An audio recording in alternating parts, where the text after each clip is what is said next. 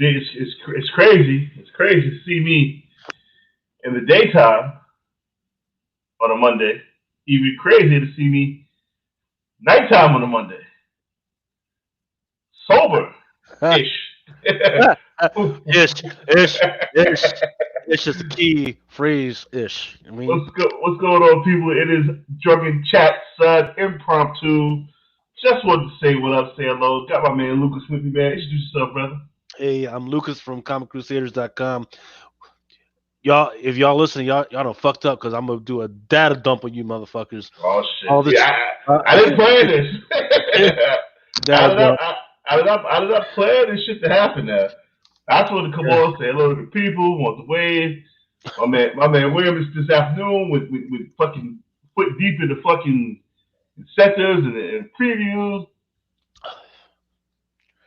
Man, y'all got so right That now, yeah, that was the plan. we got 5 hours of FOC. Oh, So yeah, man, freaking once again, I mean, we might do a little bit of some of that, talk about some of that shit that you guys might want to freaking pay attention to. Um, that's see again. This is what makes Joker Check work because that was not the plan. I wasn't even thinking about FOC tonight. That wasn't the plan. But if we can go through some shit tonight, call it fucking the FOC. Think of a fucking name. The fucking the Hail Mary FOC or something. I the don't fucking know. Fox, the Fox Show, FOC, the Fox Show. Tino, Hey, what up, hey, baby? yeah, what up, Tino? What up, Cherokee Metal? Cherokee Yeah, Mel's in the building. What up, baby? Oh, so again, again, this just impromptu shit, and Ilga just came up with a great idea. This is what makes Drunken Chat what it is. It's me doing this nonsense here. Don't got to work tomorrow, so but it's also just coming up with some great ideas on the fly. Fucking the Hail Mary FOC show. About to coin that phrase.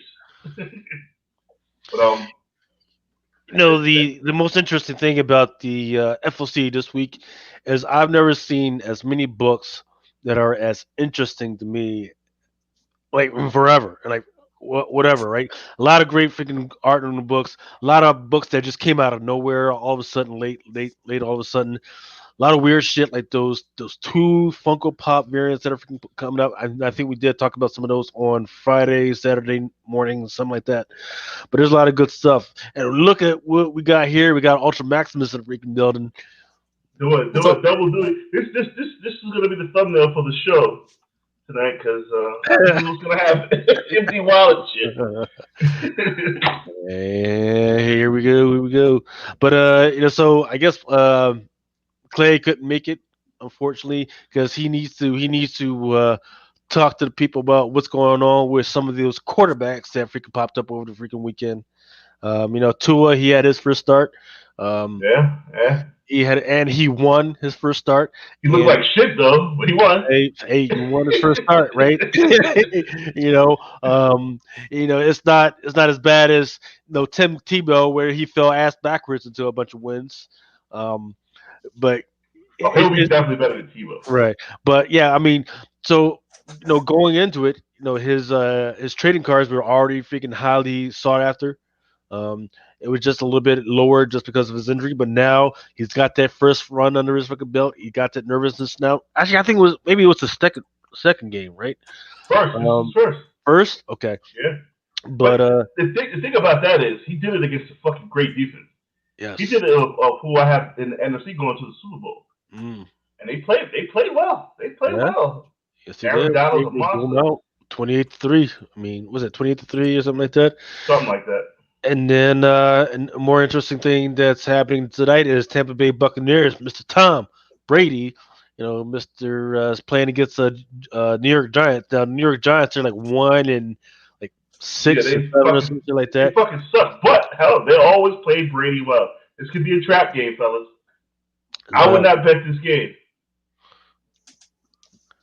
So we got your shout to Michael Palmer. So I feel a little bit more loose now. You know what I mean? The loose juice is here. Michael Palmer, what up, baby? What up on a Monday? Congrats again, guys. Thank you very much, Michael Palmer. Becca, what up, baby? What the fuck is that? Just do it on the Monday, man. Do it on the Monday. We here. What we doing? Apparently, it's the Hail Mary FOC shit. So, yeah, because there's only a couple of minutes to get Lucas in any of these orders before the FOC actually closes. So it really is a Hail Mary. Like if y'all didn't pay attention to the FOC shit that I did on Friday and then again on yesterday or earlier, and then it's been happening. This is the fourth time. Your fourth chance. But that's the fucking thing. Do you know how many books are ordered for this FOC? I don't think any. Or do I have a bill coming this? I don't know, Mel. Your mic sounds a little messed up. Like you might have the mic turned on. Oh no, yeah. I definitely do. Hold on, let me fix that. Hold on. Let me all right, go ahead.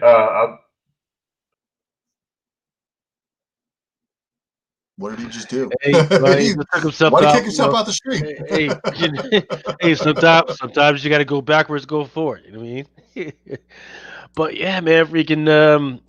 I'm trying to fix my computer myself, man. Freaking, I haven't really used this joint since our last show. But yeah, man, there's a lot of interesting things happening this week. I haven't seen any news. However, I did think some interesting news was the whole Johnny Depp. He lost his UK libel case. That's interesting because there was a lot of projects that Marvel was trying to line up for his ass. For Johnny Depp lost his libel case because he is a wife beater. Right. Was it Johnny Depp? Johnny Depp, yeah. The dude that got bit about his wife? Yeah. Well, the two of them were the perfect kind of crazy for each other. They just couldn't out crazy each other enough. And apparently it doesn't work out when that happens. That motherfucker was never the same as Edward Scissorhands. He's not playing around with things I don't generally trust, and that's political opinions from people in Hollywood, and the fact that most people in Hollywood are not stable. They're not. I mean, like, there's a lot of privilege over there. There's a lot of just self-absorbedness that happens and goes on over there. I lived with the director of the Avengers. I know what he's like in real life. But you guys also got to think about this. How does my mic sound? My mic sounds good. Yeah, you're better now. Yeah. A lot better. You're making a fucking living playing different people every fucking year or every 6 months. You can't be fucking. You cannot have it all up here to be an actor. Same with football player. You have to be some kind of little bit of fucked up to be a fucking defensive player in football, even offensive. All those guys are fucked up. Right? No, because because when you play sports, you've got to be an actor into yourself because you got to get into headspace the person you're freaking playing. What is this guy going to do? What tape has he looked for? I remember freaking playing football and I'm looking at motherfuckers' knuckles to see if they're freaking cheating or something, or how the wrist freaking changes, or how their freaking knee is bent at a 90-degree angle or a 30-degree angle to see which way they're freaking going to go, man.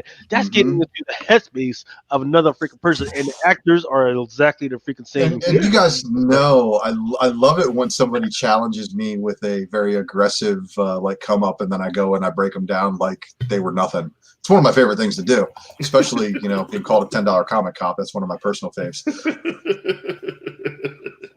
Here we go. No. Wait a minute. That's not Nick Hart. That's Rick Liver. Rick Liver is in the house. Nick Hart's alter ego, Rick Liver, is in the building. How y'all gentlemen doing tonight? We're doing good. Looks like you're getting ready to fix us some green tea and freaking tell us about the book of the week or some shit. Come on, man. So no, man. Where's the trench coat? Where's the rest of the butcher costume? It's upstairs, dude. That got so trashed. Well, you all don't know. We can talk about it later. But yeah, I got blackout. I had a great time. You got drunken chat blacked out or just regular? I found it the next morning. I didn't piss anyone off, but yeah. I had a good time.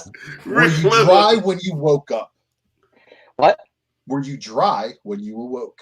I was dry. I had glue and glitter stuck all over my head. It was weird. Okay, glue and glitter just means that weird shit probably went down with you while you were passed out. But the are being you sure? Are you sure it was glue?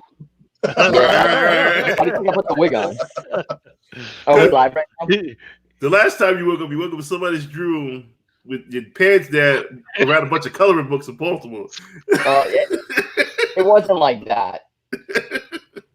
Okay. Yeah. If you guys don't want to see that shit this week, there's a comic book called The Lost Soldier. Yeah, don't read that motherfucker. Man, there's some weird shit. It's as if Lost Soldier has got some great art. However, think about like the Punisher, right? How he's a fucking badass, a fucking loves killing people.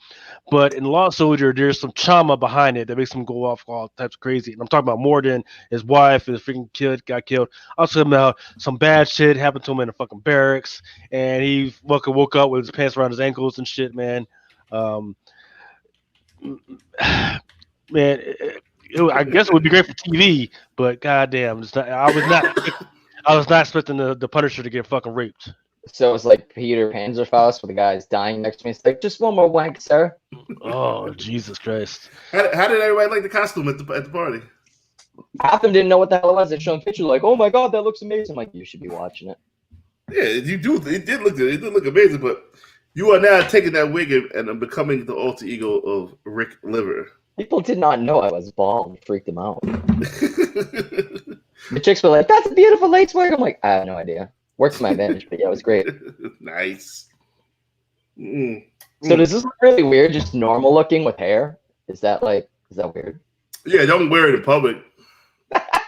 Why? I spent $250 on it. I want to get my money's worth. Just fucking get your money's worth once every year. Halloween. Are you guys hating because I have hair now? Are you hair bigots? No, I still. Yeah. Aldra's the only one that actually has somewhat hair left. So yeah, we're all bald. I cut my hair on purpose. I know. I'm just assuming Lucas shaves. I don't know. Yeah, I shave, man, but it's to the point where it looks raggedy when I do have hair, man. So I might as well. Like I sent the picture to Berg City because we were talking before. So I had a beautiful head of curly hair. Get the fuck out of here! I sent the picture. Matter of fact, McClay has the picture right now. Actually, I don't think that might have been a good idea. I don't know. Oh shit! Right. Hey, so I got a question from Closet Geek. He says, "Look, did you ever figure out to deal with Spawn? Is LCSD the actual 1 to 5 incentive, or is it a separate book entirely?" That is a good question. So from what I understand, that Spawn 312 is going to have an overship of 20%, just like the way they were supposed to do it for 311. For right now, if I trust you, I'm not having you guys pay for it. I'm just going to order just let me know how many you want by ordering, by whatever, and now I'm going to order them, and then whatever I get, I'll freaking pan out to you guys and sell it to you guys later. So don't worry about Spawn 312. Yeah, I think somebody asked me. They had ordered 5 copies and was hoping to get one of those Spawn issues. She's going to contact you. So okay, yeah. If I don't know you, then yeah, you gotta pay up front, motherfuckers. I always invoice comes in. Ding ding. High Voltage Mars, thank you very much. Are we? Nah, I don't have anything to give away. Yo, I'm not giving away slabs ever again. Why? Shit cost me $16 to ship. How much? 16. Oh, that ain't nothing. I don't know why. Yeah, but if you're not making any profit off of it, that sucks. Yeah. But that's still nothing for a slab. $8. I don't know why does it cost me $8? I don't know. They said East Coast, the way you were telling me how to ship it, would have been to California like $25 instead of the $15 with the flat rate. Yep. No, man, priority mail, insured, and flat rate legal envelope, lots of cardboard. Oh yeah, speaking of mail, you want me to send that D23 to you? Yes. How? Priority mail. Safely? How much insurance do you want on it? Whatever it's going to take to replace the book should it get lost in the mail. I don't even want to know how much it's worth at this point. Well, just look on eBay, see what the buy it nows are, pick a nice price in between the available listings to make sure that it's a near mint copy, and then God forbid something happens to it. Yeah, I mean, dude, this is the reason why I use priority mail for everybody watching. If you buy off of me, I offer you first class, and it says clearly first class cannot guarantee condition. So you better be okay with how it arrives. The only one that is guaranteed to get you there in the condition that I ship it out in is priority mail, because it's the only one that I can make bomb proof, and it's the only one that can be insured for the amount. First class goes, oh yeah, you know, you can insure it, but it's like more expensive to do a first class with insurance than it is to do priority. So at that point, I'm bumping you to priority. That's actually not a bad idea. We go hit Midtown. I don't know when though. Oh, yeah, you gonna drop it off in person? That'd be wicked. We go hit Midtown Warehouse. That'd be pretty cool. Hang out for the day. But where are you at, Nick? You're up in Mass? Yeah, man. I forget how close everything is up there. I haven't lived there in years, you know. Mel's only like a 4.5 hour ride. Yeah. Shout out to Gary Nusser, Comic Perspective, one of the most respected people I know in the community. And definitely want to give a big thank you to Gary Nusser as well, because he came on a lot of the Drunken Chats to share his knowledge when he you know what I'm saying he was doing it on his channel. He stopped doing it on the channel to come on our channel. So big shout out to Gary Nusser for everything he's done to help us get to 1,000. He is top. He is top of the food chain. He is the lion in the speculation jungle. He looks for motherfuckers. That motherfucker. He is up there. He's of that caliber. He's of that cloth. So I hope he knows that he's always got a spot on here, even if it's for 5 minutes to talk a little bit of shit and then promote his own show via like a commercial. I'm cool. I'm totally cool with that, because if we get to spend a couple of minutes with Gary, that's time well spent. Absolutely, absolutely. Big shout out to Motor Idiots. I'm going to give shout outs like just as they come now, because I'm feeling how I'm feeling right now. Motor Idiots, probably one of the craziest motherfuckers I've met that listen to the Drunken Chat. Big shout out to that dude. He has a great eye for variants. Fucking phenomenal kid. He trolls me all day. I love it. He's crazy as fuck. Yeah, he is. See what else? What else we got? So we got this. We know what we're doing tonight. We know we are doing the Hail Mary FOC show. How many times will we do this? Not much, but we're doing it tonight. So I don't know if we want to get started. What we got going on? I mean, who here in the chat was here earlier when I went through the entire previews with Mel earlier? Did that was sober, and I like it doing it better when I'm drunk. all them trade paperbacks. I'm like, man, tons of trades, man. I gotta filter them out next time, huh? But that's a lot. Like, we didn't go over that Miles Morales nullified cover. That actually looks amazing. Is that FOC tonight? Yes, it is. Yeah, so we didn't go over the FOC tonight. We went over the stuff that's FOC November 18th in the catalog. Right. And that's how we do. Yeah, we were right. Multiple times, but because look, by the time this stuff starts to come out, and then I've heard many of these other sites. If we could talk about, oh yeah, we found this information first. Like, no, motherfucker, we've been talking about this for like 2 months now. Sometimes we don't have the art, but we've been talking about it for 2 months. Been trying to put in there, and every time I get the art, I either post it on Instagram or I try and bring it up during the freaking Drunken Chat, and that's just the only way to freaking do it. Yeah. So what Mel just shared for a quick second was they're talking about bringing back Quicksilver, apparently. Which one? I don't know, but it looks like it's the one from the MCU. So. The Fox universe. Right. Wait, the good one or the shitty? The I Can Spend Time in a Bottle one from the Days Future Past when he slowed down time. Good one. The good one. I guess you could call him the good one. So I mean, not only me, but Hollywood's calling him the good one. I know Lucas has got the article here from Comic Book, but I've also heard some weird rumors about this through the grapevine on how they were going to bring him as Speed and not as Quicksilver, making him one of Wanda's sons. Is that what this article talks about? Let's see. No, I don't see it. Nope. And scroll back up because that was the other Quicksilver. No. That was MCU Quicksilver, not Fox. Right. Yeah. But it doesn't. Is it interesting because it says Quicksilver will appear, a point that has been further indicated by a recent Funko leak. Yeah, so I don't think. You can't go by the Funko. We learned this in the past many times. Remember Grey Hulk? Mm-hmm. Joe fix it. Mm-hmm. The pop came out, or the pop image came out, and remember Darkhawk's action figure for Guardians of the Galaxy? Yes. Really? Yeah, they did that in the Guardians of the Galaxy 2 movie wave. They had a Darkhawk in there as like a complete fake out, and I think James Gunn actually orchestrated that shit because he was like trying to keep people off, from following up. See, in antithesis number 3, Galactus. He's apparently got a Fantastic Four freaking costume on. Well, it's because it's Reed Richards and Galactus combined into one new being. Reed Richards is the new Galactus. What? So hold up. we got a mini series here. So this is a mini series. It's going to have a 4th issue where everything that got crazy is probably going to get undone. and shout out to Gary Nusser. F antithesis. Yeah, this is just throwing fucking darts at a wall now.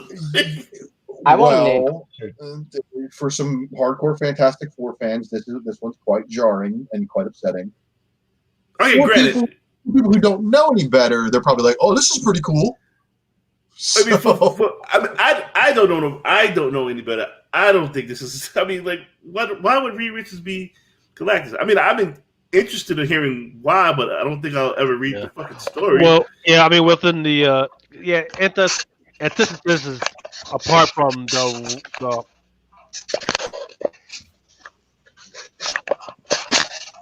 I'll wait. What the hell was that? That's Nick. Okay. Oh, I was just gonna say, it's no shocking. I'll peel my wig back, man. This shit's crazy. Take it off. Say let Cactus Jack with that wig.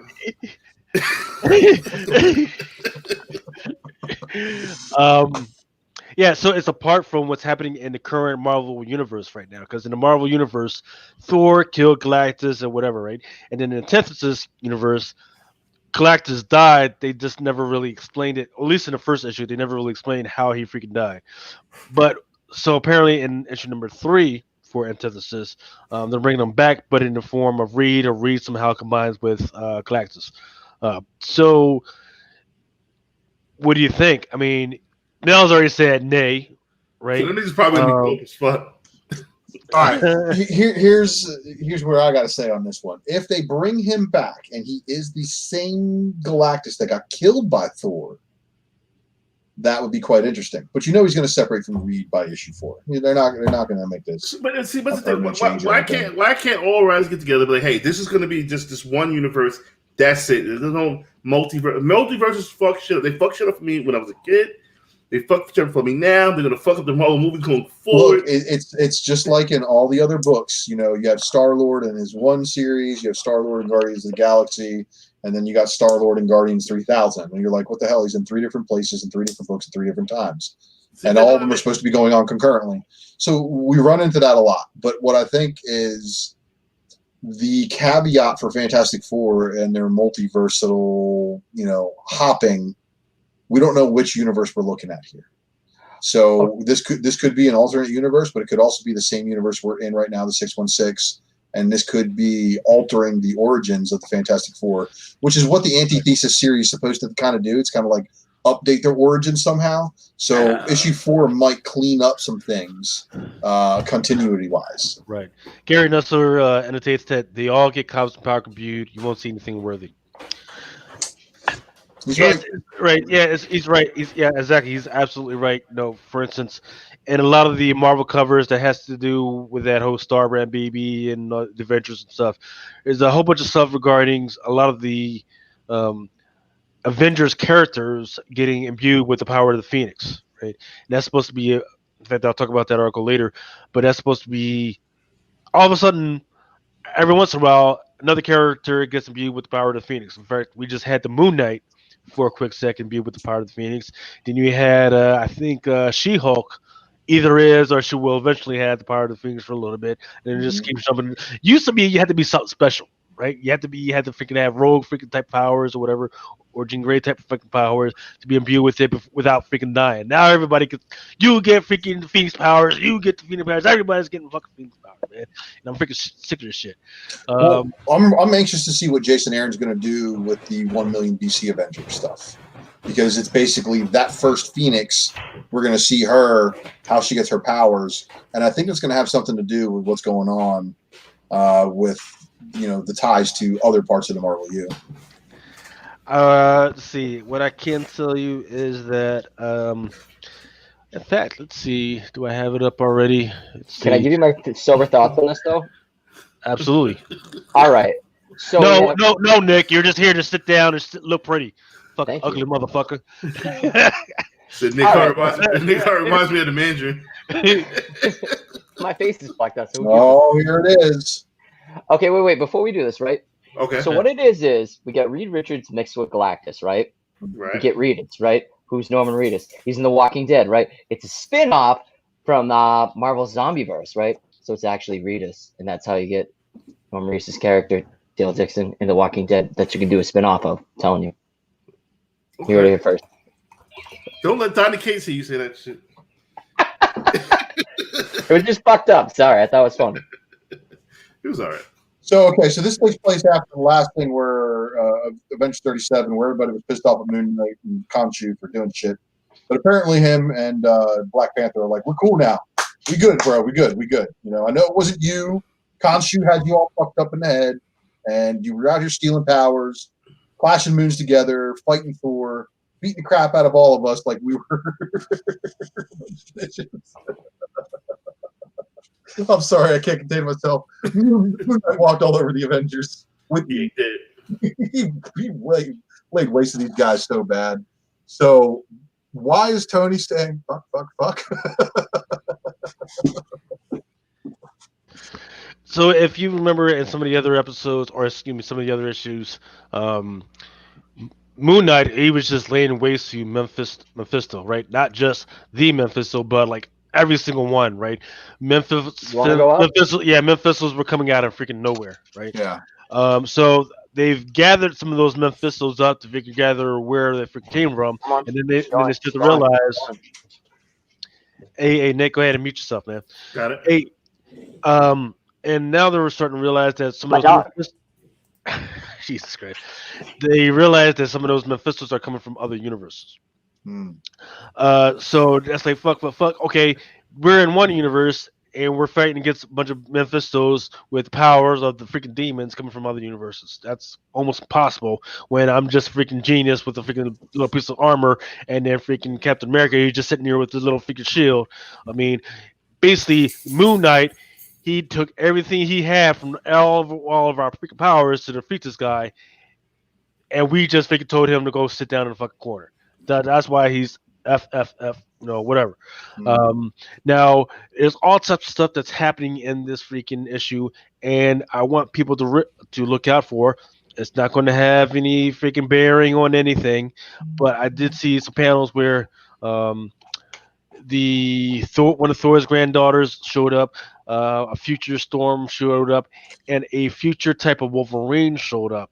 So wait, real quick. Was it the same Thor's granddaughter that appears to be appearing in Captain Marvel 22? I am not sure. I would have to look that up. Okay. If you have a second, go over to the previews world and take a look at the Captain Marvel 22 second print cover.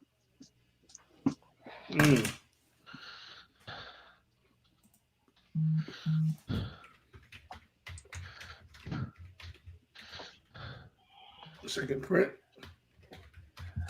Mel, Angel B says Mel is Nick Ming the Merciless. Yes. Fuck you, motherfucker. Wait, Ming was badass, dude. Hold on. Ming was badass, dude. All right, so what am I looking at? I'm looking for. You're looking at Captain Marvel 22 second print. So is the Wolverine coming back? Is that the one with the heated claws, or is that totally killed off? I think that's gonna be That's the Wolverine we have. Because that's the one I bought a couple of, and didn't you buy a couple of the variants too? Well, no. That's the Wolverine of our universe, but yeah, okay. after he got revived, that's how he like melted it. So there you go. So I was talking about this one earlier. Mm-hmm. She's carrying a hammer, and I think she's one of Thor's granddaughters. Because this is Captain Marvel when she's in the future, and that appears to be the son of Namor. And I don't know who the girl is, but it's Storm's daughter. Isn't that what? No. Sora. I'm not sure exactly who Sora is, but I do know I've seen her in other stuff, and she. In some other stuff, she's kind of like a lover of Phantom X, but I'm not sure how they're playing her out in this Captain Marvel. She's the daughter of Forge and Quanon, Kwannon. Okay. Wait. That's interesting because with that, they actually introduced her as a kid back in what was it, Fallen Angels? So that's the kid from Fallen Angels. Number 1? Yep. Or I don't know where they introduced her as a kid, but if that is the daughter of Quanon who had a kid, that's here's Nusser with the deets because I hadn't had time to Google, research all this stuff. Right. Son of Namor and the Enchantress. That's incredible. And then Captain Marvel: The End is where these were, I guess also. So they're looking. You gotta have to look for these first appearances. Everybody was hyping 22 as having first appearances. So if George Lopez, who's in our chat, says that this actually happened in Captain Marvel: The End, that's the one that has the Peach Momoko and the Raza cover, I believe. Well, this would also have the Peach Momoko Fallen Angels Volume 2, Number 1, and Forge's baby mother.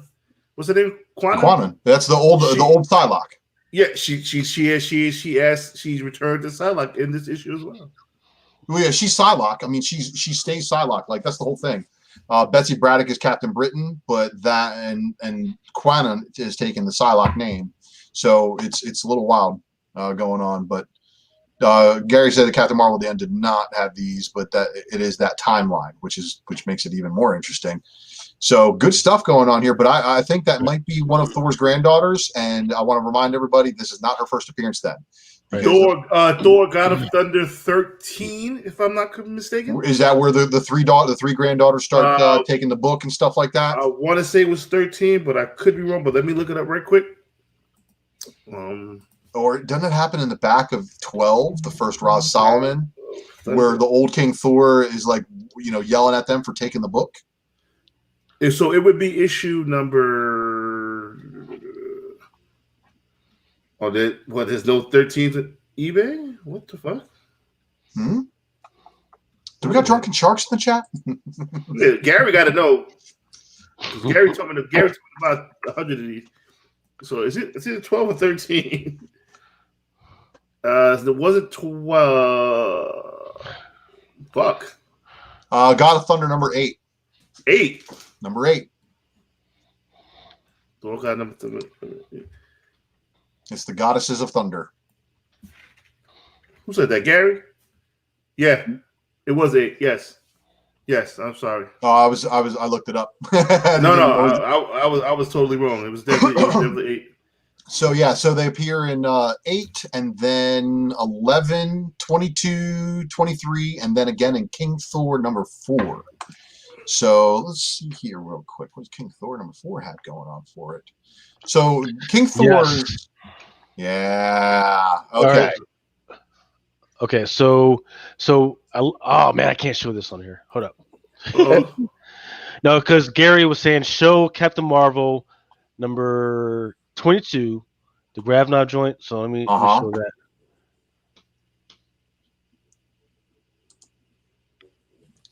Cute. And once again, we talked about this about 2 weeks ago, I believe it was. Mm-hmm. I talked about that. I said, hey, I never noticed these two before. And that would probably be Zoro on the left, and that could either be that Ove guy or Phantom X guy on the right. Everybody's saying it's probably Ove. And Captain Marvel 22 comes out. No, that's Namor. That's Namor. Totally Namor. So that right there is Enchantress and Namor, and of course they produce a union that results in the baby. Okay. Is that how babies are made? I don't know. I've only made one. They're fish. So she just lays the eggs out, and then he just fertilizes the freaking eggs. Why is Namor so much cooler than Aquaman? We'll get into that another time, but because he's a badass pimp. That's what I'm trying to tell you. Because Namor, even though Aquaman has the trident of Poseidon, Namor is much more the ladies' man, like Enki, aka Poseidon, actually was. And Namor will steal your bitch. He don't care. That's right, Sumerian style, bro. He will steal all day long. Let's see. Here goes some shark food. King Thor is a huge book. A lot of first in those future flashes. Mm-hmm. George Lopez said Jessica Jones and Cage's daughter grows up and becomes a villain. I like that. I like to hear that because I'm tired of superheroes kids growing up to becoming good people now. Fuck that. Yeah. What's interesting is that before I forget what her name was, is that she actually grows up to become a future Captain America. Yeah. That was Iron Man, Power Man's daughter, right? Mm-hmm. Yep. Wow, these King Thor 125s are going for nothing right now. Say that again. King Thor 4 125s. Yeah, they're like $12 or less. Yeah, man. Well, they don't know about them yet, but if we got drunk sharks in there, send me one. Hey, so this is another book that Gary was trying to call people's attention to, the Silver Surfer #3, first appearance of Mephisto. It would be prime real estate for Marvel to go ahead and use it. Go ahead and use Mephisto. However, you just got to be careful because there's those moms of America who are still against the whole devil worship thing, and they don't want any type of devil or demons, which is why they haven't showed up yet inside the Marvel universe. Because again, you got Marvel, you got Disney. Do we really want to start integrating demons and devils into Disney stuff? They made Hellstorm. Yeah. I mean, yeah, but that's Hulu, and that's why they separated that stuff. So if you look at Hellstrom, they're very, very careful about actually putting the demons in there, right? You can't have demons and devils without having a priest that's there to freaking kick them out. But did anybody watch Hellstrom? I tried. I didn't have time. I have not. I tried. I actually watched every single episode, and I don't remember what the hell I watched. So, what is good that it is the same exact shit is the dude that plays Luke Cage. He has a series that's exactly he has a series that's exactly like that. It's on Netflix where he plays a priest that does exorcisms and investigates demons and all the other shit. It's the same exact shit, but it's better, way better. You know what's amazing? Harley Quinn. Have you guys watched that? I'm binging on HBO Max now. That shit's fucking hilarious. No, but if you let me get your login, I'll totally binge it. I can't. My brothers have not hook you up. I seen a goddamn one episode. I was like, I said, shit, you're cursing and shit. What the fuck? Yeah, man. Blood, murder. It was She just made an ice vagina in this little clip I just saw today. Like Poison Ivy fucked some dude that could fly, and they were trying to. Kite Man. Yo, Kite Man is bomb, son. Kite Man, yeah. I was like, yo. Do not knock my dude Kite Man. So he's Captain Saber. No, what makes me call I knew it. Do you understand how long for the last 2 years they've been pushing Kite Man? They've been pushing him pretty hard. And pretty hard. He was the last survivor of that whole Penguin Joker war in the comics. He was like the lone survivor because Batman let him go so he could freaking run to one side and he could just trace him. Kite Man will one day save the entire DC universe, and it will all go back to that one time Batman let him go. And Batman's going to be like, yeah, I saw him save the universe when I was in the Mobius chair, and I just had to let him go that one time. Dude, otherwise he wouldn't have been there. I would read a series about Kite Man. I'm telling you, if you want to do all this other stupid shit, give me a Kite Man series, man. So Heartless, fill me in here, man. Does he actually get the girl? Yeah, he proposed to Harley and not Harley, Ivy. In the second season. Dude, what hooked me the second episode, Harley busts into fucking Penguin's nephew's bar mitzvah, and they're talking about finger blasting a chick that he never finger blasted, saying it just like that, and he cries to his mom. He's like, I didn't finger blast her, I'm sorry. Makes her cry at his own bar mitzvah. It was fucking hilarious. Wow. Dude, it's crazy. Like, it's got so many people. Wanda Sykes was fucking hilarious as I can't think of her name, but basically she called people from storybooks and just murdered people. That was awesome. King Shark's Ron Funches. He's fucking hilarious. Lake Bell is Poison Ivy. Dude, it's such a good show. I never had the DC Universe app. Yeah. But shit, HBO Max. I'm like, this is hilarious. Yeah, see, I got to come up with a new email and a new credit card to give them so I can do the free trial again, binge watch it, and then cancel. Did you guys talk about it Friday? Did you guys watch Mando or what? Oh, I watched Mando. I don't know about these guys. I don't want to spoil it. It's so good. I made a joke trying to get a little bit of secrecy, but if you haven't seen Mando yet, then we're going to talk about it. Lucas. See what? Yeah, I've watched it, man. Ricky, you know, man, I got kids and a freaking wife, so you know they made me watch that shit, man. So Timothy Oliphant's character had a first appearance in a Star Wars book. I forgot what number and what book it was, but he's gonna be around for a while apparently. I thought it was gonna be yeah. I like the story. I like how they Marshall. The Marshall. I like that. I like that ahead of the Crack Dragon. I like to see the Tusken Raiders, how they got down. I was going to say, I like how they made the Tusken Raiders less monsters and more people than just the stereotypes. They're not sand people. They're Tusken Raiders. Right. They have a good time. They drink. You know, they eat fucking fried onions or whatever the fuck that was going on there. Those are banthas. But the last scene is what everybody's talking about. Okay, so you think that's Boba, or you think that's someone else just stalking? No, that's totally Boba, dude. If you didn't know, that's totally Boba. And I was trying to play it off. I'm like, hey, so did you guys think he survived? And McClay was like, that's totally him, dude. So, yeah, totally Boba. And you can tell because it's the actor who played Boba, even though he's just a little slightly scarred. So he's a clone, right? His kid was a clone? Well, remember, Boba Fett was a non-accelerated growth clone of Jango. So it was Jango had him cloned to be like his son. You know, so he didn't.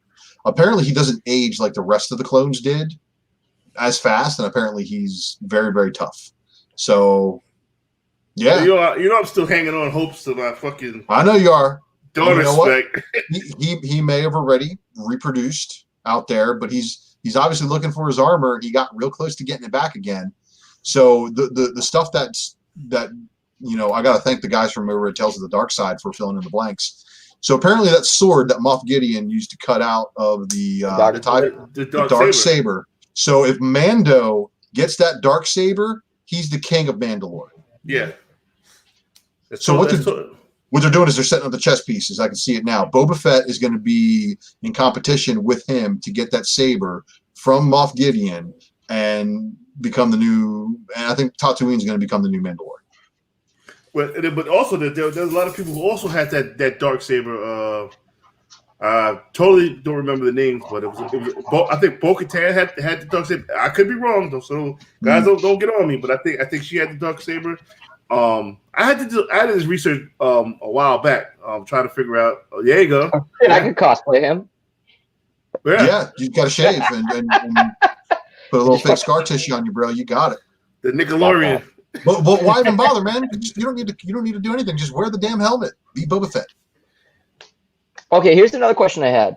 Remember first season of Mandalorian? They were talking about how hard it is to actually make everything like the rocket on his back. It was just popping them out like they were candy.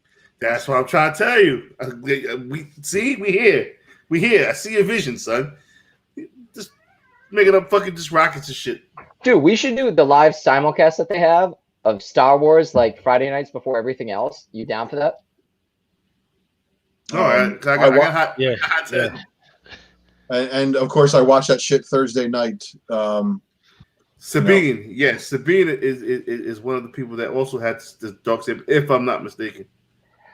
Yeah, and when are we also getting Ahsoka? Oh, she's coming. Well, I can say that I did see the confirmation that Rosario Dawson is on the credits for one of these episodes this season. Nice. Nickelodeon. The Nickelodeon. I'm gonna have to tell him about that. Oh, excuse me, I got heartburn. God damn. See, if you drink wine, you can't. You gotta. You work tomorrow? Or you off tomorrow? You lucky bastard. I am off tomorrow. And if you're thinking about coming to New York, I would say hold off because Manhattan's going to be a war zone. I'm just going to freeze my balls off tomorrow. It's cool. Yep. Hey, so some of y'all may not care, but I think it's crazy that some of the comic shops in England are fixing the freaking enter lockdown a fucking again, man. It's really fucked up, man, because they've already been through so much, and they were in lockdown longer than we were, and they're Oh, they're just already back in. My buddy said. yeah, they're some of them actually.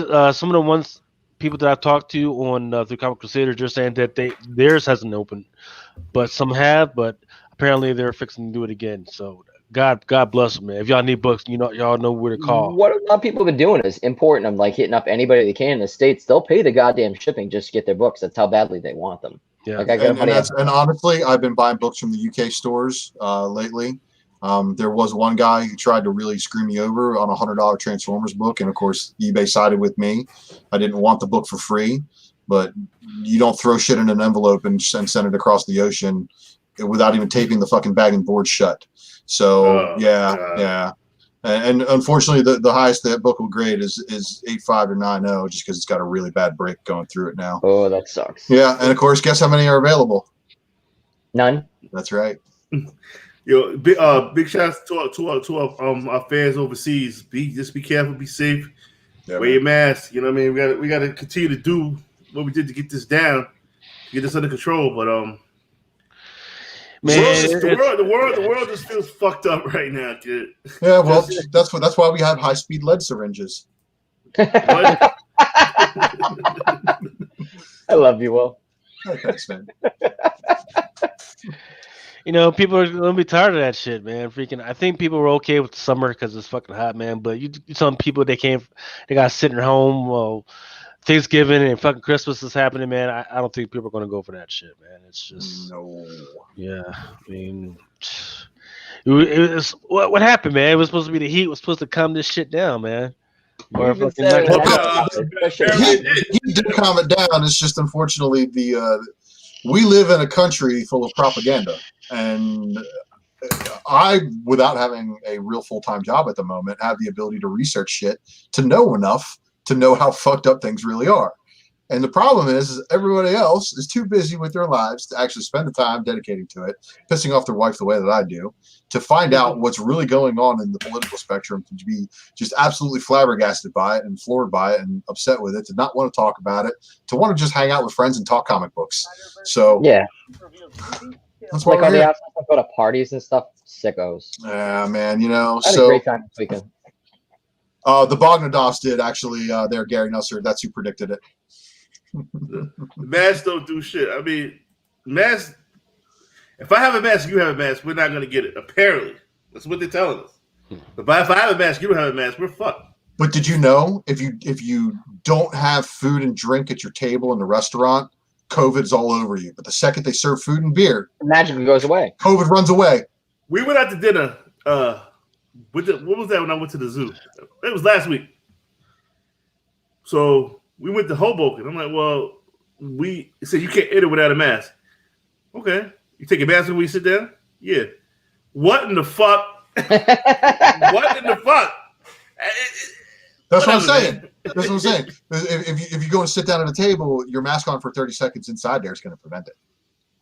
So look, I mean, yeah, I've said it before. I've got a child who's got ear tubes, so he's got a compromised immune system, has adenoids removed, so his white blood cell count is not going to be as strong as some others. So yeah, I mean, I'm obviously worried about it, but at the same time, I don't like seeing people get shut down because they think the shutdowns are hurting more people than the virus actually does. And when the cure is worse than the disease, it's a very bad thing for a lot of people. It's fucking scary. It is fucking scary, but again, but you know what? You know what else? Apparently, fuck the system is what makes you immune to the virus too. So you can go out and riot and shit, and you won't get sick. Hey, I just got you another sub, sir. What you got? Who got me? Oh, my friend Pinball Mister. She's like, I just watched and subbed. Pinball Mister, thank you very much. I really appreciate it. And Pinball Mister, if you like Ice Cream Man and you like Watchmen, you might want to head over to BergCityComics.com. Wait a minute. Yeah, BergCityComics.com and pick up that Ice Cream Man exclusive from Berg City Comics.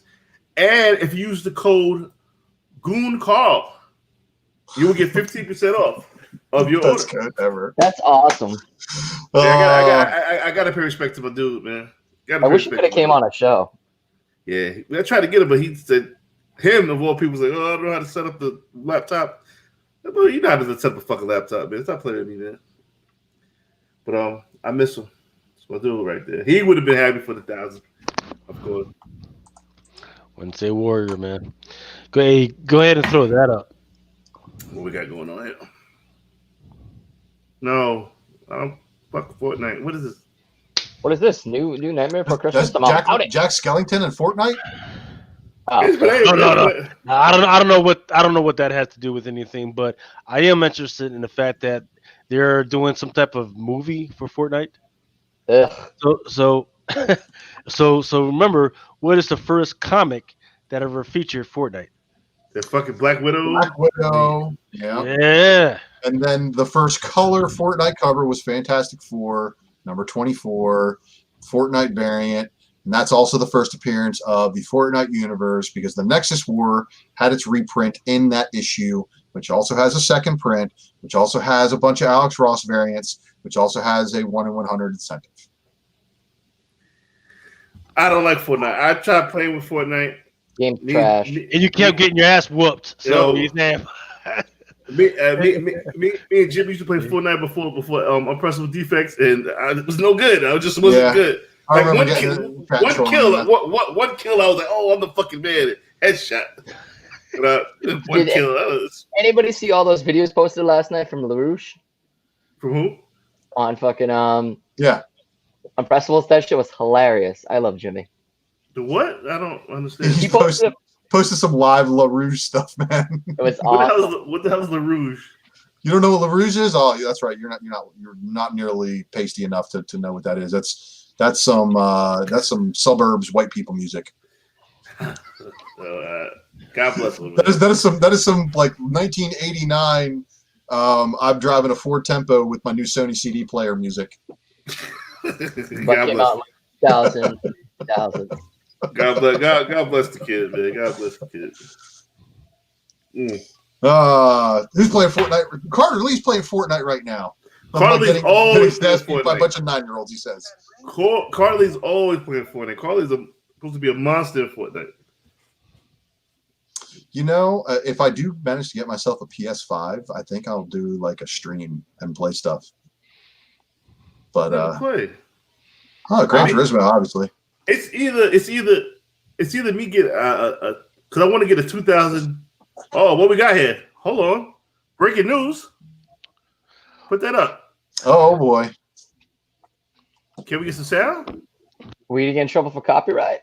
No. Hey, you guys can't hear it. Hold on. Let me share. Oh, it's only 14 seconds. You know what I'm waiting for? Cyberpunk. That shit keeps on getting pushed back and back and back. That's the only reason why I don't want to get a PS5 yet. Well, it's PS4. It'll be upgradable 5 anyways. So. Well, what? What?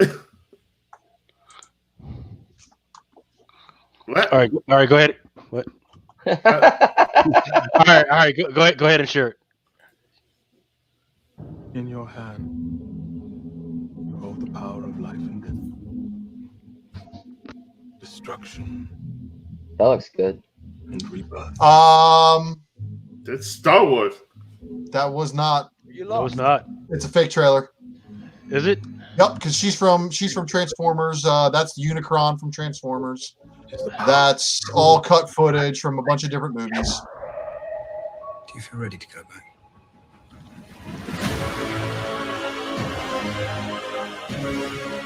Yep, it's a fake trailer. Yeah. Fake trailer. Pretty good. Pretty goddamn good though. No, I can tell all the movies you cut it from. It's not good enough. Nice try. So here's the good news. We definitely won't receive any copyright problems because we weren't in a real trailer. Yo. So, Closet Geeks, like, does anybody actually care about the Eternals? And look, Marvel right now needs the Eternals because of a couple of reasons. Celestials create Eternals. Eternals come create mutants and Inhumans on our planet. This is how we get everything we ever wanted. So I don't care how the hell we get to X-Men. If Eternals has to happen in order to give me an X-Men movie in the MCU with a proper mutant team, I'm okay with it. And they can have their one and done movie, and Angelina Jolie can be Cersei for one movie and die. I don't know shit about Eternals. I know that they're not going to kill Cersei off, though. That's the thing, is because her character is eternal. But no, she's a pivotal player, obviously, for some future stories. And at one point, Cersei was even a West Coast Avenger. Really? Mm-hmm. Yeah. Eternals. But I'm gonna say this again. If I don't like something, you got to go with your gut. You do the opposite of what I do. Because as soon as Guardians of the Galaxy was announced, I'm like, why the fuck would they make Guardians of the Galaxy? But those movies are some of the best fucking Marvel movies ever made. Period. And here's I was gonna say something, but now it's kind of the moment's lost. Well, it is now 8:00. We have been on for about 56 minutes. Only 4 hours to FOC. I'm not down for that. I gotta be up at 5. Hell no. No. We're not going to 12. No, we're not doing that. But we do have to get us some books. That's all. Because this is the Hail Mary show. Hail Mary FOC. Hail Mary FOC. we need to remix that.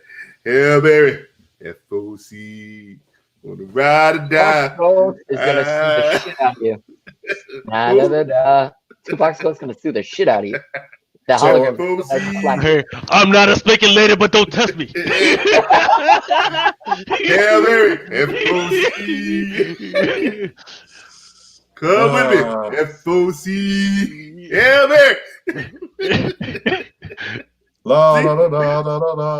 Exactly. There you go. This is how shit becomes shit. You know what I mean? This is how things become. This is how things manifest. Hail Mary, FOC. Come with me. All right, let's go. What we got? This all ends tonight. If you can't get it tonight, you're not gonna be able to get it at all. Lucas, you definitely gotta put some haha number ones in there for me. I don't know how many yet, but that book is gonna be. I like that book. So it's probably some shit. But and Lucas, check the private chat because this is gonna be a big one.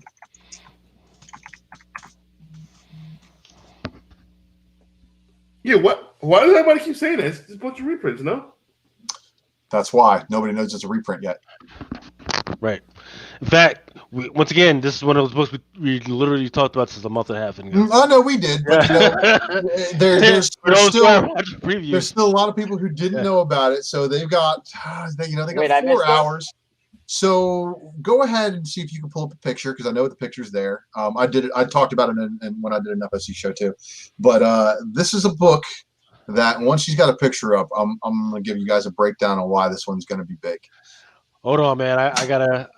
This eggnog is really fucking with me. Jesus Christ. Yes. And we still have to discuss how we're going to give them out. But Nick left. Little Will. Hey, buddy. Say hi. Hey, buddy. Daddy's on the air right now. So, do you need something? What do you need? I want to see that. You want to see this? Okay. Yeah, and he's eating a cupcake too, so I got chocolate all over his face. I remember when he was newborn and you see the picture. That's so crazy. How old is he now? He's going to be 4 in February. That's crazy. That's what's up, man. That's a blessing right there. It is indeed a blessing. He can't hear anything you're saying right now, so he doesn't know what's going on. It's all on my headphones. That's good. Oh, so we can cuss. Good. Mm-hmm. It's a muffin with So these are Daddy's friends, and we're talking about comic books on YouTube right now. So maybe one day when you read a couple more comics, you can talk about them with Daddy. Okay. So hey, can you go tell Mommy what you need? Okay. I love you, buddy. Oh, yeah. So cute. Can you close Daddy's door? Thank you. Well, just get mommy to help you out with what you need, okay? Oh, you all right? All right, go. My wife would have came in there and busted me over the head. Can't you tell me go see what Bobby wants? So Bobby can help you. She come there and bust me over the head. So you got a picture you can throw up there, Lucas? Yes, yep, go ahead. Mm-hmm. All right, everybody. So I talked about this one, and if you didn't know about this, well, you know about it now. Marvel Tales Null is going to be reprinting Venom 3 and Venom 4. So it's going to be reprinting Null's first appearance. And as far as I know, outside of the later printings for Venom 3, I don't think it's been printed again unless it's been in trade paperback form, which it probably has.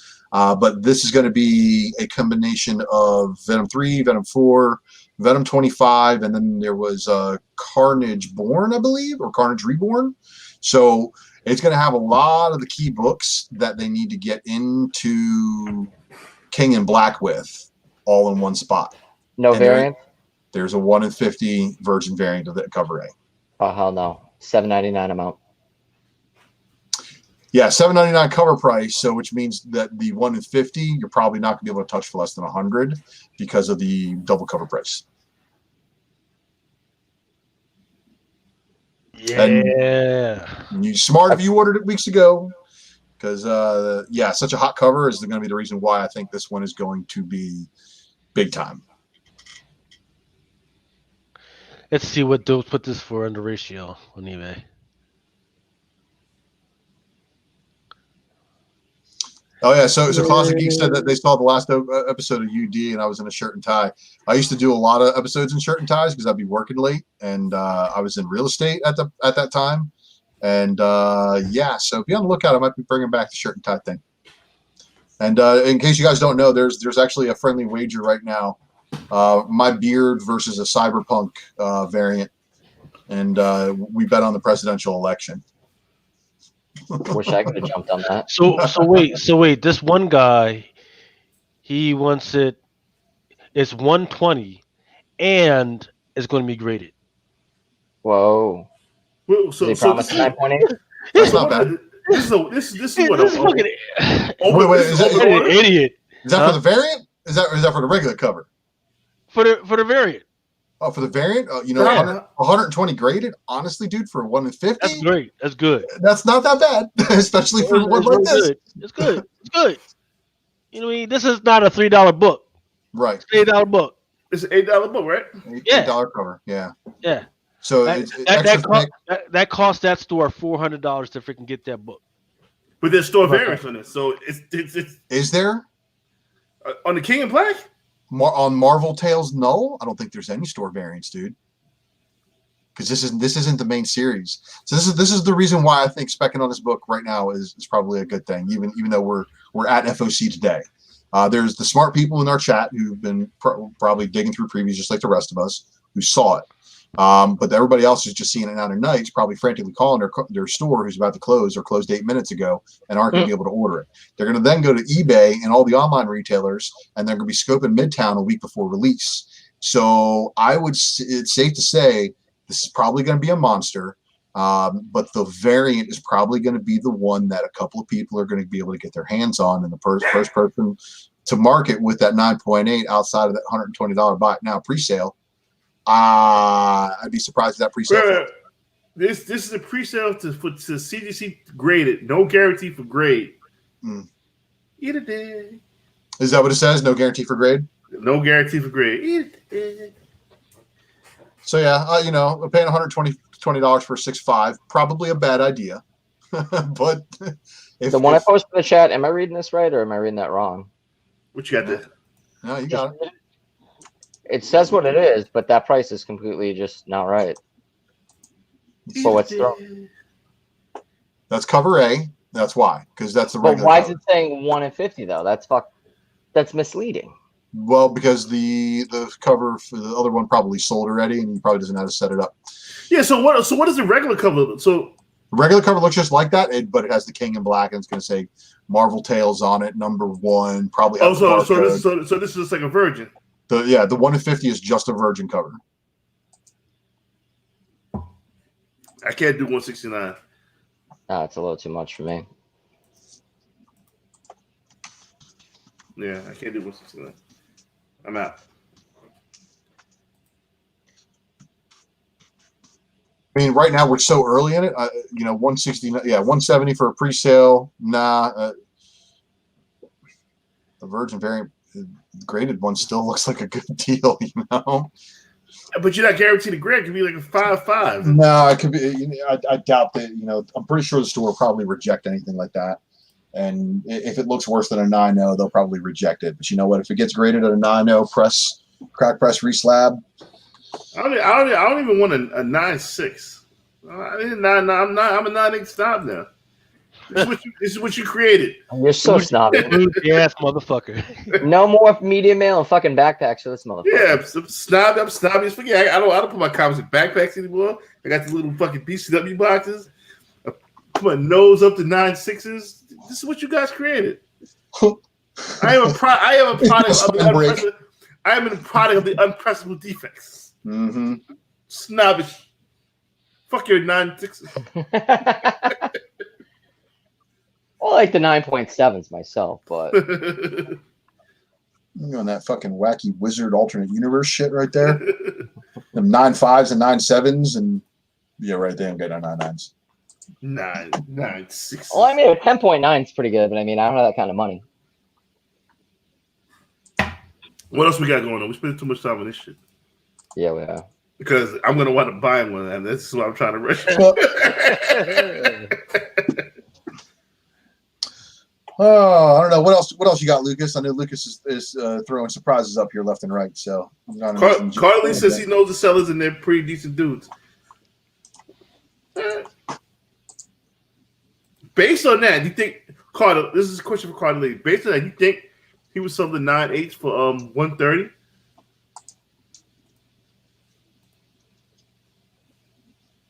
That's weird. Yep. And then there's the rest of them. So Miles Morales all nullified.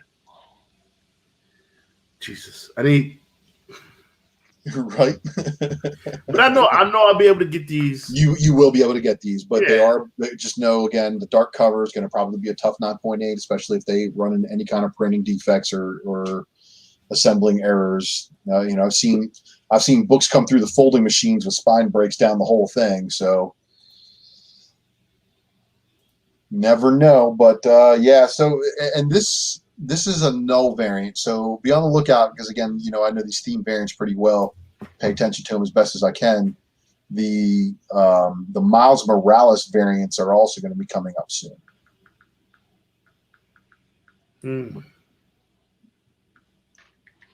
What the fuck is between the Miles Morales variant? Well, you remember how the Champions #1 Mark Brooks cover is a Champions variant. And Avengers had a Champions variant, and All New Wolverine had a Champions variant. Everybody had a Champions variant. Well, it's basically the same shit. Miles Morales is going to have a variant on a whole bunch of different books, but there's going to be 2 books that are probably going to be pretty awesome.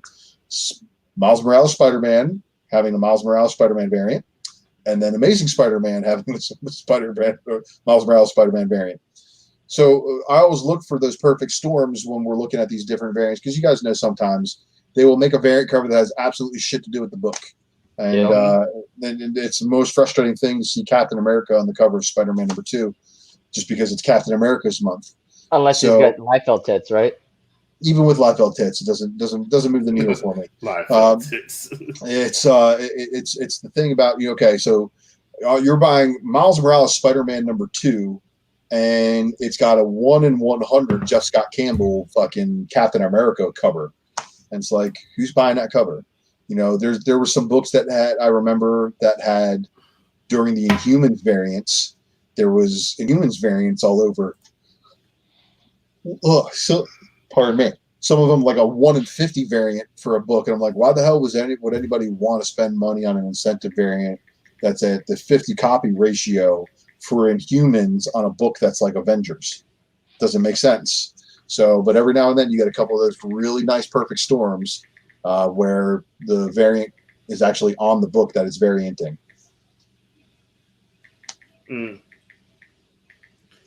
I just gotta I just got a message. Times Square is on high alert. Mm-hmm. You know what I have to say about that? It's scary. So if you guys are going to go pick up books on Wednesday at Midtown, my Midtown people, please be careful. Yeah, for sure. In and out like toothpicks. No fucking around. No fucking around. Get your shit. Get the fuck out. Or you know what? Call ahead and just go ahead and pick up a bag and be in and out. they don't do that anymore. You can't. They stopped the call ahead service. Yep. Oh man. They said you only can call ahead after 11 o'clock when all the rush is out. Oh shit. Yeah, it's crazy. It's crazy. Yeah, because the phones be blowing up first thing and I open. I can see it. Oh yeah, listen. It was insane. What else we got, Luke? Let's keep this on the up and up. Let's not Yeah. Wow. Yeah. Is that a peach? No. No, it is a Edward Petrovich. Edward Peaches? Because that looks like peach. It's it's an Edward Petrovich, and what's interesting thing about this is it is a 1 and 25 power pack. So not a lot of people are going to ask for this. Yeah, buddy. But it looks good though. It does look good. But see, if you go to Midtown, you're gonna be like, all right, these are my books, and that one over there, that's mine, and yeah, that's it.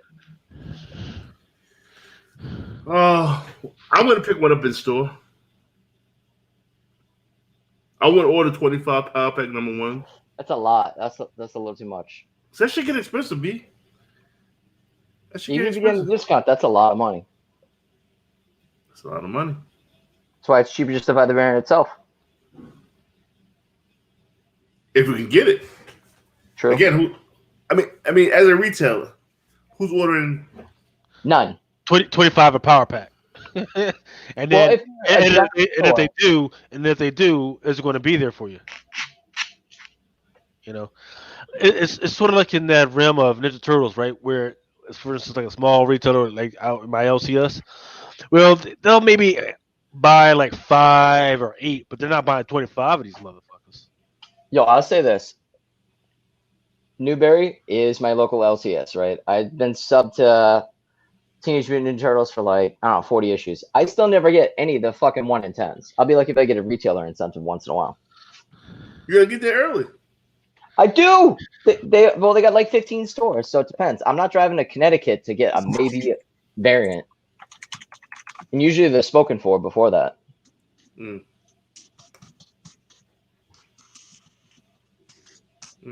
I'm back. What's up? What did I miss? We're pondering if we should get power packs number 1 to 25. Well, I don't know. How do you guys feel about Power Pack, honestly? I love Power Pack as a kid.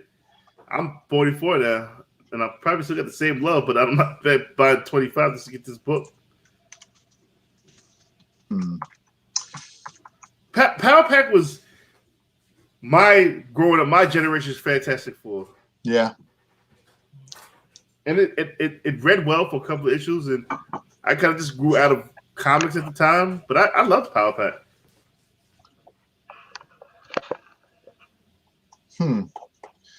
Well, you know what? $50 on eBay. Yeah, that's too much for that. Nope. Way too much for that. $40. Yeah, it's still crazy expensive. Not doing that.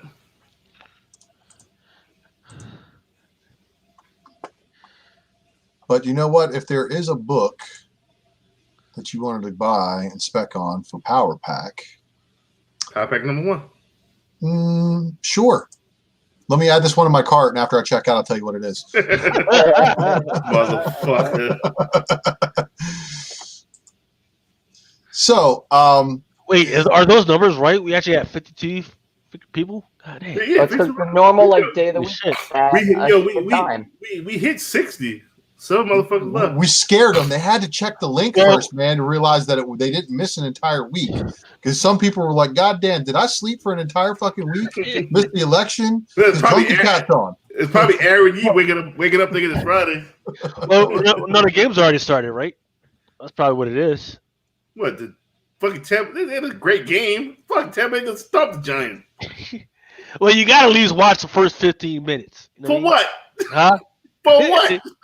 Because you never know. That's the thing. You never know. If you got Tom Brady in fantasy, Tom Brady gonna do what Tom Brady do. Stick around, fuck with us for a little while. God damn it. Tom Brady's gonna kiss the kid in the mouth. That's it. We're players now, boys. Salute. All right. So hold on. It's pay now. Come on. Pip, shout out to Pitbull Mistress. How you doing? Thank you for the sub. I sold a book, so I spent zero money today, actually. I want to remind everybody that before this Power Pack #1, and I think this is a 5-issue miniseries, there was, during Marvel Legacy, Power Pack number 63, 125 June Brigham variant. Very, very underordered because Power Pack was not really well received during the Marvel Legacy relaunch. And if you are going to be specking on Power Pack, it's kind of like the Dark Hawk number 51 Marvel Legacy. They just did one issue, but there is a 1 in 25 variant for those. Well, Power Pack next 63 from 2005. Damn. No. Power Pack number 63 Marvel Legacy from 2018. Oh man, listen. You're making his head hurt, man. Number 63. Yep. The June Brigman. Yep. I mean, it's probably something you can find. Look, people probably don't shop for Power Pack, but you have to be lucky enough to have a store that ordered it. And I don't know what your chances are of that, just to be honest. I mean, the John's House of Christopher looks pretty fucking good. Well, that's the trading card variant. Yeah.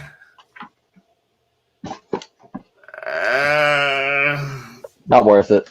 Yeah, I was gonna say no. Well, I bought one, but it's okay.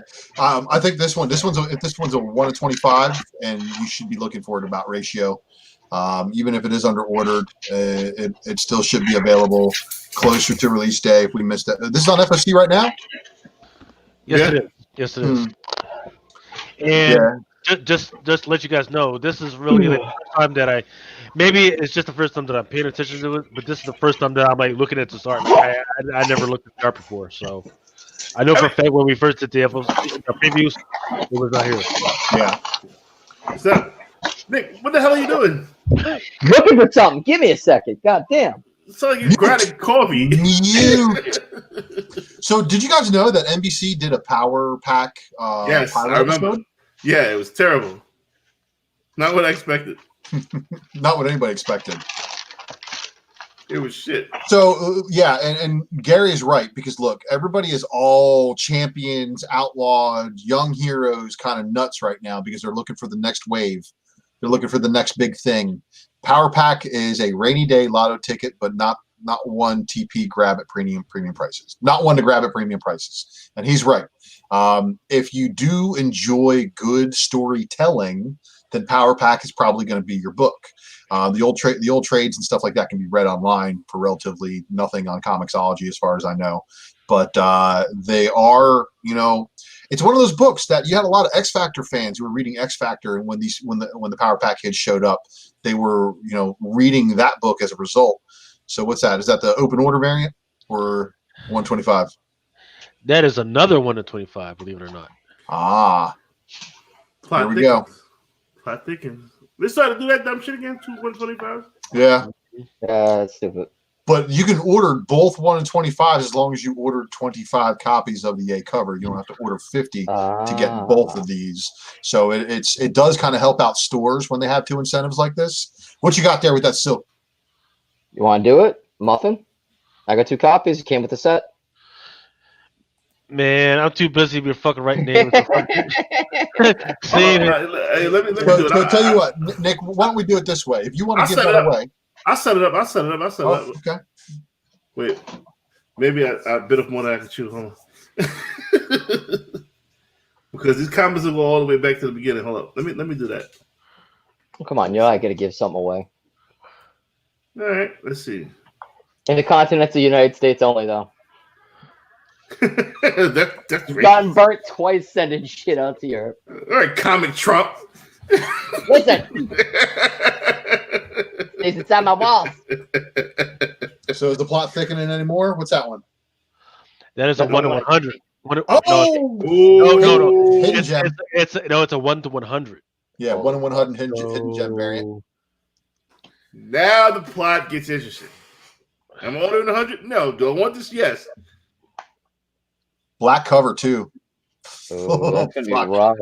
Yeah. It's Brigman, who is the artist that I just bought the other variant off of. That's just some shit. That's just some shit that just looks.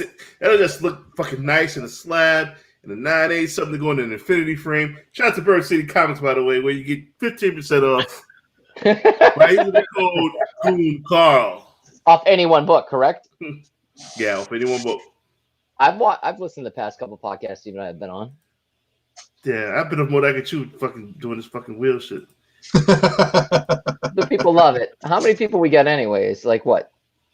52? 52. Watch it on a Monday night. You almost have a double chance of winning some. Yeah, that's true. That's true. So let me go ahead and set this up. So where I gotta go? What wheel? What's the name of this fucking wheel? Let me send it to you. Wheel of Names? Yep. Mm-hmm.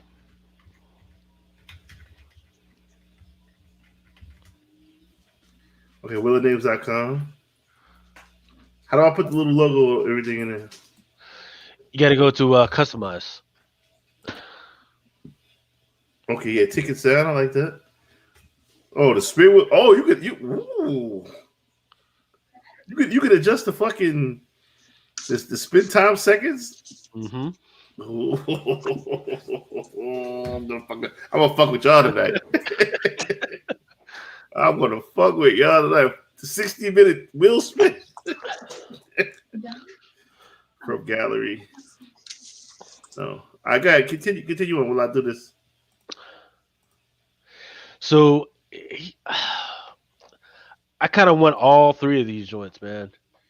So if people want the 1 to 25s, I mean, I'll get them for them as long as I get the 1 to 100s.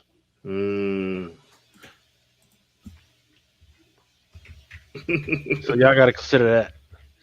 Let's see. So moving on. Let's see what else we got.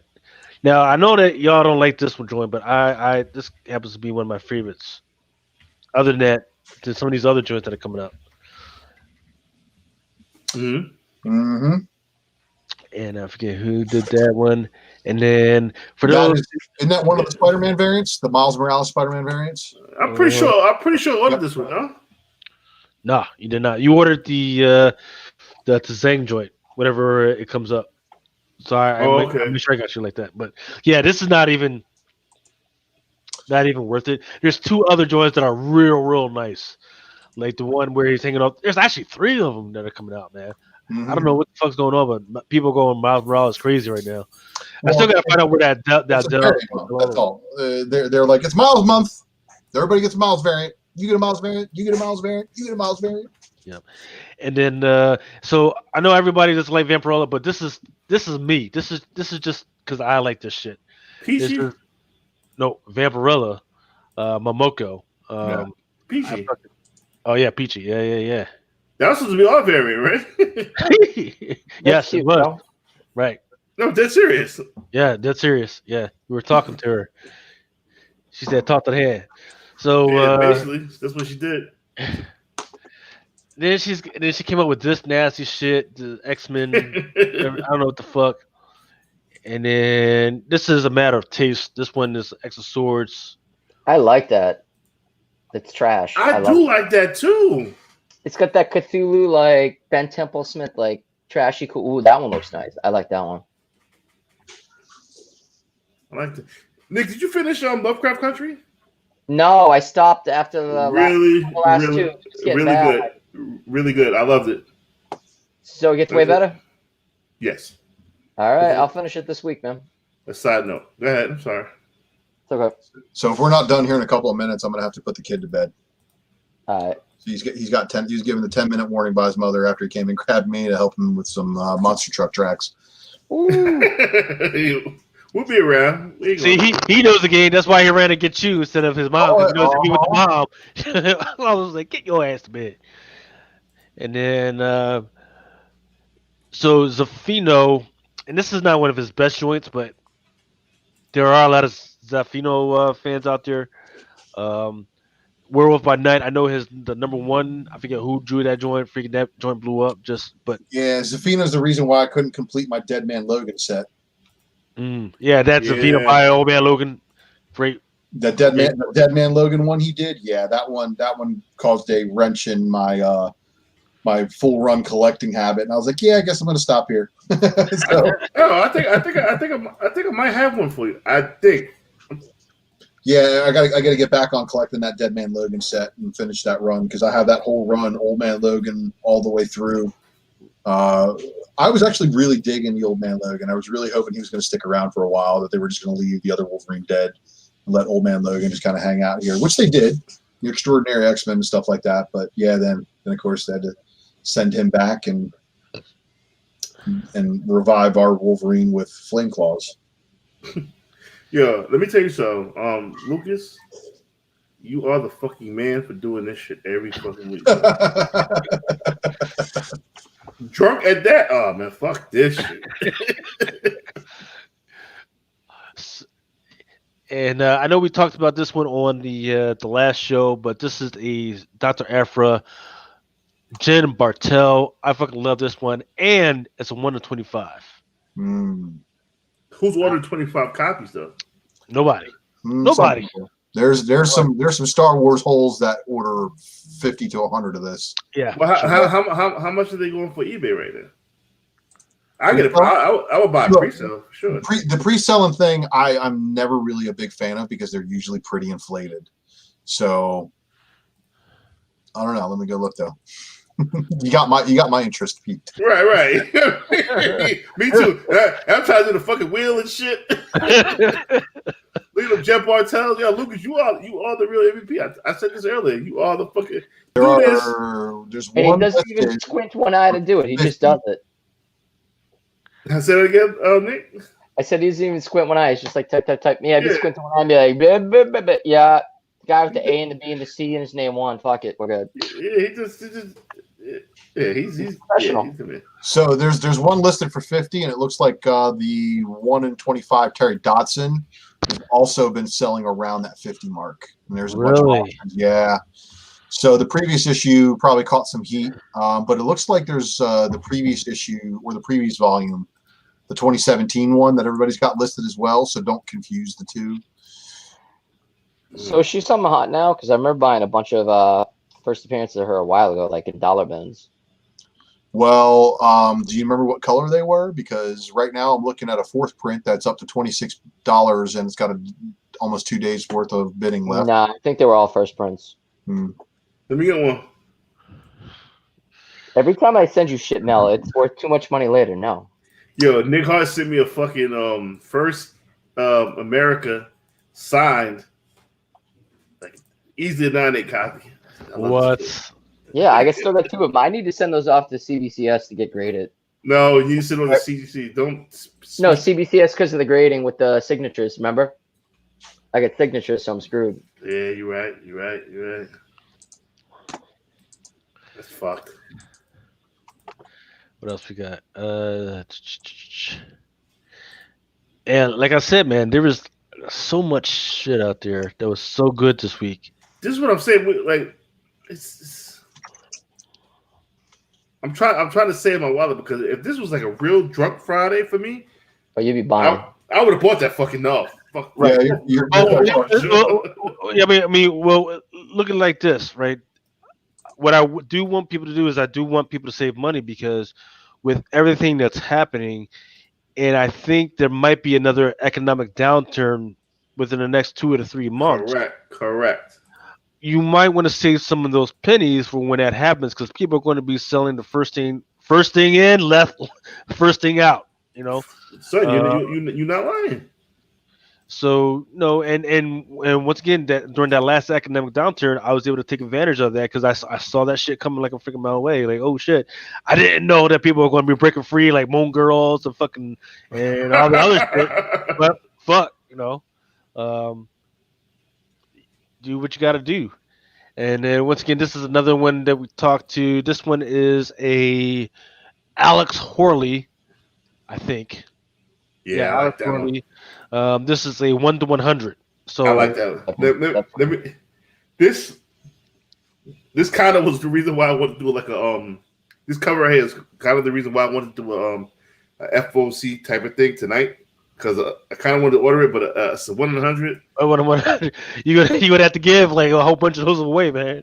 That's just the way it is. And Can't do it. Oh, now what? Hoping that there's a diamond blowout sale in your future, Mel. Right. And then one thing that people do need to understand that there is it's called, what is it? Torrin Clark. I never heard of him before, but he does have a spoiler variant that's out there. It's order all you want, but the art has not been showed yet. So people need to be keep an eye out for that one. All right. So somebody said they took a smoke break. I'm going to go put the kid to bed. I'll be back. Go ahead, man. Shout out to my man Charlie Hustle. Congratulations on the 1K. Appreciate you, brother. Marty Keys, what up, baby? John Box Comics is in the building. Yo, this real shit, man. God damn, dude. And you know what's crazy? What's that? I don't understand the pain I put you through when I tell motherfuckers, yo, state your name right now. God damn. The guy DZ, what up, baby? Colossal Customs, what up? What up, brother? This is Hail Mary FOC. Logan Torres. If that's your real name, you need to be knee deep in uterus, brother. That is a badass name right there. Logan Torres. All right, so I think I got all the names. Okay. Yes, Gary, that's definitely almost Beasley. Like, yes, absolutely. I only got 31 names on the wheel, but we have 51 watching. You don't say hey, you don't get shit. I just set myself up for a fucking right. The Falcon and Winter Soldier, and so this is a title that nobody's paying attention to right now. I like this. I do like this title because when they do incentive variants, it's just because some shit is actually going down. Like, so for instance, Stead #1. I forget the name of the young lady, but it's the first appearance of the new Madam Hydra, or somebody that's aspiring to be the new Madam Hydra. And we didn't really have any like big incentives variants, but now we got this one, which is done by Kwai Pham, and it's going to be a 1 to 25. So just putting that out there. What issue is this? Is this issue 5? Yes. I bought issue 4 125 with a hunch. And you said what happens at issue 4?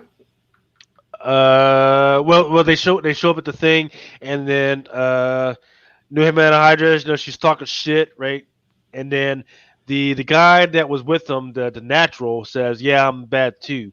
So Gary Nelson says, "Yep, he is. That he's keeping an eye on it, saying the best thing coming out there is the new Hydra Supreme Leader, if she survives, right? They motherfuckers, they better let her survive. They have a 1 to 50 out there for her by I forget the name, by last name is Gucci or whatever. Why don't kill her after you freaking did that shit?" Wait, it's not DC? They're just not going to kill him like, what's his name? The designer? Yo, Violet? Dead! Is it? Yep, the natural betrays him. Yep. Who is that artist, though? That's nice looking. Kwai Pham. Kwai Pham? Kwai Pham, yep. Looks cool. And that's the 1 in 50? 1 in 25, so it's not that bad. Still kind of nice looking. I mean, but who's going to order 20? Nobody's going to order 25 of these. At all. No, because apparently only Gary and I have been reading this freaking book. Fantastic Four Antithesis #4, I believe. So I don't know exactly what's happening with this book. However, this is a 1 to 50. The cover art is done by Russell Dauterman. I don't know what's going on with this book, but I do know that in number 3, that's going to be the appearance of Reed combined with Galactus. So it should be interesting what happens in number 4 that they feel is need for a 1 to 50. And number 4, you pop 2 tabs of acid and read it. It's amazing. Logan Torres is my new favorite fucking name of the fucking Drunken Chat. First it was Carly. Carly was my first favorite name. But Logan Torres is right now number 1 right. So you know who I miss? I miss Bruce Leroy. Yeah, how's he doing? I don't know. No, I don't think anyone's heard from that motherfucker. Love that guy. Even better in person. Yeah, he's a good guy. I owe him a lot of money. From Baltimore. Wait, you just don't tell him, give me money and don't worry about it? Yeah, I was just taking his chips. I was like, I'll pay you back. I give you some money too, but I owe you money too. Nah, I'm not worried about it, man.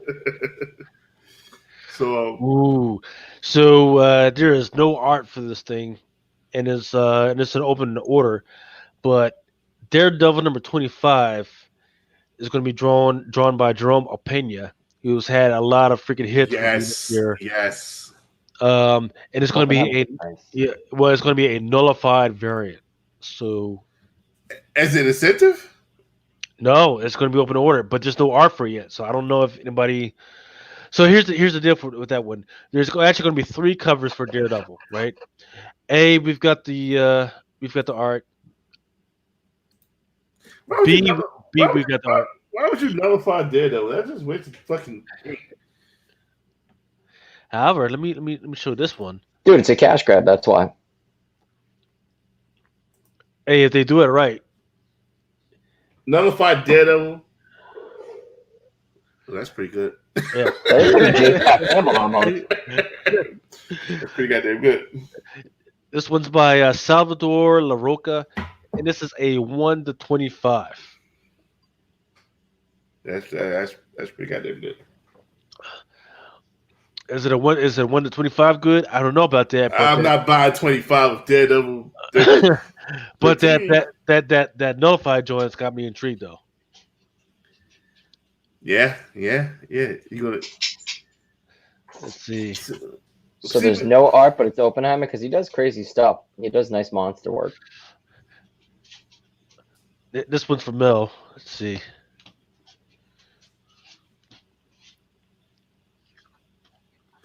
Did I buy this? No, you did not. Fuck. Who is it? Simon Bianchi? No, EM Gist. Who? EM Gist. He's the guy that did the same.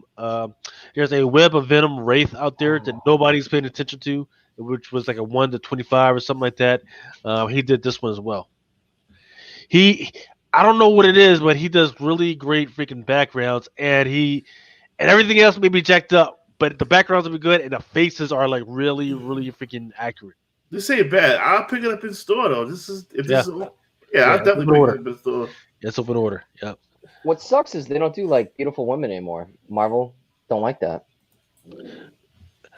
Well, people got freaking tired of picking up women with their tits and ass hanging out. So, but it's time to freaking cup up, man, or cover up. Can't be showing all that shit. Drunken Channel, one of y'all nuts. I'll check it out. Yeah, this is what we doing, man. Hail Mary and Fousey. You gotta make that T-shirt. No, we'll never ever do another one of these again because I'll never have another Monday where I'm off. This is just a one-time thing, bro. Yeah. So who's this kid? We spoke about this Friday, right? So this is a little confusing because she's taking care of this kid, and right now she's living this life where she's living with this dude, whatever. But we know it can't be her kid by childbirth, right? Because part of the red room is they take the women's guts out, ovaries out, so they can't have kids and everything, right? But we can't say that maybe that the kid might be cloned or whatever. We can't say for sure. But what we do know is that his first appearance was in Black Widow #1, along with the so-called husband or whatever. That one was the 1 to 500. This would be his first cover appearance, And once again, I'm intrigued by what's going on with it. He didn't show up much in number 2, but it is interesting that they decided to put him on the cover, though. Hold up, I gotta say something. If you could make the legend Gary Nuss spend money on spec, you have done your job. Lucas, congratulations. Gary Nuss has spent money on spec. I'm not gonna tell you what he bought. I'm not gonna tell you what he bought. and I hope he's not mad at me. But congratulations, you are a player now, brother. Can you put it in the private chat so we know what to buy up? Well, we talked about it already. Yeah, I'll put it in the private chat.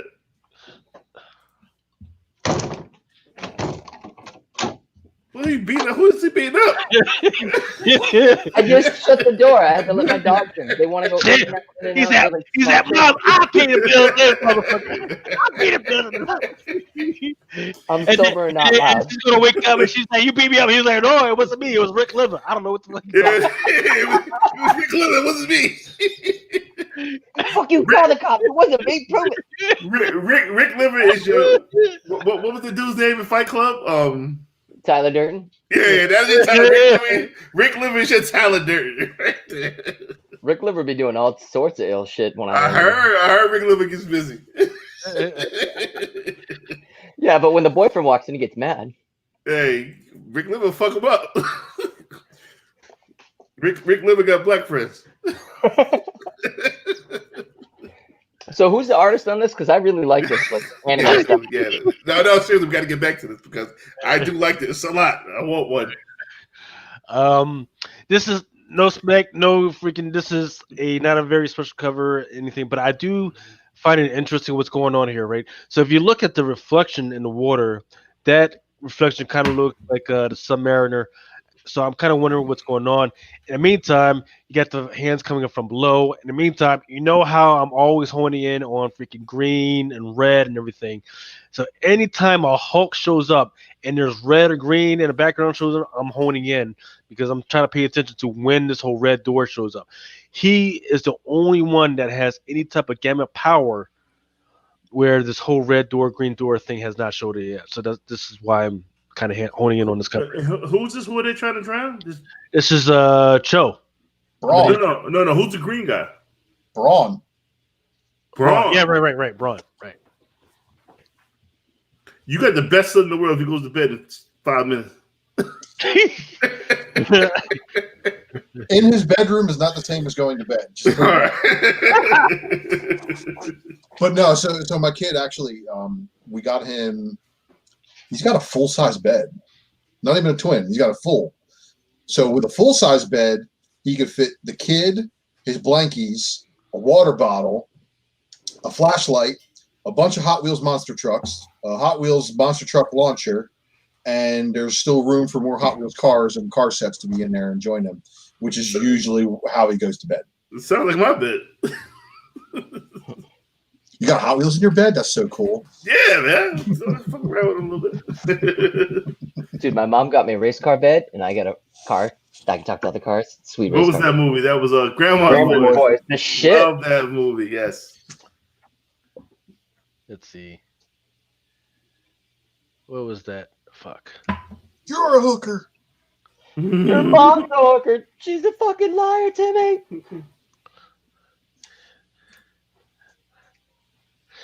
And once again, this is not a book. This is just a freaking poster. What? Fuck! I'm just gonna buy this. I'm gonna buy that shit. Fuck it. Oh, no. That fucking go back to Spider-Man. I know I bought like at least 10 of these. Yeah.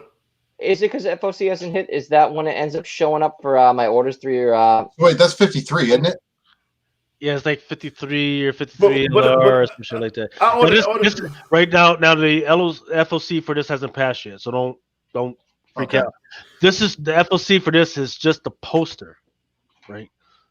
So sometimes they put the poster out before the actual book comes out. So yeah, the one Mel's worried about that's coming out in 2 weeks is the Amazing Spider-Man number 53, Sang. Right. I know that ain't that Lego dinosaur bullshit. All I mean, get one of those. You must have missed it, man. I did an FOC video, and there was a book on there, and I said, "Oh, dinosaurs." Bill won't read that. Let me tell you, this cover. If nobody, all right, so FOC is gonna be.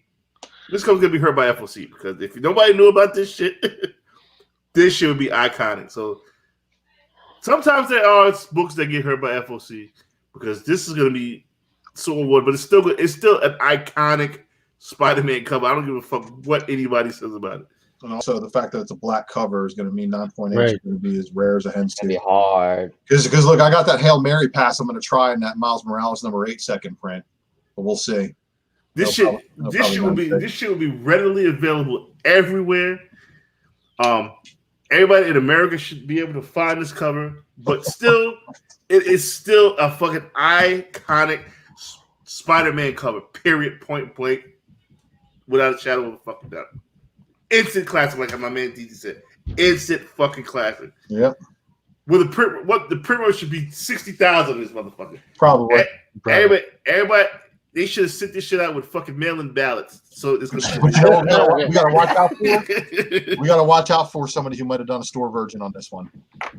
Oh. If they did, I might pick up the version. To be honest with you, this how dope this fucking cover is, and the fact that it's a spider. I'm surprised nobody ever thought about this idea before because this shit is just pure. But it's a clean-looking negative space. Well, yeah, because the thing is, for all this art that you know for a fact that it's computer generated, this is where it starts, right? With this wire outline and everything, then they just fill in the covers out. So somebody just said, "Hey, fuck it, that's fucking good enough," and just sent that shit in. That's fucking crazy. With the fucking the little remnants of spider webs by the head, the chin, fucking this is just goddamn beautiful. Period.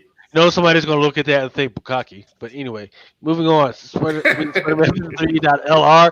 And once again, this is another one that we talked about on Saturday morning. Another Miles Morales variant. Did I order this? Yes, you did. I think. Yes, you did.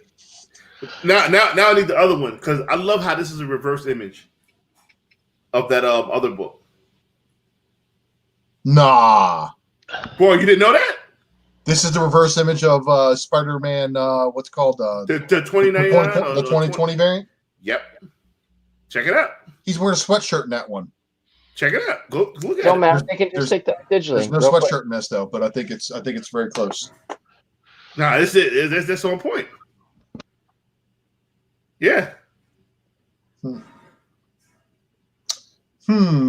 Yeah. I want that other one now, right? Well, the other one's already been pumped up to like $80. I'm going to buy it. I don't give a fuck. I'm going to buy it when I get some money.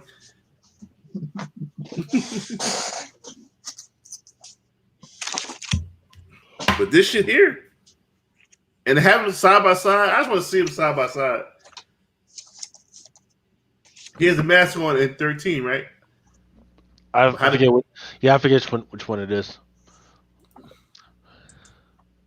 That's what I'm thinking. He had the mask and the hood on. So yeah, but how do you know he doesn't have a mask on here? Hold on. I can't click. I really can't see it. All right, Miles Morales number 13, Miles Morales 2020 variant. He's wearing the mask in that one. But is he not wearing the mask here? Or I really can't see. The mask is off, and he's also got a spider sense tingling. So on that one, he's also wearing the sweatshirt / jacket with like the looks like the Thriller shoulders on it. See. So it's similar, and don't get me wrong. I'm not saying it looks bad at all, but it's not quite. It would have been badass if it was what I thought it was. Right. I mean, this is still great, yeah, but had it been that, it would have been great. Fuck, that was my fault. My fault, speculators. I fucked up. I thought it was the same. Hey man, I apologize. You're more than good, man. You're allowed to do those things. You know what I'm saying? All right. So let's see. All right, so this is the cover. This is the cover B for Spawn 312, right? So it's got the names of almost every artist that's ever worked on Spawn before. And then I got a message from my local comic book shop that says, "Hey, um, that they're taking part in local comic book shop day on Wednesday, November 25th. One of the cool variants that they'll be getting in spawn number 312 is with the names of every shop taking part in local comic book shop day, including us. And this is what that looks like. Whoa, that's cool looking. Right. So what you're gonna have to do is get a hold of your local comic book shop and ask them if they are participating. Because if they are, they're going to get this. Hello. Man, pick up your old ass phone. No, he's got that old ass ringtone to make it feel like an old timey phone. Right quick, he says. That's what I told my wife too when we started, and then my kid had to go.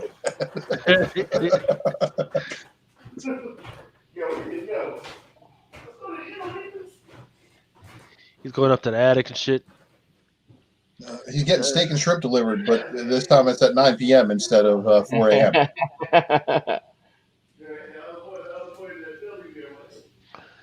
It's the scumbag, man. Freaking, it's coming.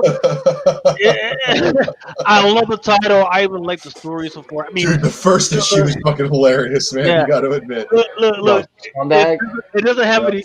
It doesn't have a. It doesn't have a story. And it has a stupid ass dude with bad habits doing just taking a one step too far, man. And in the midst he's got to be James Bond, right? So imagine James Bond as a heroin addict. That's all you got to need to know about. I hated it. This cover right here, I got to give a shout out to Water Comics for this one because this is the version of the 1 in 50 / the 1 in 100.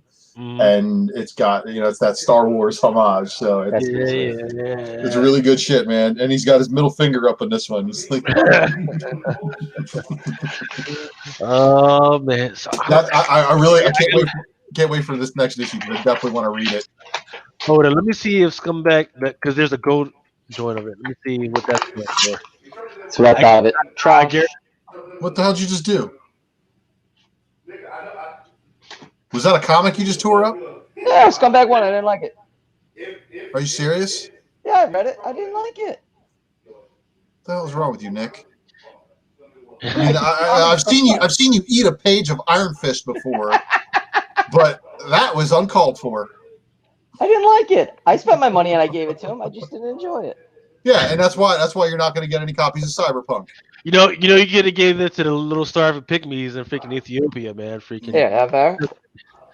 Let's see. He's throwing soccer balls in Afghanistan. You know what? I'm gonna have to bid on these because I'm seeing bids. What?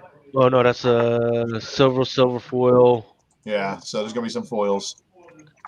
100 best offer. 79.99 or best offer. Yep.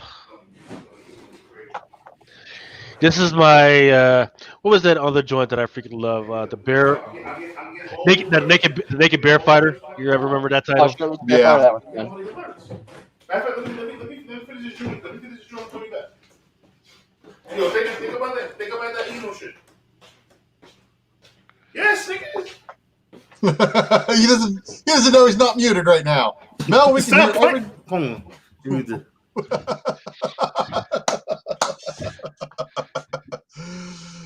Oh, Mel. Now he's muted. Yeah, now he is. Y'all ducked out earlier, and I sat there and I waited for him to get off his conference call.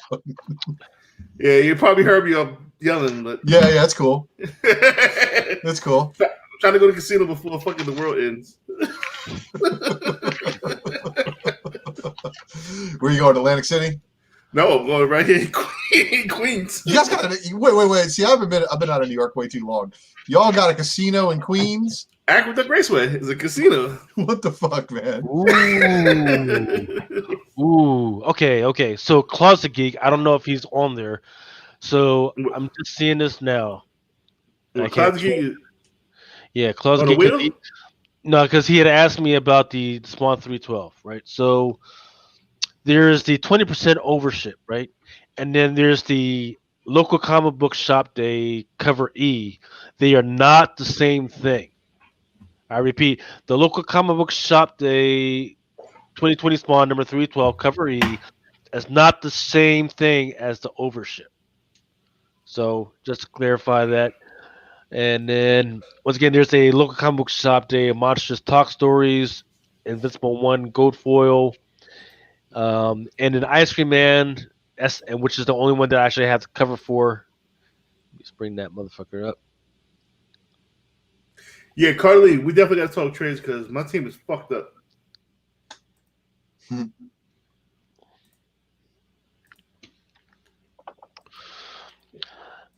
I mean, it's not the most outstanding thing in the world, but people seem to love it. I think it's going to be overall. Because it's the local comic shop day variant, I can tell you from previous experience, if it is one of the more limited copies of that day, it will do well. Okay. Really? Yeah. Dude, you remember the all-new Wolverine #1 local comic shop day? Yes, exactly. That still does well. What was the next year? The next year they had Green Lantern by Grant Morrison #1. But didn't they change it? Didn't they say you can order as many as you want of these now? Or? Not all of them, right? But not all books are open order, right? I get what you're saying. There's some of them that are going to be like open order and you can order as many as you want. Then there's going to be certain giveaways, 1 per stores, 2 per stores, things like that. I'm sure. Yeah, what's the X-23? Was that 1 or 2 per store? That was one per store. It was 500 copies too, so it was allocated. Yeah, and those are going crazy. Yeah, and I got one that sent it to CGC where they probably screwed up the back cover and gave me a 9.4. You know, a little finger dent pulling the book out of the bag. You know, gotta love this. Not their fault. You sent it like that. Yeah. You know, I'm sure. So, Philadelphia. This is a 1-to-1 ratio variant. No incentives to this. I did not know until I just saw it that this was drawn by J. Scott Campbell. Yep. So for those J. Scott Campbell heads, you might want to freaking go ahead and pick this one up. Yep. I don't even know what the comic book or the print run for Philadelphia is now. I know it's pretty good. I know a lot of people are reading it, but people may not be tracking that. And what's freaking me out, the only reason why I stopped reading Philadelphia is because that lady right there, that's supposed to be Abigail Adams, right? She's a psycho. That's Abigail Adams, man. Freaking that's, I know. I read it. I stopped after shit. issue 8. I didn't like it. It should have been right up my alley. It was perfect for me. And then let's see. Usagi Yojimbo, The Wanderer's Road. It's a kind of pedestrian freaking Peach Momoko. I was gonna say it's a Momoko cover, but yeah. Yeah. But the one that I'm definitely got my eye on is this one. The one that's been pushed back now 3 times. Yeah. Believe it or not, people haven't been ordering. The only people that have actually ordered is Mel. So I don't know. Mel may be the only person who's paying attention to Usagi at this time because everybody's too blinded by turtles. That's true. And I love it when people are distracted. Look over here, and hey, while you guys are looking over here, I'm going to pick this up. Now, for the retailer incentives, how many do you have to order, or is it just like 1 per store, or how does that work from IDW? 1 to 10. It's a 1 to 10. Yeah, whatever the ratio is. So I know sometimes they do a 1 in 25 and then 1 in 100s and stuff. So did I order this? I'm pretty sure I ordered this. You missed what Lucas was just saying. How you are the only person who has ordered this so far.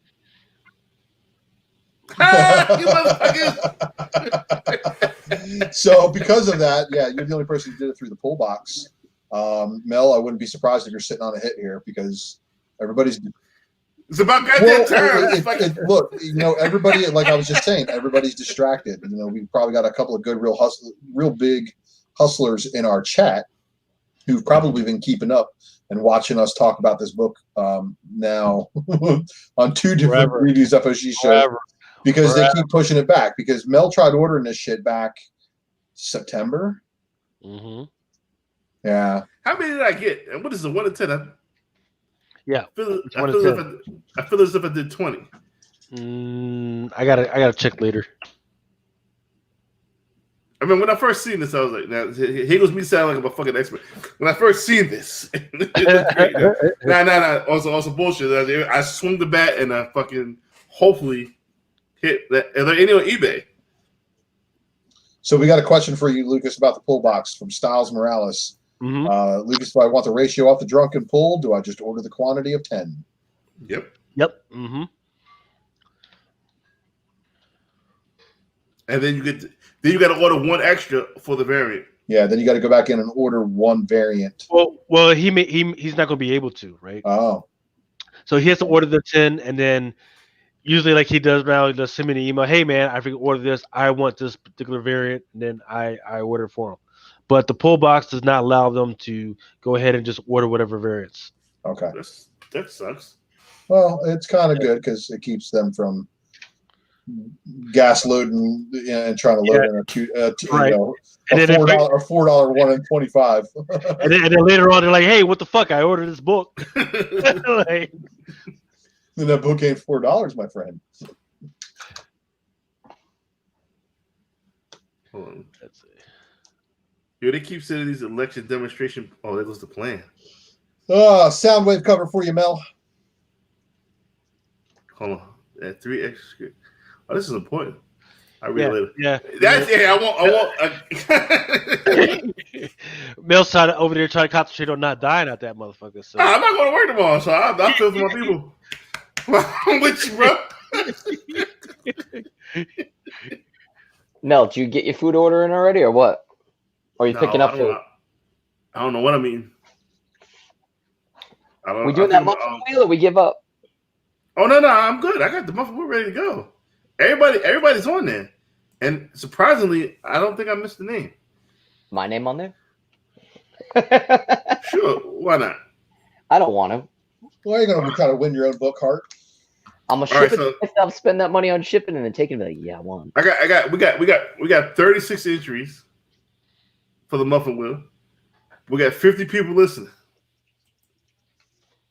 Some people don't. This Transformer Galaxy is this an incentive? Is it a foil? Because if that's a foil, that's sick. Nope, not a foil. It is. Is it 1 to 10? It's a 1 to 10. Yep. Did I order this? You did not. Fuck. Still can. I'm not doing 10 of Transformers Galaxy. So you kidding me? Well, you are a smart man because they're about to cancel this book at 12. And that is no joke. Yeah, I want one, but I'm not gonna go crazy. But I want one. How do I share screen? I'm smoking crack. Oh. Just vaping, no bass tonight. No free basing, huh? Okay, cool. How do I share screen? I never knew how to do this. It's should be just below the viewer screen. You should see where it says mute, stop cam mic. It should say share screen. It's right over Leave Studio. It's the one to the left. Okay. Okay. So it says share screen is easy with the 2 monitors. I don't have 2 monitors. Share screen works best on the computer. Okay. Use Chrome if you like to share audio with your screen. I'm not loading up fucking. Fuck. I'm not loading up Chrome. What are you trying to share, man? The wheel. Yeah. Well, you share the application tab it's in. Okay, share. Okay. You see this Chrome tab or application tab? Oh, this is easy enough. Yeah. No, not Zoom meeting. Engineers meeting. Wrong tab. At least it wasn't his porn account. Right? See, this is incognito mode, sir. See, I'm not sharing anything. Am I sharing it now? Not seeing it. No, you have to share screen again. And, how about this? How about you just post those names in a private chat now if we can put them in my wheel? Oh, I think I got it. Got it? Maybe. Why does it sharing indicator? Not in it. See, this is why I didn't know how to do this before. Yeah, I'm gonna see the names, Lucas. Well, again, I got all the names. Copy. I'm gonna put it here in the. I gotta learn how to do this. I'm at 1,000. We had 1,000 subscribers, and I gotta learn how to do this shit. Can't believe you didn't know how to do it before tonight. Your one boy needs to teach me about all that other shit he was doing, man. He was pulling up fucking audio, video, and shit. Like, what the fuck? Oh, McClay, he's the man. No, Your browser has blocked your screen. Oh, is that? Sorry. Okay, I got all the names right here. Do you want them in a different way? You want them straight down, or you want them like this? I put them in the private chat. Yeah, straight down is preferable, but okay, no, we can do it. We can do it. I just have to send it to you in this other joint. So if I want to share this to show how I do it, just click on share screen. Miles Morales PlayStation 5 variants available for pre-order.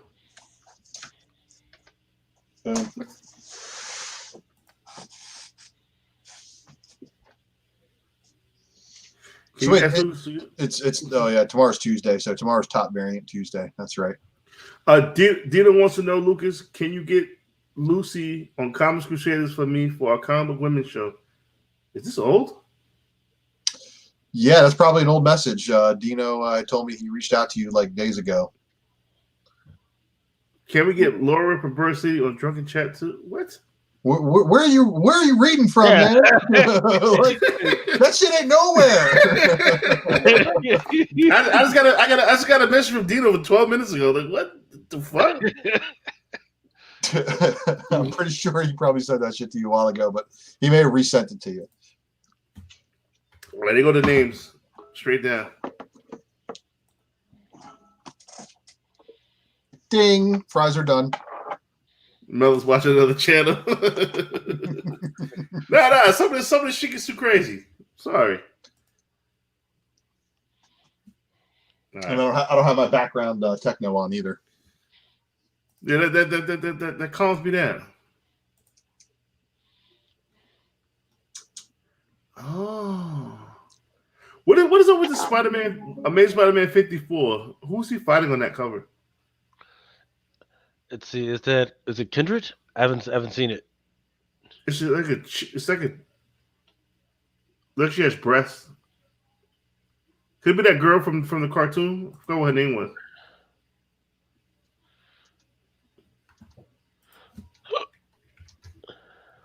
Let me ask Gina what he's talking about because this bothers me.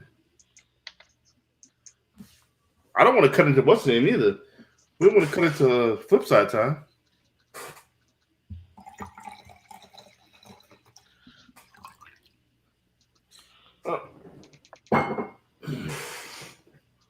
Timo, you're in there. I don't think Dwayne Scott is in there. So as we get the wheel prepared, I don't have any fresh rhymes for the wheel today. Yeah, Dwayne got to be in the wheel. Tina, you in the building, baby. You in the building. You the third one. Dwayne Scott definitely got to be in the building.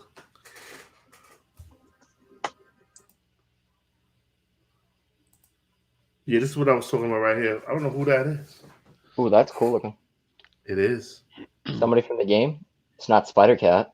I don't care. Well, I was watching a cartoon a couple of weeks ago, and I was like, "Who's this chick?" It was a black girl, and she wasn't in any of the comics, but she appeared in the cartoon. Which cartoon is that? Yeah, I'm not checking cartoon. Jesus. Because there's a couple different Spider-Man cartoons. It's the one that looks really good. It's like smooth lines. You're not talking the 90s. You're talking like newer. No, this is newer. This was definitely this year. But it wasn't Miles. It was Parker. And that's saying it's a nullified variant. This 54 nullified? Oh no, there's a Bagley variant, and then there's also a nullified variant for that. No, this is supposed to be a PS5 variant. Right. It's just it says Golden Spider-Man, Golden Spider-Man Miles Morales variant, Galvin Golden. It's a 1 to 10. Yeah. All the Miles Morales variants are 1 in 10 for that run. But I'm trying to figure out who's on that cover too. Now, okay, so there was a female who was Flash Thompson's girlfriend, but Peter Parker like fell in love with her. Liz? She was like a thief. What's her name? Liz. Could it be Liz? Or Felicia Hardy, who's now Black Cat? Was it Felicia Hardy? All right, so Liz or Betty Brant? Nah, it wasn't Betty. I looked her up and I forgot what the fucking name was. Yeah. But I'm trying to tell you right now. Flash. That's what I'm looking up. Dwayne Scott said, "Bro, put me in." You good? You know Dwayne Scott? I know him now. He's got a couple. That's Friends and Family. Spectacular Spider-Man. What year was it? Nah, you said Tinkerer from J.J. Maxwell. Is he right? Is that Tinkerer returning? It might have. Low, I think because I've heard some that sounds very familiar as now. It might have been Tinkerer. It might have been. Was their name? It's the new Tinkerer, yeah. So this is actually going to be very interesting because Tinkerer from Miles Morales' universe versus the Tinkerer from Peter Parker's universe. So the 616 has Phineas Mason, but Miles Morales' one has a different Tinkerer. And that's actually a subject of the PS5 game is who is the Tinkerer. And it is indeed. Here's the link. I'll put it into the private chat, and you can see for yourself. She's Asian. It's not that. Back to private chat, you'll see the link to the picture that has her from the game, and it shows gameplay with the PS5 demo. 7 minutes and 28 seconds. Where am I looking at? Private chat. Yep, that's her. Is she the same one from the cartoon? Yep, possibly. I don't know. I've never seen the cartoon, but the Tinkerer and the identity of the Tinkerer is actually something that's going to be part of the game, I guess. Also, Mel, you talking about this girl? Yes. Liz Allen. Yep. Yes. Liz, yep. So here's the difficulty. Yes. Right? Yes. So absolutely. Right. So here's the difficulty. That doesn't mean her first. I mean, are we checking any other first appearances for her, right? Or because if she's on the cover of this one, which that usually means that her first appearance is in the one right before it, and the difficulty with that is that there's 53, and then there's 53L.R. Yeah. So what is L.R though?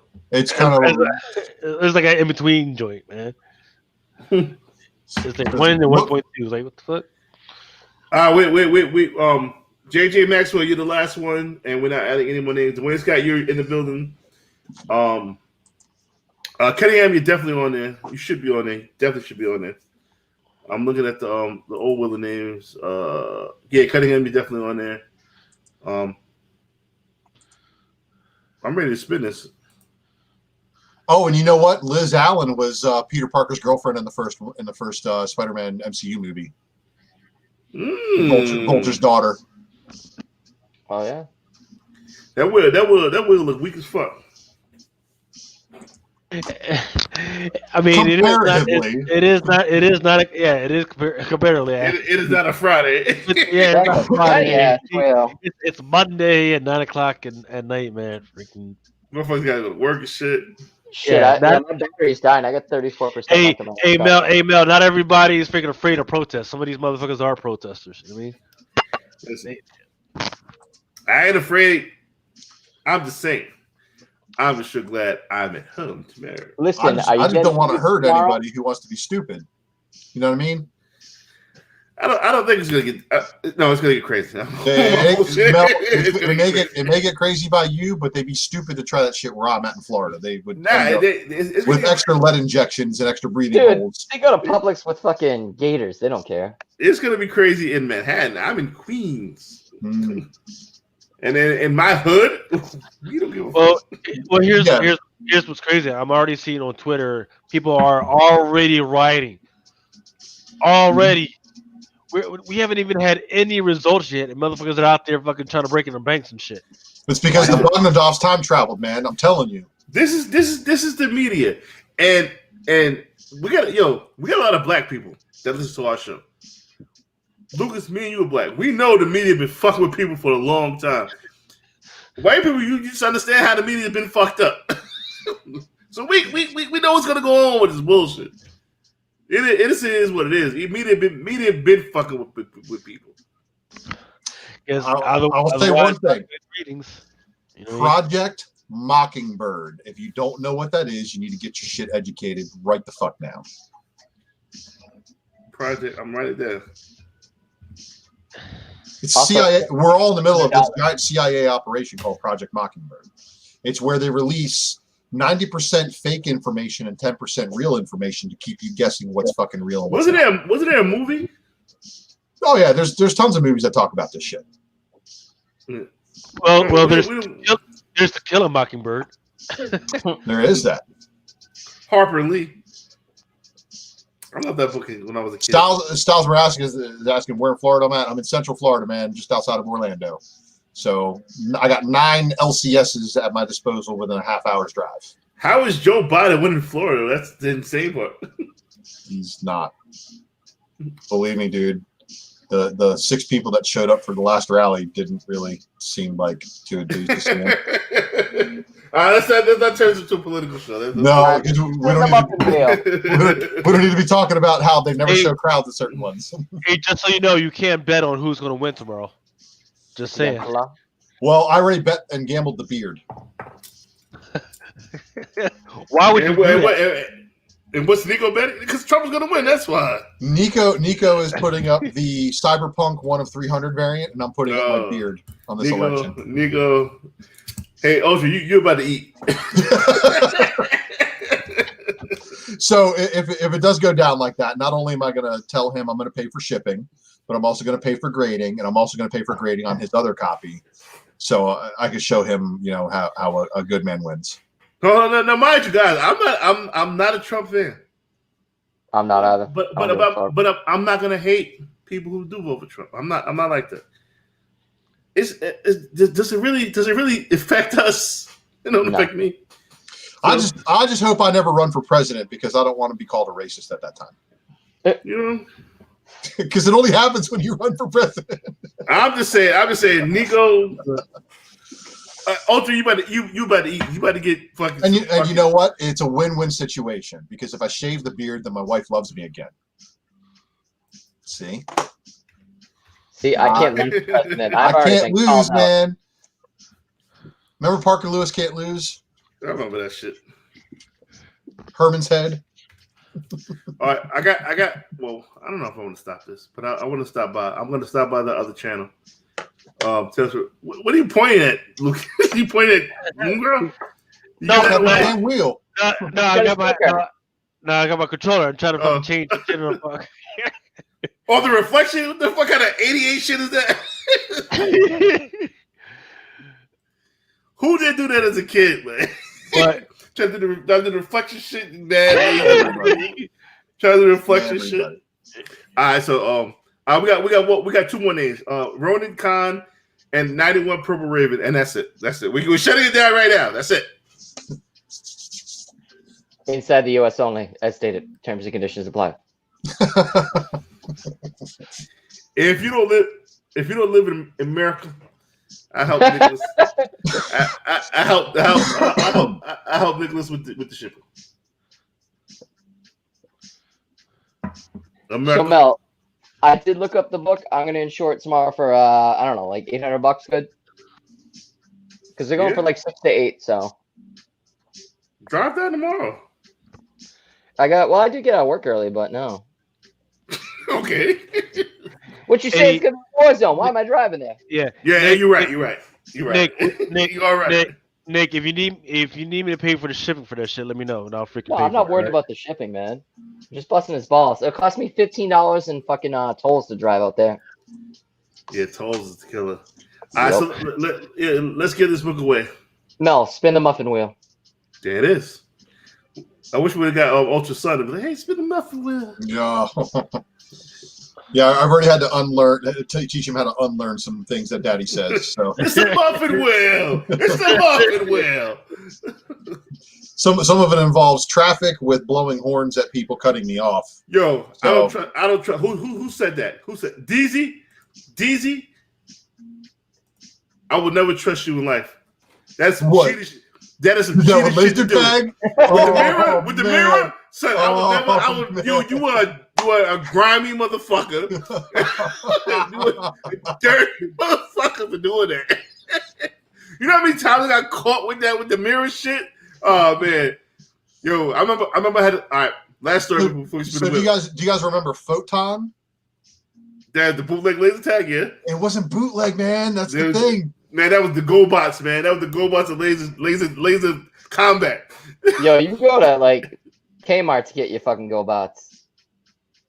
Nah, nobody had GoBots up here in New York. It was just Transformers. GoBots came first. Yeah, but who cares?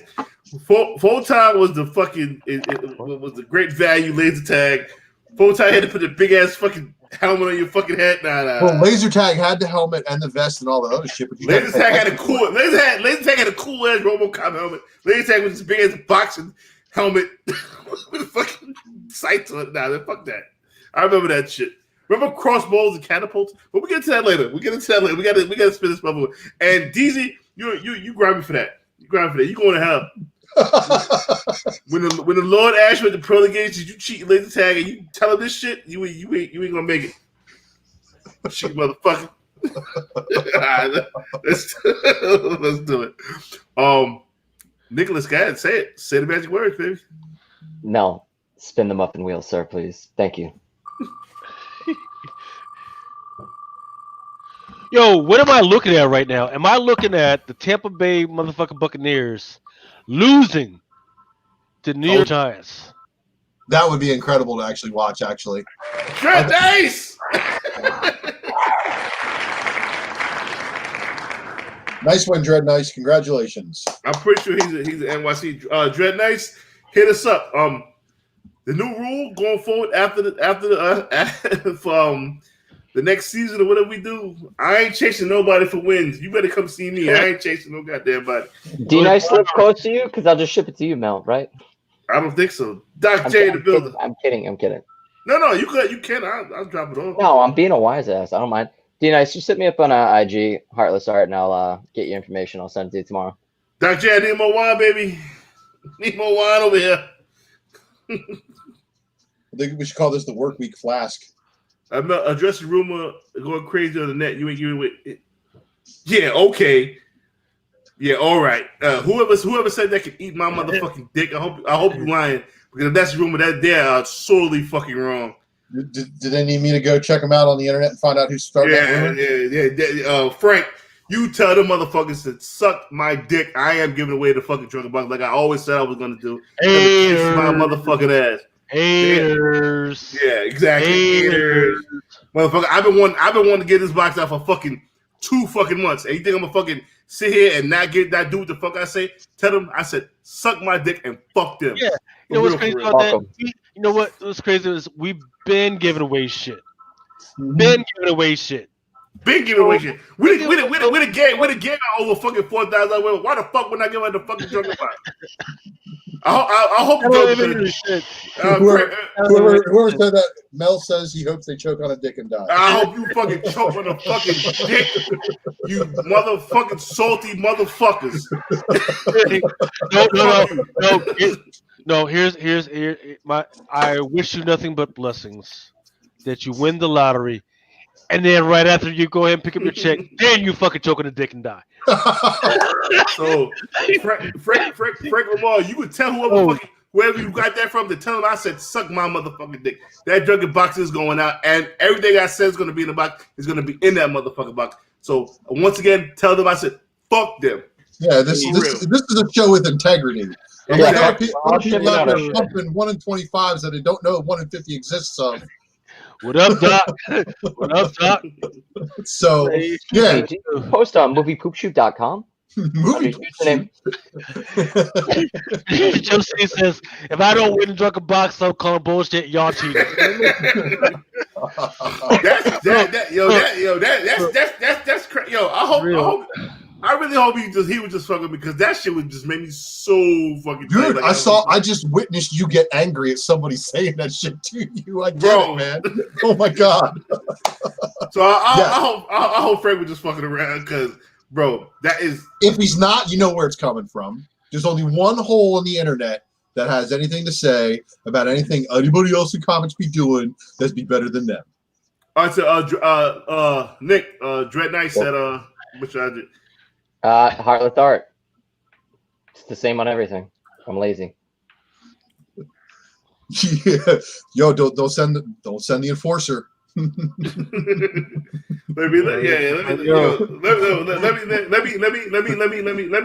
call that and say, listen, the Green Eye Monster is very crazy, and I will be giving out. I'm getting the Drunken box design. I feel like Trump right now. I gotta explain shit. Welcome to being a celebrity. The Drunken box is gonna be great. It's gonna be so great. The box is going out. Whoever's gonna win the box is definitely gonna get everything I said that was this motherfucker. I can't believe this motherfucker. Yeah, that's how to get me tight. That's how to get me up fucking sick. I could understand if we had never given out anything before. And I can understand if you did it at 100 subscribers, realizing that was a too low bar. And even then, right, you guys only know about one thing that's actually in that fucking box, and that's that fucking D23, right? No, they know the fucking 4 or 5. The what? Off the top of my head, I know that there's a Thor number 5 CGC. Thor number 5 Revic variant. The goddamn amazing Spider-Man 361 First Carnage is in that box. Second print. Yeah, you said it was second print. I didn't know it was second print. Fucking the D23. I just put the last book I put in there was the Captain Marvel 8 third print, 9.8 by the way. Ooh, you know Brady, what I'm saying? Brady up there acting like Mel for a second. What the fuck? Breaking his fucking helmet. And there was one book that was once $1,000 book that I'm putting in. It's no longer $1,000 book, but it's still going to be in this motherfucking box. So the rumor. Tell any motherfucker who's fucking putting that rumor out there to fucking talk to me. Say it to our face. We'll give them the link for StreamYard. Come on. We don't gotta be aggressive with it. Talk to me. And I want to ask you, why the fuck would you tell people that dumb shit? You salty motherfuckers. You know what? Mel, you know how it is, man. Anybody who wants to claim anything that we do is out of touch, out of line, out of order, I would be happy to debate that person in person on live stream YouTube. Yep. Send them the link anytime they want it. Yep. Hey, what up, Logan Torres? Hey, what up, Fable? He says this is his first time tuning in for the Boogie Down. Hey, Fable, what up, baby? He wants to know which Midtown do you go to, Mel? You go to about a bunch of all of them. He cleans them out when he can. Angel B says he wants to trade it off for a fuckery, a foot tee. That's gonna be the buy. Oh, fuckery of foot tees. I'm sorry for the delay. We are still in the process. The screen had just got done. They are getting done, and they will be silk screen, y'all. This ain't no booty fucking shit shirt you're gonna get at the fucking mall pressing. You know, we take a picture. We put it in no iron on. And we iron that shit. I can't believe Frank said that, man. Yo, Frank, I ain't mad at you, Frank. I know you just a messenger, but goddamn, dude, you know we ain't about no bullshit, dude. We are the fucking purest fucking show on the motherfucking internet.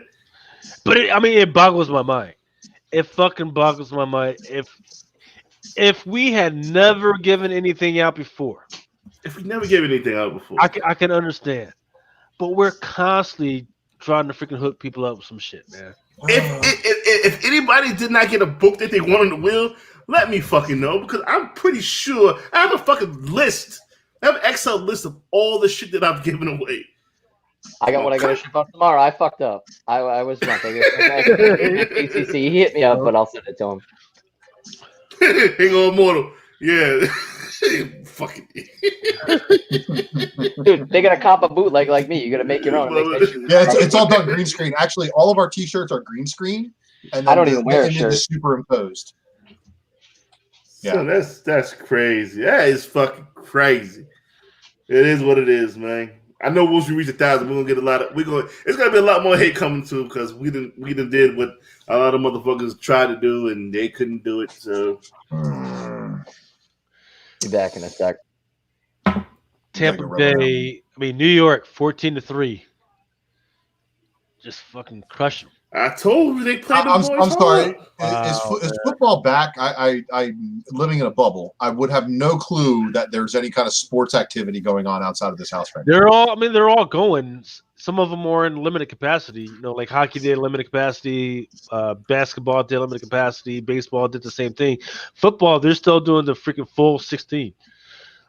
I mean, but I heard Super Bowl might be pushed back until like March. Yeah, it would make sense if they did. They better. They yeah, better they said they're going to push it back because of COVID shutting down some teams and shit. So yeah, because think about it, you got each ticket costs what $3,000, and some of them were like $30,000 and shit. You're not going to want to waste fucking leave out on that freaking money just because you can't hold out. Shit, I'll wait in a fucking month or two, right? Let me get my little pennies together. Jen, fudgery afoot. Got it for a trade. Battled the NFC least. I've won twice now. They're legit.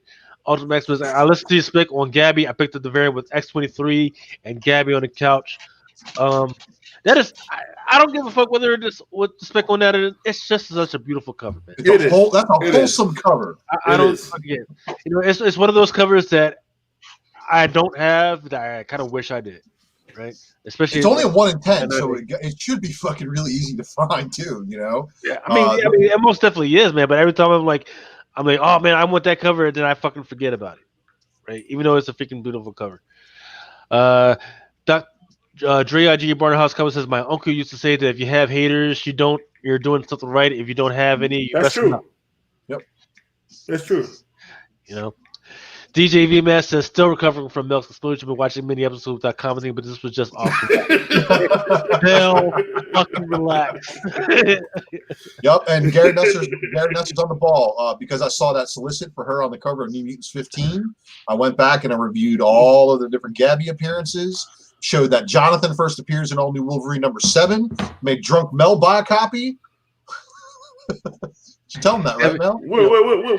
Which copy? Hold on. You bought bought the first appearance of Jonathan the Wolverine. Yeah, that was just some dumb shit. That was just purely dumb shit. That Hope takes off. I mean, if I'm Marvel, right? I would have Pet Avengers versus Pet X-Men. That's how they did X-Men versus Avengers. So Pet X-Men versus Pet Avengers. Yo. You feel me? Are you with me here? Jonathan the Wolverine and Jeff the Land Shark would take out everybody. All right, so no fucking contest. Throg. No. Stop. No. Because why? Because one of the two would pick. Jonathan would be worthy, especially after finding his zombified family members and feeding the evil scientist to his parents. I think that was brilliant.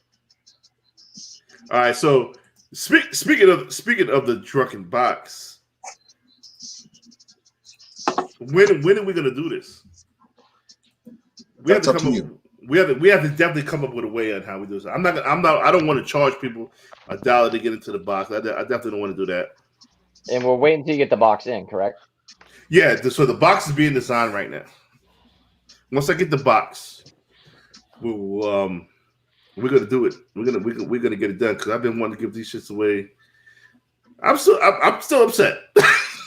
I can't even lie. I'm still uptight. Why? Because you're taking my integrity away. You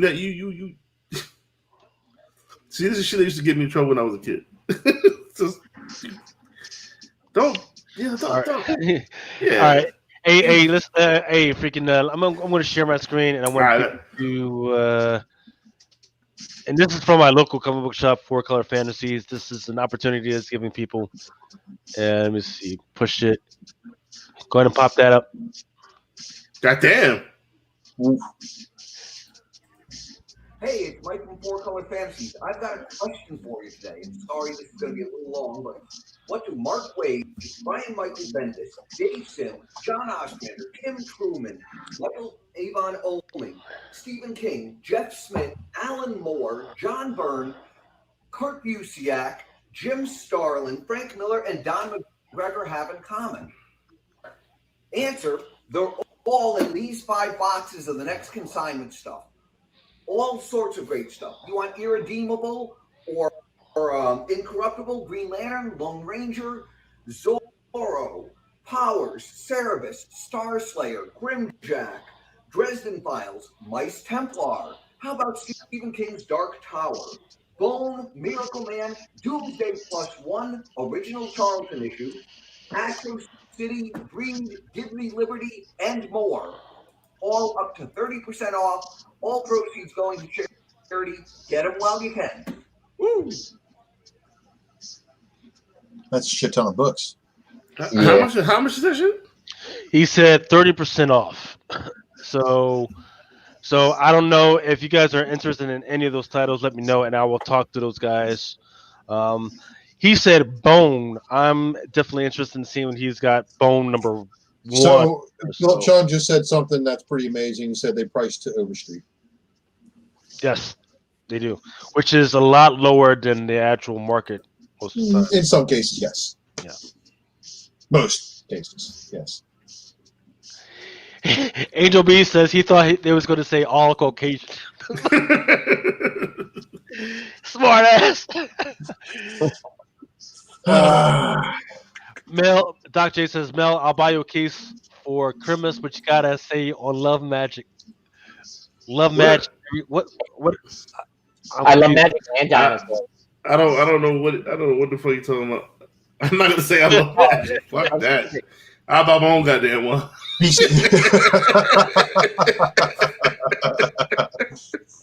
I'll buy you a case. Now he came through. Doc J definitely came through with the wines, huh? He definitely came through like a motherfucker. Mel, how much to do a GoFundMe to get you a dinosaur tattoo? I would never. I'm not putting no dinosaur on my goddamn home. What about a venomized dinosaur? No, that motherfucker from Web of Venom. I'm not doing that. I'm no. Fuck that. Hey, so Phil Chung says, hey, my friend bought a Detective 880 from them for $3, right? So here's the interesting thing about those guys, right? If you buy a comic book for them, right, they got this stuff called funny money, right? So I think it's like every $10 or so you get like $1 back of funny money, bro. Well, what you get to do is you get to take that funny money and you get to you get to buy back order stuff, right? Now they've got, when you walk in, there's like these drawers full of shit you don't freaking want, but then they've got this back closet full of shit, which is where the good shit's at, right? Where only good customers we can go to, right? So what I want to do is, if you guys are interested, I would love to freaking just do a fucking podcast, and I'm just fucking going through the fucking drawers and shit. And if you guys point it out, I'm fucking buying that shit. Ultramax says, Cardigan Guys, Moon Girl. Because I just found some Bone books posted online, and people were offering $600 for the ungraded number 1, so delete the post. You motherfucking cock tease and shit. Gary Nelson, yes, Moon and Devil Dinosaur. Yeah, so Devil Dinosaur's good money. Yeah. So no. Doc J and I were talking about what Mel should get a tattoo of. Doc J said a venomized Devil Dinosaur, and I said a carnageized Moon Girl to go along with it.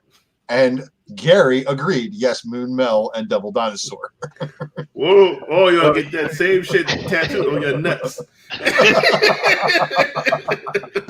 I mean, if you guys are paying, how much would y'all pay Mel to get freaking Devil Dinosaur tattoo? Go ahead and put it in the freaking comments. It'll be a little tattoo like right here. This is for Carnage. That's for Carnage. So then you get a. So whatever shoulder blade you have Venom on is where you put the venomized dinosaur, and then you put carnageized Moon Girl on the other side, and have the symbiote like leaking over to your shoulder blades. You know what? This is what I want to tell people. When you get big tattoos like this, and you don't show off your arms, it's kind of a waste of money. Because I haven't showed this off in about 4 months, and I paid. Well, you live in New York. You don't live in Florida, man. I mean, there's a difference. It's on his nipple. Even my armpit's done, son. That's fucking painful. Yep. So I would never know you had that. It sounds like you're going around like this all the time. Woo! You're out on the roller coaster all day. The only one people ever see is this. I feel good now. I feel good that I vented. I haven't vented in a long. I got a lot of pent up anger in me. Oh, look! How dare you? Hey, no! I'm in Florida, man. I ain't insulting Florida at all. Halftime, 6-14 Giants. Really? But that's halftime, and Brady doesn't start working until like 3 minutes left in the fourth. I tell you, it was a trap game. What's that? A trap game is when you think you're gonna win and you lose. Oh, you mean like the biggest choke in history by the Atlanta Falcons versus the Patriots in the Super Bowl? No, like the Patriots when they were 16-0 against the Giants. Oh yeah, that one too. That's probably the biggest trap game of all time. So right now, I guess Brady's not really having a fun time. That's why I tried to tell you earlier. I said the Giants always play him tough. That motherfucker was banging his helmet against the fucking bench and shit. God damn. He's mad. He's big mad. I gotta say, no, the biggest trap game hadn't been him against the freaking Eagles. I mean, he was going up against a backup fucking quarterback, and he fucking lost. Mm. The Eagles were a fucking wild card, and with their fucking backup quarterback, and they fucking lost that shit. So, man, but I tell you what, man, freaking for those that are paying attention to sports cards and trading cards, man, freaking Daniel Jones, if he fucking wins this game, fights Tom Brady. Might want to fucking pay attention to this app. No, the fuck you won't. You saw him break. You saw him break off the Eagles on something right before he stopped. Yeah. No, you don't want to fucking. If you want to waste your fucking money and you want to buy Daniel Jones read cards, right before see, that's the thing. You wouldn't be wasting his money because his card is so fucking cheap. Because nobody gives a fuck about Daniel Jones right now. Rookie patch, $126 with auto, 129, 27. There's a bunch of autos up right now. Right, but compare that to Tagovailoa, whose shit is like $1,000. Right, and they lost, and they lost. The Daniel Jones shit, they lost. So it looks like we got Comic Crusaders in the house. Is that Al Mega? Al Mega in the building. Yes, sir. The legend Al Mega is in the building.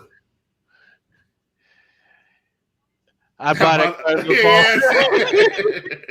That's gonna be the secret freaking variant that comes out of halfway through the season. Freaking, it's him fucking nobody around him, just fucking wait by. Yep, that's him. That's him, Alamati. Gary Nuts before he busts his ass. I buy that card from feeling negative 12.5. Tampa Bay. Someone is laughing. Do you dare freaking go ahead and freaking take the Giants at halftime? They're up by 8 points. The spread was crazy. Oh, the biggest trap was Buster Douglas versus Mike Tyson. That was a super trap. That was a super trap. Oh boy, we had fun.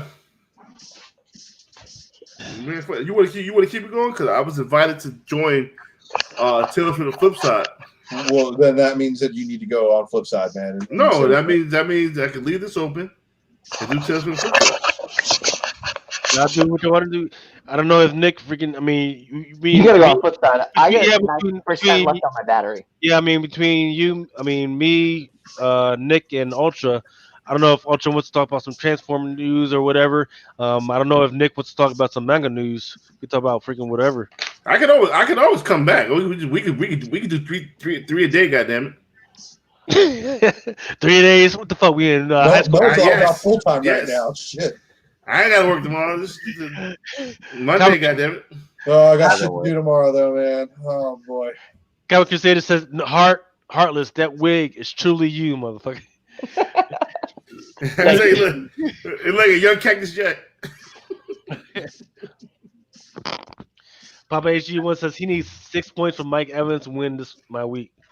I need to get a window with Dan. Hey, you lost your week, goddamn it. All right.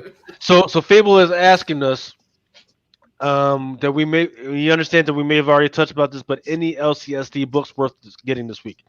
So here's an interesting thing that Image did this week. Spawn 312.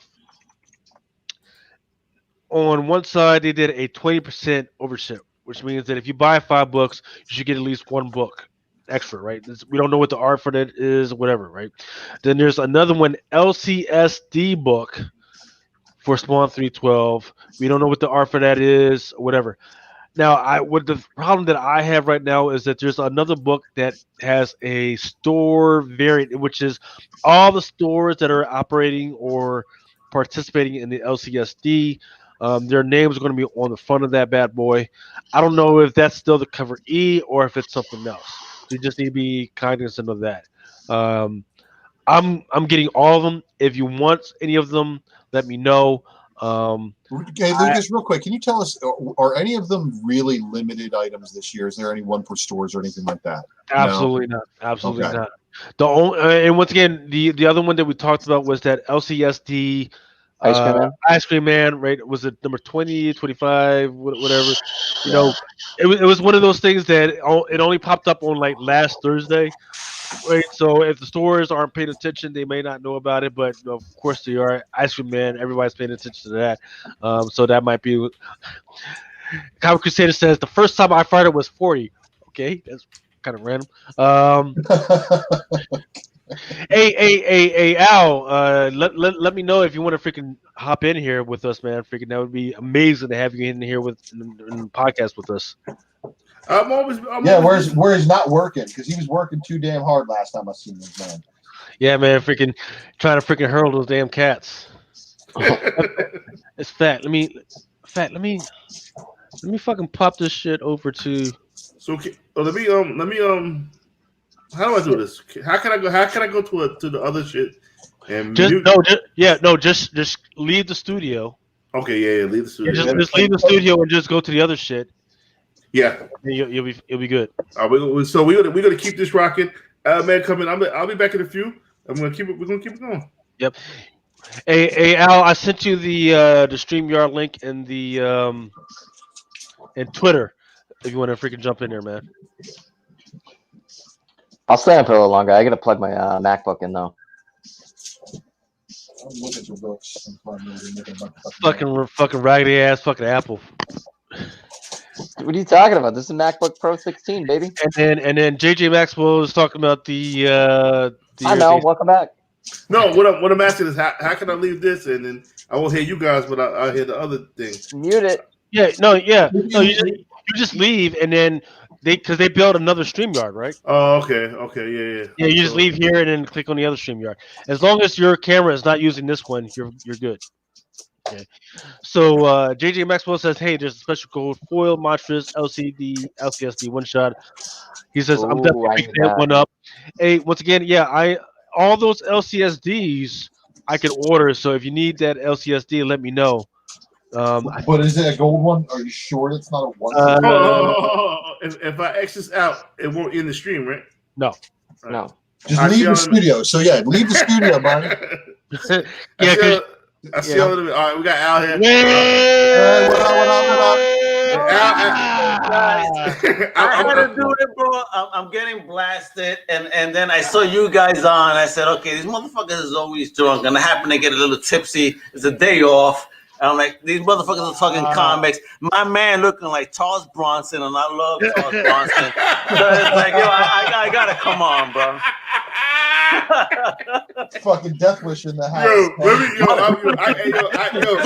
Comic Wish. Al, I'm gonna be right back, bro. I gotta do another joint. I'm gonna come right back. You're gonna do another joint? You're gonna take a shit? Which one is it? Nah, just do another joint. If you're not on the show, you might as well be taking a shit, man. That's all right, but go to your other joint, and no worries. I can't replace the Mighty Mel V, but I'll definitely stand in until you come back. Hold it down, brother. I'll be right back. Para que tú sepas, el Body Supremo, la Omega. Tú sabes. Hey, you know. Esposos de Latinas. What the fuck? Latinas, I'm a Latino. I will be back. Oh, hey, so this is the broke down rare freaking Mexican part of freaking Drunken Chat. So Al say, hey, congratulations, brother. Thank you, brother, for freaking joining us, man. Freaking, absolutely, man. I saw you guys rocking out. I said, why not? Yo, this was an impromptu freaking show that Mel decided to fucking do.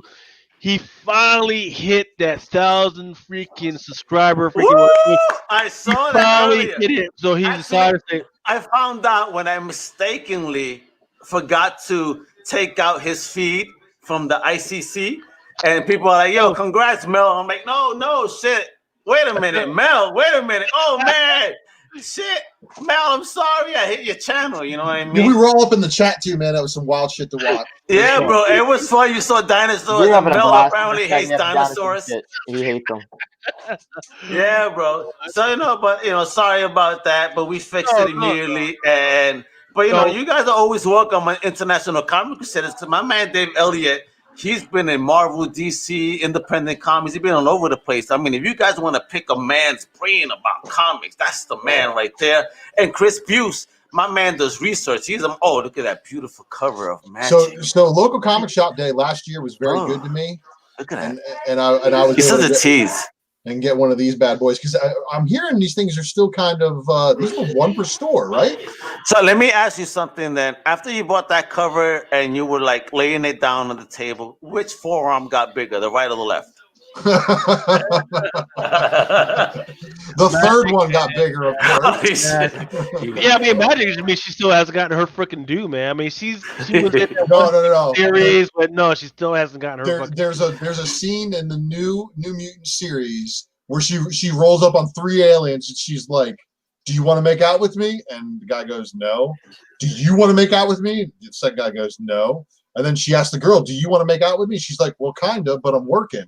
And she goes, "Wrong answer. It was either fight or fuck." Shit, bro. And then she kills the 3 of them. Well, as the Latino male of my hot brother self, you know the answer already. I get killed apparently. Yeah. The answer is a question. Does my girlfriend have to know? Oh man, I was wondering where Charles Bronson went, and there he goes, pops up again, bro. If he pulls out a fucking pistol, bro, I'm gonna be scared. Hey, so Nick said, "Hey, I want to introduce you to freaking L Mega Man, who is the editor of fucking Comic Crusaders, man." No, wait, stop it, Lucas, stop it. The CEO, the Mega. I am the CEO of Comic Crusaders. My editor-in-chief is Johnny Hughes. My chief retail officer is Mr. Lucas Fashina right here, my dude. So family. So whenever I have a question about manga or any of the other shit, I go to Nick.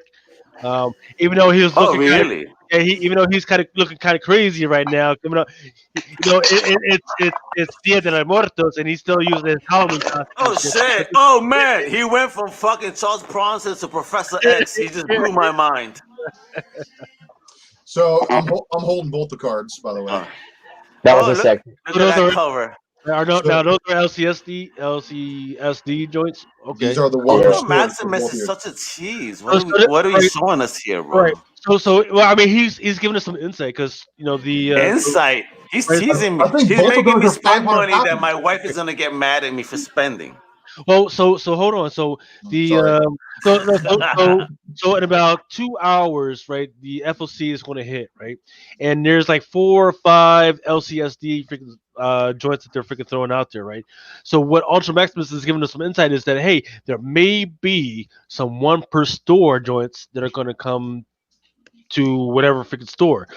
So of course, if for everybody that's ordering shit, I might freaking get some. But you're going to want to also hit your store ups as soon as this stuff starts coming out. Hey, did you get this fucking thing? Did you get this? We don't know what that is, right? So it's a very interesting thing. I didn't even realize that especially that black and white joint, that sketch joint. I didn't even realize that was a 1 per store.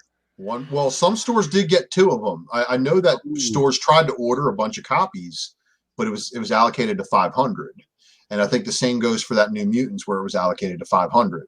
I was very fortunate that people at my local store decided to fucking leave that shit there for like 3 weeks. And then I fucking hit him up. I was like, "Yo, this hasn't moved yet. Let me get a $10 break on it. I'll buy it right now." Yeah. And he's like, "Okay." Yeah. Wait, what was the original price on it on the stand? On the stand for LCSD Day, I believe it was $50. When I was in San Diego, it was 70 when it came out. Yeah. Oh, wait a minute. Let me ask you guys because when I was in in Rhode Island, right, and then I had a shop, Rubber Chicken Comics. I was with him for 5 years, right? So he didn't charge me on that level for variants. Yo, dude, I mean, he gave it to me at cover price because of loyalty. So are you telling me that your shop don't hook you up like that? Well, my shop kind of hooks me up. One of them I used to work at. The other one I'm really good and tight with because, of course, I make friends with my shops because it's a very smart business move, especially if you do what we do. Again, I'm fortunate enough that I will get variants most of the time unless there's a subscription that's down for it in front of me. Okay. But the shop I used to work at, they used to do a flat pricing scale for incentives. So a 1 in 10 was $8. A 1 in 15 would be like 10, and then a 1 in 25 would be 12. That's fair. And then a 1 in 50 was like 35, and a 1 in 100 would be like $75. So that would be like standard. And what that would do is it would create a line of fucking people every fucking Wednesday when opening would happen. Especially with your tidbits of information, you speculative guy. Well, I mean, I just read comics and I kind of like see patterns. No, thank you for that though, because you're teaching. Because let me tell you, if it wasn't for you, I would have noticed I had that star first app over here, just sitting in a box. I'm like, you have the first appearance of Star? Yeah, I'm like, why do I have this Captain Marvel comic? Drunken buys, man, drunken buys. Yeah, bro, it really. No, I bought it from Rubber Chicken Comics at the time off the stands. I said, yo, my man Jay Pirella, shout out to that shop. I was like, yo, Jay, this comic book came out. Can you pull it? I looked through my chats like, why the fuck did I request this book? I didn't even know why I had this until you guys were talking about it when they were like, oh shit. All right. Now I know why I have it. Thank you. Hell yeah. Awesome. Al, it was a pleasure having Ultra Maximus on NPP during the virtual con. You know how much of a blessing that was, man. That was yo, bro. How did you feel talking to Steve Englehart?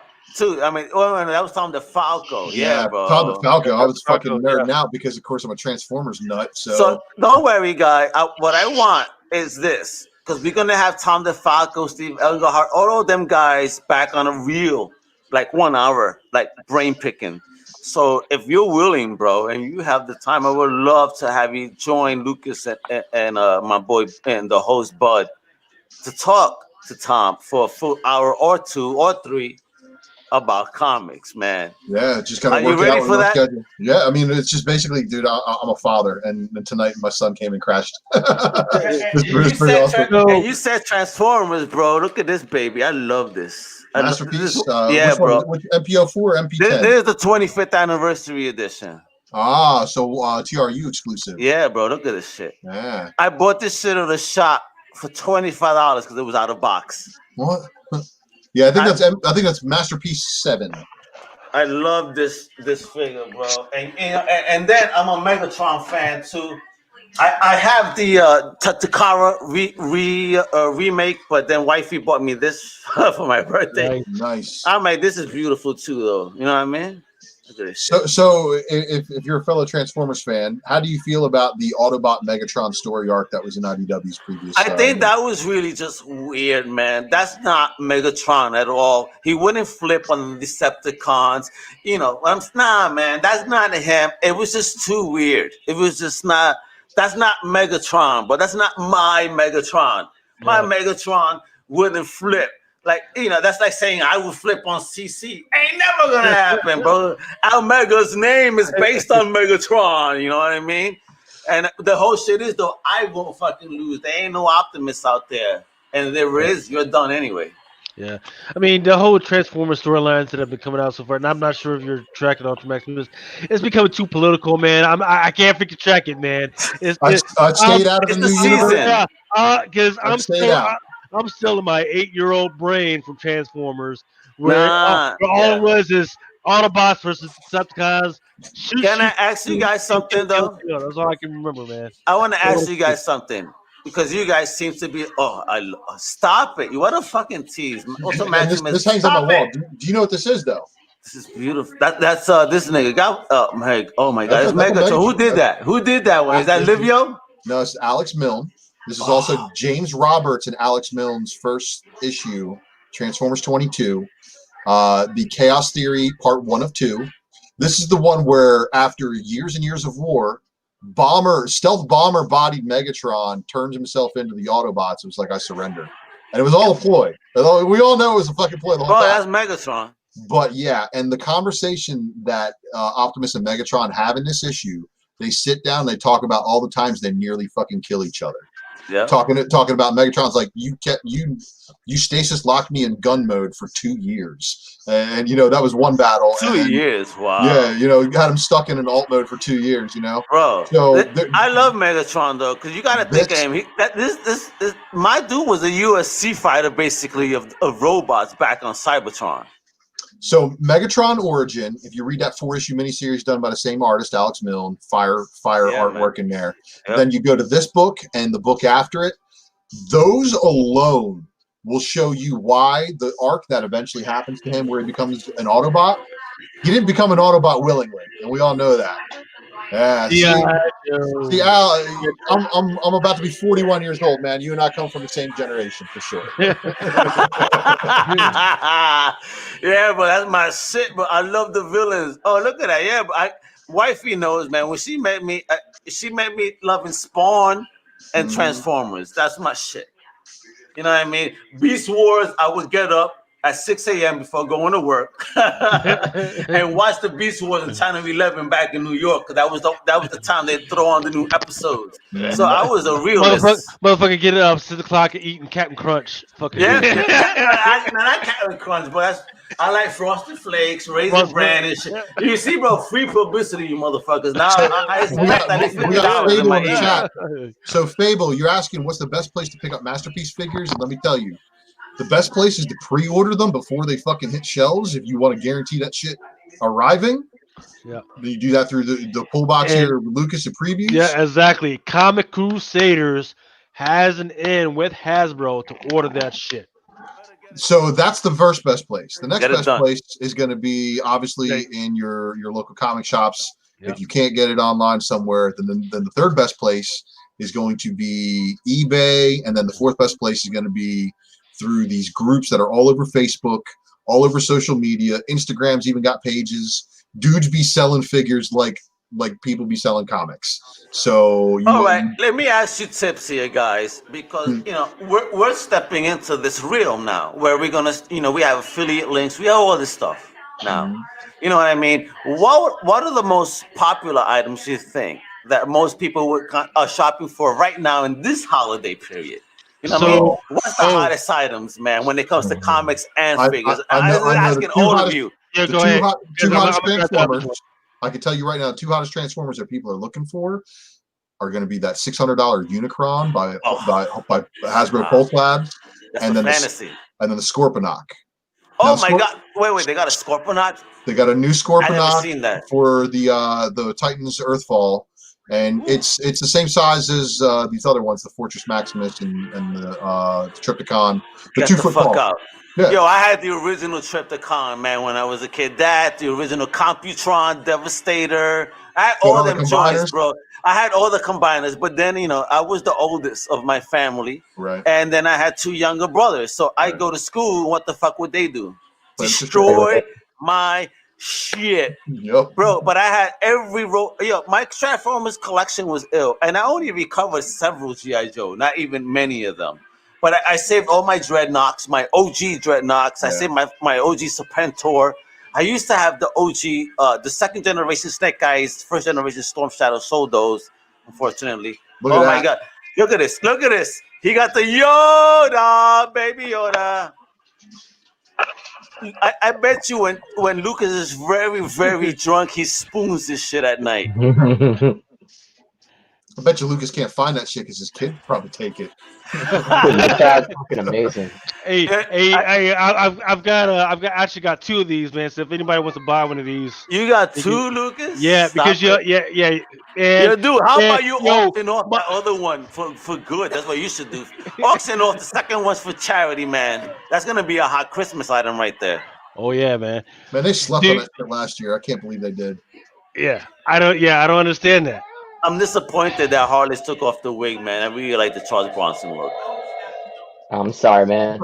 Yeah, man. I wanted to watch Death Wish right after this chat. Not that new bullshit with fucking Bruce Willis. Fuck Bruce Willis, man. That was bullshit. You're right, It was Arliss. a horrible movie. It was a very heartless movie. But yeah, there's that shit plus the Dia de las Muertas because that one actually started off at $65. Now you can find it on eBay for 125, so that's double your money. You said the Omicron joint, the Mesco toys. They've got a whole new line that's freaking coming out. That's kind of horror related. Do you like that Roach series with the Gomez universe going on? Because my brother loves that Gomez universe from Mezco, man. How you guys feel about that? I mean, it's gold. And I always gotta also say that I'm very embarrassed. I can't wait to have my own man cave because you guys got some dope rooms. I'm here showing off my kitchen. Dude, at least you didn't have Black Mold destroy all your original art shit. That sucked. What? No, Artless. Now you're making me feel very heartfelt. Who destroyed your art, bro? What happened? Page of Thanos 13's covered in black mold still. Yeah. No, how? What happened, bro? This is a horror story come to life. And look at that cyberpunk secret lab. That shit is fire. Yeah. Think about it. Think about it. Thanos 13, which is the first appearance of Commons Ghost Rider. Fucking molded, man. Molded? How? Molded. Oh, what happened, bro? Somehow, this is a new edition. It actually ate through the back of the glass and all the cardboard. The cardboard frame. Yeah, it looked like a speck of dust. I'm like, it gets kind of dirty out here. Fuck it, whatever. Ate right through it. So oh my god, that is so beautiful, and yet, so sorry, bro. Yeah, shit happens, dude. I got a bunch of other art. But... now I understand why you lost your hair and you wear a wig. I understand now. I'd be sad too. Yeah, I mean, at least it's not like the first original art of the actual cosmic ghost. I'd want to kill myself. That's crazy. We're speaking to the ghost of Heartless art right over here, right now. So Heartless, you know, I mean, we've never spoken before. A little bit. Can you give me a background about yourself, even while people are on, even though they may know I may be ignorant, you know, but let me know a little bit about yourself. And I see you got a lot of cool shit going on right there. What's your fandom? What's your joint Everything. I'm really into comics. Jumped out for a while. I was doing it probably till 2007. You know, got a life, girlfriend, shit like that. Hopped back in 2000. Okay. Boston Comic-Con, and then I just got hooked, started going to San Diego, New York shit. I love art. I want to ink, but I don't have enough time. Now I'm slowly inking and shit. I love manga, anime, video games. Just a dork.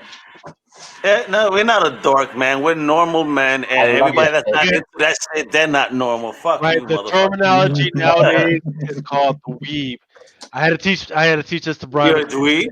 Weeb. Weeboo. Yep.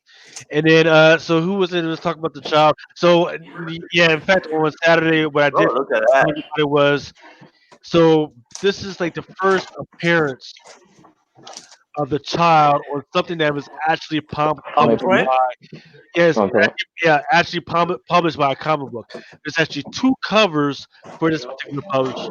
One has the Mandalorian, and this one actually has the child on front.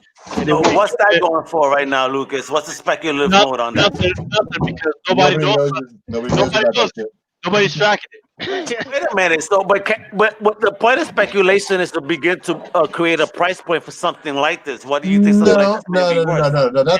That's something else. That's the nasty side of speculation that's done by a couple of shitbags. Okay. Who like to do fake sales. Okay, so what do you think something like this is worth then? So speculation and what he's got right there is basically a long-term play. Lucas, and why is it long term? Because it's something that the beat hasn't built very well on because it's not known by the general public. But what it is Lucas has invested in that at cover price, right? Okay. Whatever cover price is, you know, what is cover price on that book, by the way? $3.99, $4.99? No, it's a magazine size. It's amazing. $12.99. Okay. God damn, a magazine costs $13 nowadays. That's a higher buy-in than normal, but way normal. So the way that I approach any kind of flipping is I'm looking for 500 to 1,000% profit. So if I can't sell something, if I can't buy something that I think is going to one day project that 500 to 1,000% margin, then I don't waste my time with it. So what are you basing your projection on? I'm very interested in the mathematics here. All right, and there's going to be. You ever seen one of those memes where it's Julia Roberts with all the mathematics going across her face? Yeah, okay. It's basically like that, but it's. Here's a couple of basic things that I look for. For one, cover art. What's on the cover? Does it draw me in? Is it going to get me to read the book? And then two is what's on the cover have anything to do with the inside of the book? Because there's a lot of times they get their shitty variants to do that. The guts are more so what I try to speculate on, because I think the content of the book is going to be the long term what carries it. But I like to do comics in a way that I spend zero money. And the way that I do that and the way that I approach this is, if I know of a hot book, I buy 3 copies, sell one of them at a price point that either pays for all of them or pays for almost majority of it. If I can sell the second one and make a profit and have the third copy for free or whatever, then that's the approach that I take when we're talking about like A covers. So like you got a first appearance like Captain Marvel, let's just say Captain Marvel number 8. Hell yeah, I'd shoot to get that 1 in 25 on day release, but I'd also try to get 3 copies of cover A, just because cover A, long term might be able to help me pay for all of my books bought that day. And I try to walk into a comic book shop if I'm diving for back issue bins where I can find at least 2 or 3 books that I know I don't need to keep, that I can sell to pay for my trip that day. And I usually do pretty good at that. And working in a comic shop obviously helps. When you're working there, it's really easy to get your hands on a lot of these books and just be like, okay, I want this, take it out of my pay. And that's honestly how I built a majority of my collection, working at a shop for almost 3 years. And it just gave me insight on what the speculators do, because I watch speculators come in, dudes say, hey, can I order 50 copies of this and will you give me the variant? Really? Wow. Yeah, All I right. mean, Let me ask you a question here then, sure. because I come from the old school, right? So I'm a first print man. Yeah. So what is that second, third print, fourth print market? Is that really a viable market? Not all of it. So it's bullshit. So how do you pick and choose that? It's all bullshit. Bullshit. So there's a lot of hype. There's a lot of hype behind it. Let's just say there's somebody that we know that he's like always, everything second print got to be more expensive than the first print. No way. Yeah, and here's what it comes down to. Is it viable? Again, is it a book that has legs to be warranted to have appeal? Yeah. Is it a first appearance? Is it a number 1? Is it extremely low print? But when it comes to Marvel second prints, and here's the big difference. Like, and I'll give a good example. Marvel Legacy, lenticulars and cover A's, and then the headshot variant, the trading card variant, the 1 in 10 how to draw variant. You have all those different variants of that. 75,000 variants of the first right, print. Yeah. And you got a print run of 65,000. Yeah. And then Marvel says, "Oh fuck! Well, we screwed up on the lenticular artwork. Let's go ahead and make a second print of that with the good artwork, but we're only going to do our minimum. Marvel's minimum. So if they get orders for 1,800, they're going to print 3,000. Okay, that's the minimum, right? That's what their print minimum is going to be. So on a lot of, and I did a whole report on all of the second prints that Marvel Legacy did. All of those books, some of them have a higher print run than 3,000, but most of them are printed at the Marvel minimum for 3,000. Has the better artwork. Some of them have first appearances, and the artwork, if it looks better than all the other books out there, including some of them that have like 1 in 100 variants, you now have a book that is a second print that is far shorter supply, that has a better artwork, that still has the contents and the first appearance of that person. So in certain cases, we're going to see that. But I believe first prints won't need to be respected, but there's some people who are trying to overlook first prints to make the second print the better book. Right. Yeah. So for instance, and I love my speculation brothers. I love you guys. However, when you start to point out a Shuri book, a character who nobody gives a fuck, and then you point out a book that there's absolutely nothing happening in that book, and you say, hey, this third or fourth print is freaking awesome just because I like it, just because the color is a little fucking different, even though it's the same fucking art from the fucking first cover. I gotta call bullshit. Bullshit. But what Marvel's also been doing now too. Hate me if you want. I'm sorry. What's that?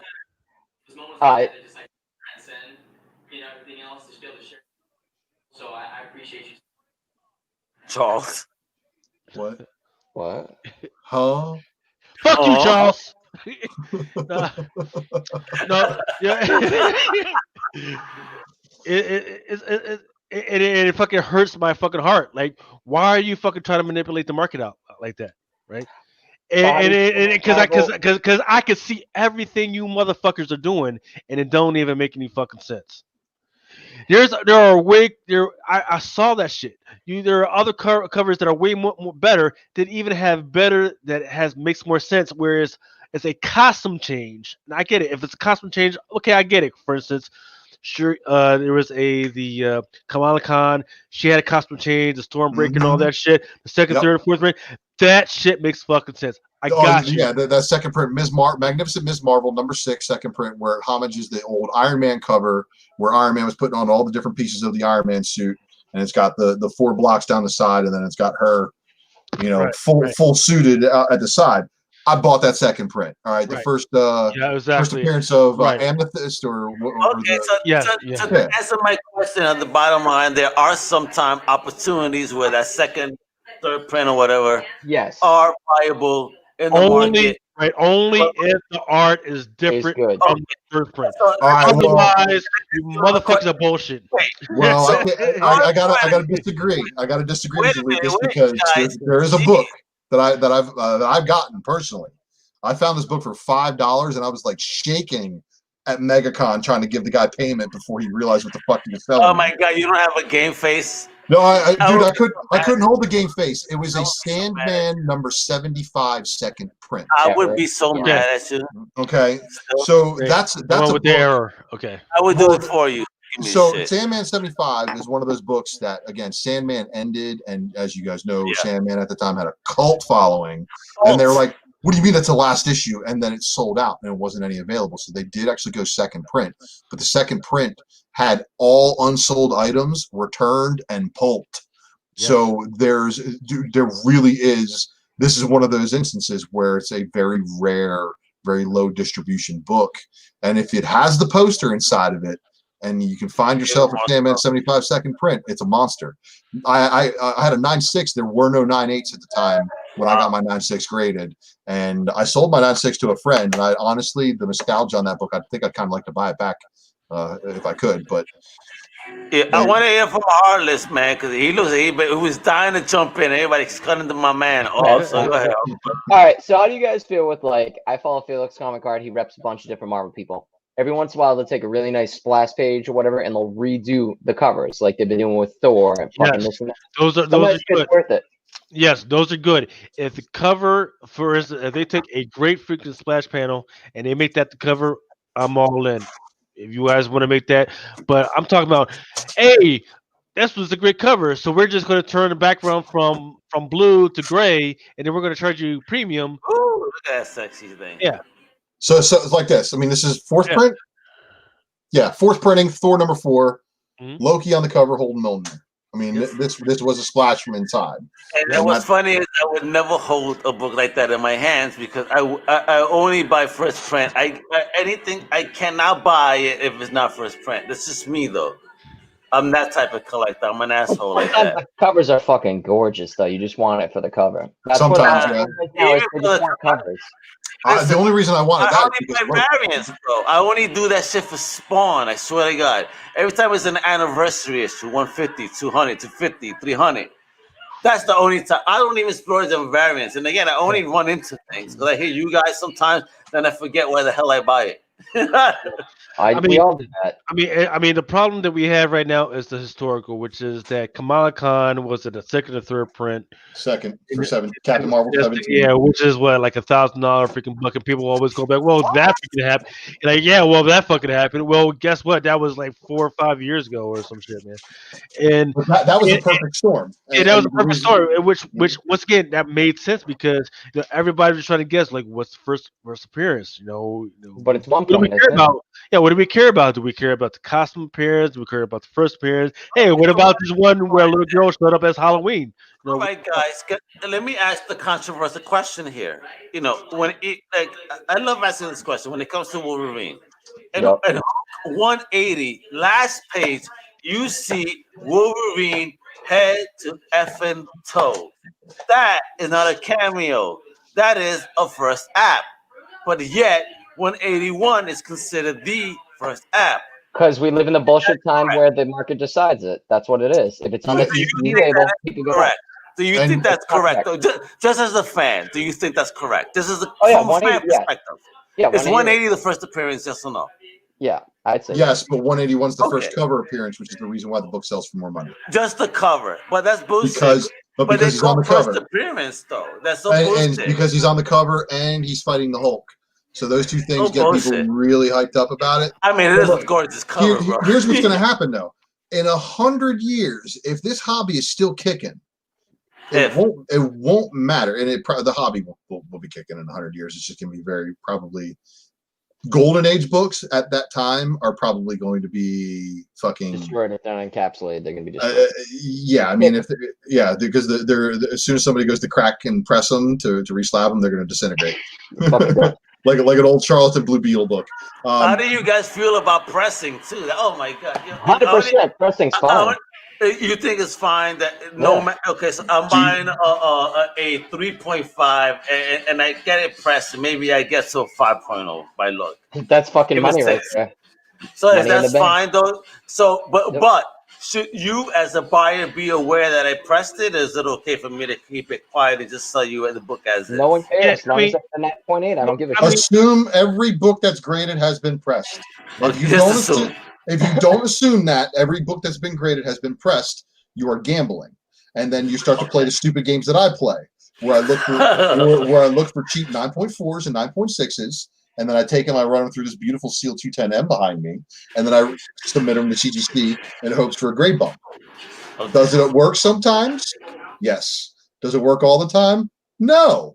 Because sometimes some of those books will have unpressable defects to them that just will not let them bump the grade. Okay. Other times, you'll get the local comic shop day Wolverine sketch that I dropped off that they rubberneck the back cover, trying to pull it out with their thumb, and I got a 9 full on it. So I cracked it, I pressed it, and I got it in my to be graded box right now. Next time I do a CGC order, I'm hoping that book hits 9.8. So there's always that. It really depends on why you're wanting to press the book. Now, if you have a book that is a blue label, like if you have an old CGC blue label and it's a Silver Age book, and you want to try to maximize your profit before you sell it, or you want to reslab it for whatever reason, yes, press the fucking book. Okay. Do it through CCS, their in-house pressing service. Oh, they do it in-house, really? Yeah, CGC has their in-house pressing service. You could do it through a third party also, but what I do notice is that if you do it through CGC, sometimes you get that bump. Usually they like to, give their work a little pat on the back sometimes. Of course, they be busting their solo. Well, yeah, but within reason. It's never really, I've never really experienced anything that's been, really fuckery, as we would call it. We wouldn't experience fuckery afoot with that. But I think pressing is just another way of non-restorative way of improving the value of a book.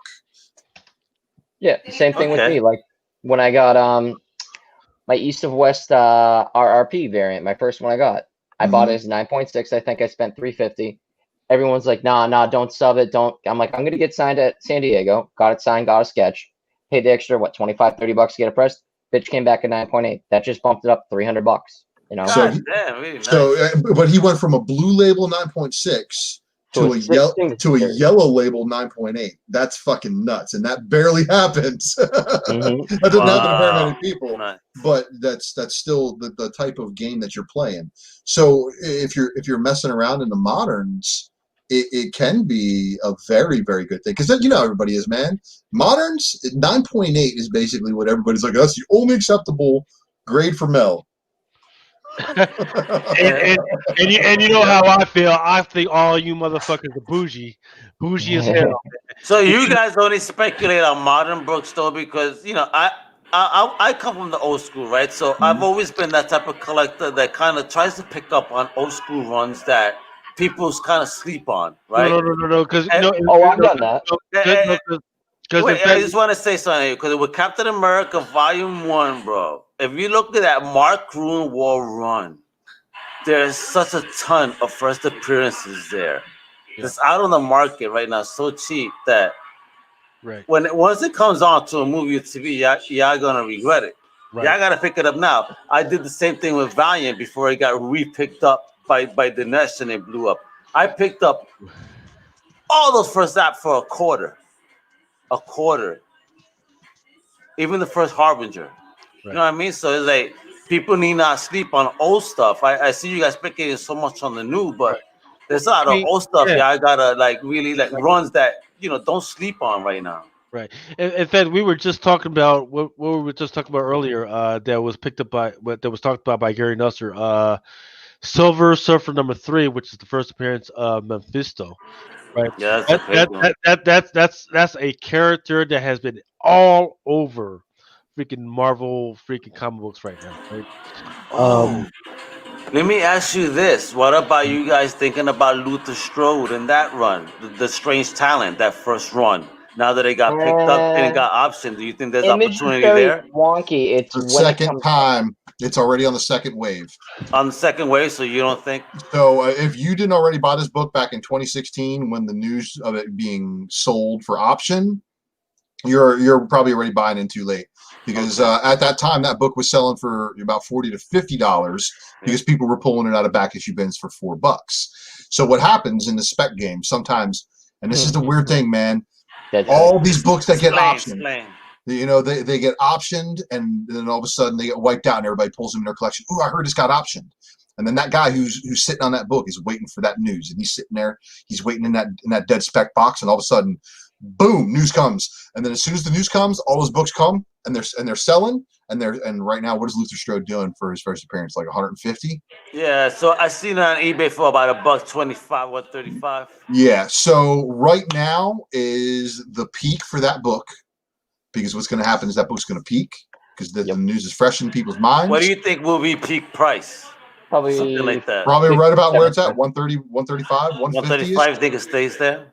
If the show's good. And I'm just saying this is what typically happens when this kind of news cycle happens. So now all of a sudden the news is hot because there's a production company, Dinesh is tied to it, and of course, bad idea. Bad idea putting word out through Key Collector.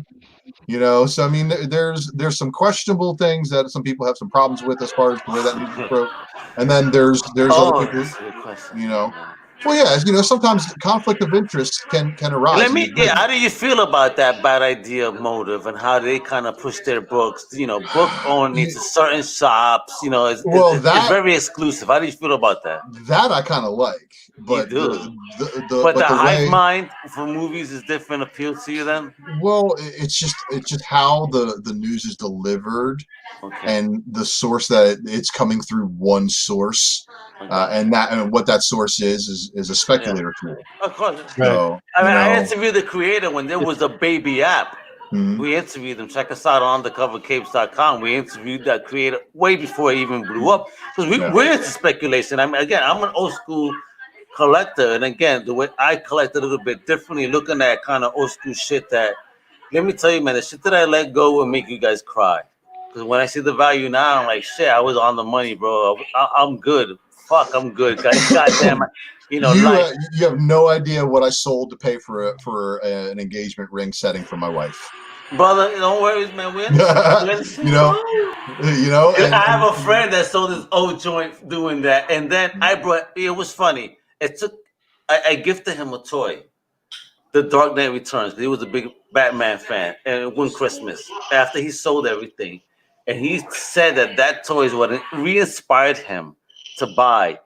Right now, his collection is insane. I mean, bro, you want to talk about a speculation box? You go through his collection. You guys who just need to sit on the board all day because y'all shit yourselves at what he has. Speculative what? Y'all talking about first Mephisto? He got that. Luke, I mean, you name it, my man got it. He just picked the whole Ghost Rider run. That's just the first app, but he did the first volume 1 run complete. Well, Yeah, I'll tell you Johnny what, Boy man. too.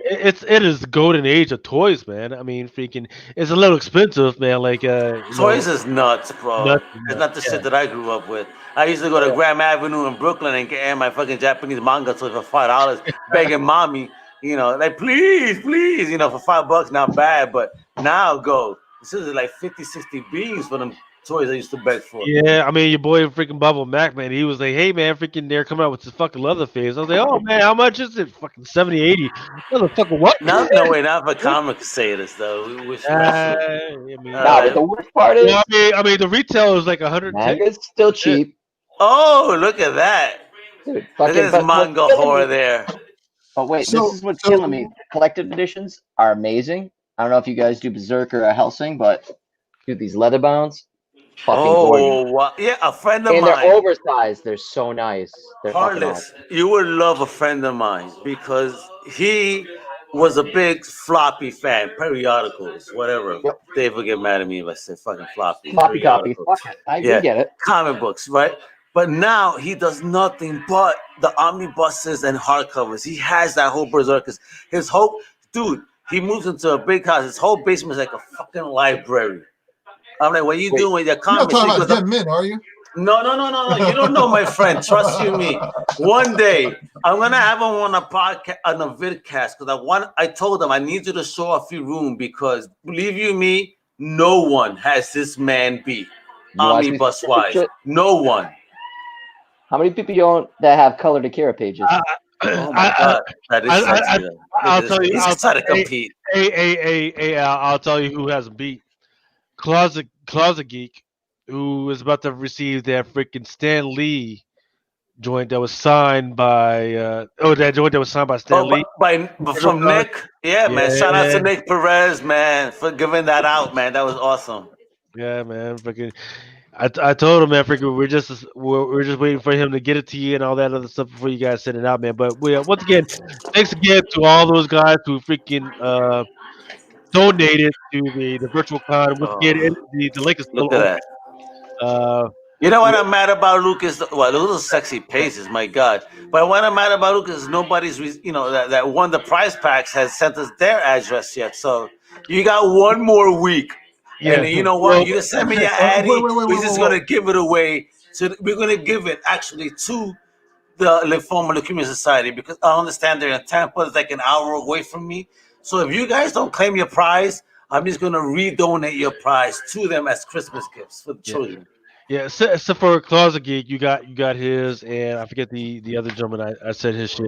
Wait, So did he win the prize pack or the comics? There was difference. No. Josh said, hey, because of the amount he donated, Okay. he gets the big prize. He gets all the shit. He gets. All right. So my man, that dude. Okay, I have a special box for him that I have boxed up that I'm just waiting to put a goddamn name on it to send it. Now, quick question about that: is it too late to donate? Because I was working last Saturday. Well, I don't believe want that. no nothing. Not for nothing, but I believe that my man closed it over the weekend. We got almost close to $3,000. No, I think it is done.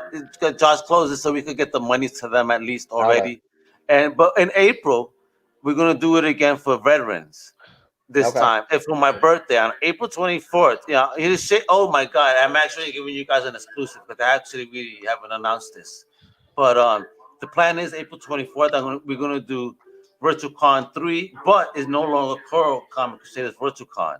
I'll blow it up for you guys. From now on, it's CrusaderCon.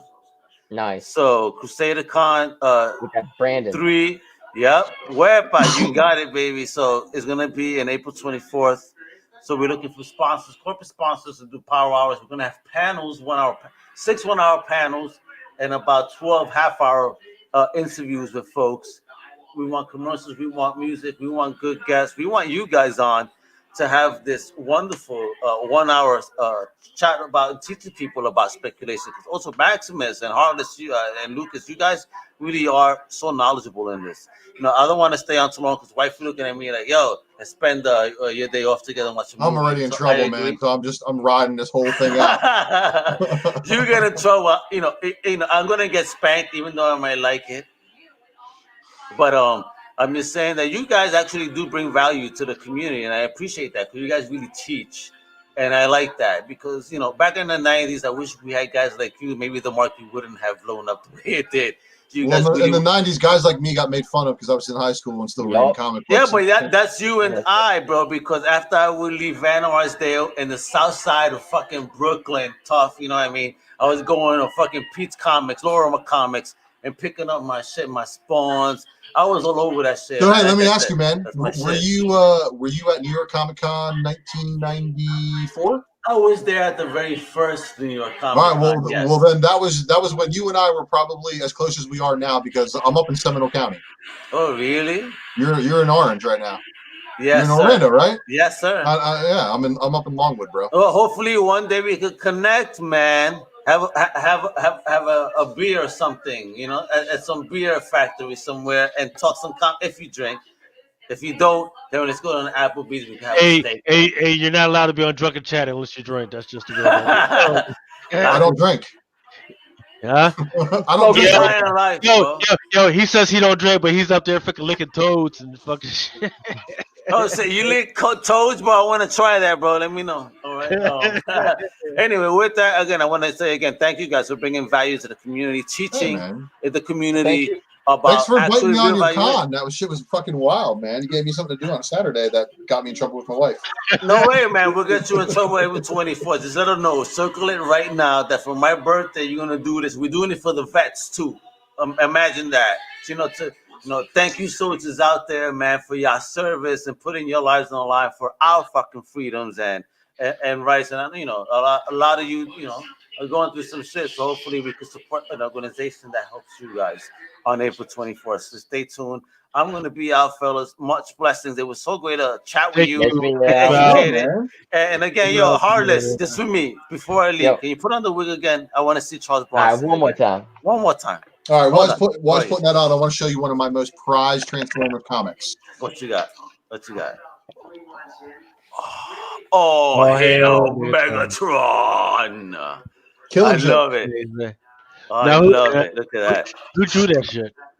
This is Casey Collins. Because you know what that reminds me of? That reminds me of the Joker when he had that same exact pose. That's what it's a swipe of. It's a Killing Joke swipe. I love it. That is gorgeous, bro. That is gorgeous. Megatron's holding Reflector. I see that. That's gorgeous. I see it. He's saying smile. Hey, look at Charles Bronson is back on the scene with Megatron. Two of the biggest tough guys in pop culture history. Dude, bro. I gotta hit you up next time at one of the cons. We gotta go drink. You go to all the same fucking cons. I've been hitting Lucas up for 2 years. I'm like, gonna meet out. Yeah, bro, let's do it, man. I'm traveling, bro. I'm gonna do it when it's open again. Listen, if I can get all these heads to come down, we're all gonna get a booth at MegaCon. Yo, bro, let me tell you, that's what I hated about 2020. I was gonna be blessed with a booth at MegaCon with Geek Fest, Film Fest. We were gonna hang out. I was gonna have a booth. I was gonna have prizes. A lot of the shit I was giving away, I was gonna give away there. You know what I mean? And me fans. So it would have been nice to have connected there. But 2021. If MegaCon happened, let's get a booth. Let's hang the fuck out. Let's get effed up and let's give away comics. Let's bless the fans and let's celebrate this wonderful culture that we all a part of. Might have to do some on-site pressing. Oh shit! Shit! How about you press me? Make me look at 20 years younger. Shit! Take this fucking white away. Can you press this white away? No, can't do nothing about that because mine are starting to come in. Oh, nah, man, but I'm telling you, look at you, bro. You and your motherfucking dying stuff. All right. Charles Bronson, Ultra Maximus. Dude, this is all God. Yeah. I'm a ginger beard. Ginger beard, bro. All right, much love, guys, bro. Let me hang out with easy, man. Always a pleasure. Much love, bro. Have a great night, guys. Bye. See you. Fucking like him, dude. He's a good shit. Yeah, man. It's always a pleasure to have him, man. But man, that is twice within 2 weeks that I've had almost all you guys together, man. It's amazing, man. So I want to go through some books. I just want to show some people some shit. And this is all. Look, I got a fucking short box of shit that I wish I wasn't so fucking poor right now because of unemployed. Because I'd grade all of this shit. I showed a couple of these on Modern Playbook, but I'll show them here again. I don't give a fuck. Moon Knight number 10, the upside down variant, where he's hanging on the fucking ceiling with the white suit. Honestly, if I could have swung it, I would have this white suit as a Halloween costume. Deadpool looks sick, dude. Or just a pandemic going out and fucking with people costume. Because and then the pink one for number 14 where it shows both the Moon Knight outfit, that shit right there too. But this is one that I didn't realize. I have 3 copies of it because apparently I was going to grade them. One of my favorite covers, man. Figured Drunken Chat style would appreciate that one. I don't think these get enough appreciation, but they're cheap if you can find them. I think they're kind of cool. Women of Marvel. Yes, Women of Marvel number 1 with them all, kind of wearing the burlesque style shit there. Being that Scarlet Witch, Enchantress, Black Cat, and Medusa from you hold it up one more time? It looks like watercolors in like Art Nouveau style. Okay, no, it's just like the watercolors. It's still nice though. Yeah, it's a fire book in my opinion. And apparently this book is starting to get some notifications again. Everybody know what this one is? No, I don't. What is it? This is Unstoppable Wasp number 1, 1 in 50 incentive variant from her first volume. Ooh, okay. This one pressed up so fucking beautifully. I am very, very proud of this one. It went from a pretty shitty 8.0-ish to a 9.2, 9.4. I'm hoping for that 9.4, but if I'm blessed with a higher grade than that, I would take it in a heartbeat. And then, so while we're on that Wasp tip, this was a $3 purchase because I waited until it chilled out, and I don't think people understand how hard this one is to come by. This is the same volume 1 of the Wasp, 1 in 25 for issue number 2, the Flex variant, and then issue number 3. And I picked this one up at MegaCon. I remember that one. This one actually had peaks of selling for upwards of 100. Really? Yeah. And what was the variant on that one again? That's 1 in 25. Wow. So it was just under order. It wasn't really a lot of those going out there, and I'm ready for this one because Loki number 1, 1 in 50. Right. Yeah, that one, and I think it's the 1 to 25. People just weren't really interested in, but they're out there. Mm-hmm. This is a really old Danger Girl Campbell cover, but do you notice that little thing in the bottom corner there? That would be a little barcode. So this is a Danger Girl number 2 newsstand. Let's see here. We got. You guys remember these? Yes. So that one was that one was a it was like a charity thing that was supposed to go to the soldiers overseas. So basically, I paid for 2 books. They sent me the variant. They sent the soldier the other one and made a donation. So the soldiers got the trade dress version of this one. It is a Del Otto cover for Defenders, Virgin style. And then, yep, first appearance Jessica Jones. Yeah. I slept on it too long. I should have graded it and moved it a long, long time ago. Kind of like some of these too here. These aren't really doing much of anything nowadays. Captain Marvel. One of the better covers though. So this one right here, because we all know black covers matter. Zatanna. Yep. Yeah. Adam Hughes. 15. Yeah. So I don't know if we got any Robotech fans in the chat tonight, but anybody like the Lin Min May? Because the Lin Min May variant for Robotech 21, I had to order these. Yeah, that was an interesting series because the art germ actually did some of those covers as well, and they did really well. Yeah, they actually went second print, and that was kind of crazy to watch Art Germ stuff doing that. These books are Titan books, so you know what makes them super tough? They have fucking 3 staples in them. It's got a center staple right here, as well as the 2 on the outside. So these books tear constantly. This is one, of course, I spec'd on just because New Mutants, and I buy these every time I can possibly get my hands on them. This is the first appearance of Magma and also Selene. Evil same Selene, Selene? the Selene that absorbs the life force of the New Mutants in the New Mutant series. You remember that one? And then remember how you're saying the first Fortnite cover? Well, this is the first color Fortnite cover. Okay, and this is also where the Nexus War first gets printed. Fantastic Four number 24. So if you're specking on Fortnite, this is probably the Fortnite book. Don't speculate on Fortnite. Don't do that. I was gonna say you bullshit. That's why I said if. I said if. But this Moon Knight stuff, man, this is really where I need to get these graded badly, because I got that whole run up to 188. I just got the second print for 188, but these second prints are fire. Or these variants, I'm sorry, are fire. The second print for 188 is fire. Of course, it's the first appearance of the Sun King. And it's number 6. Number 6 actually.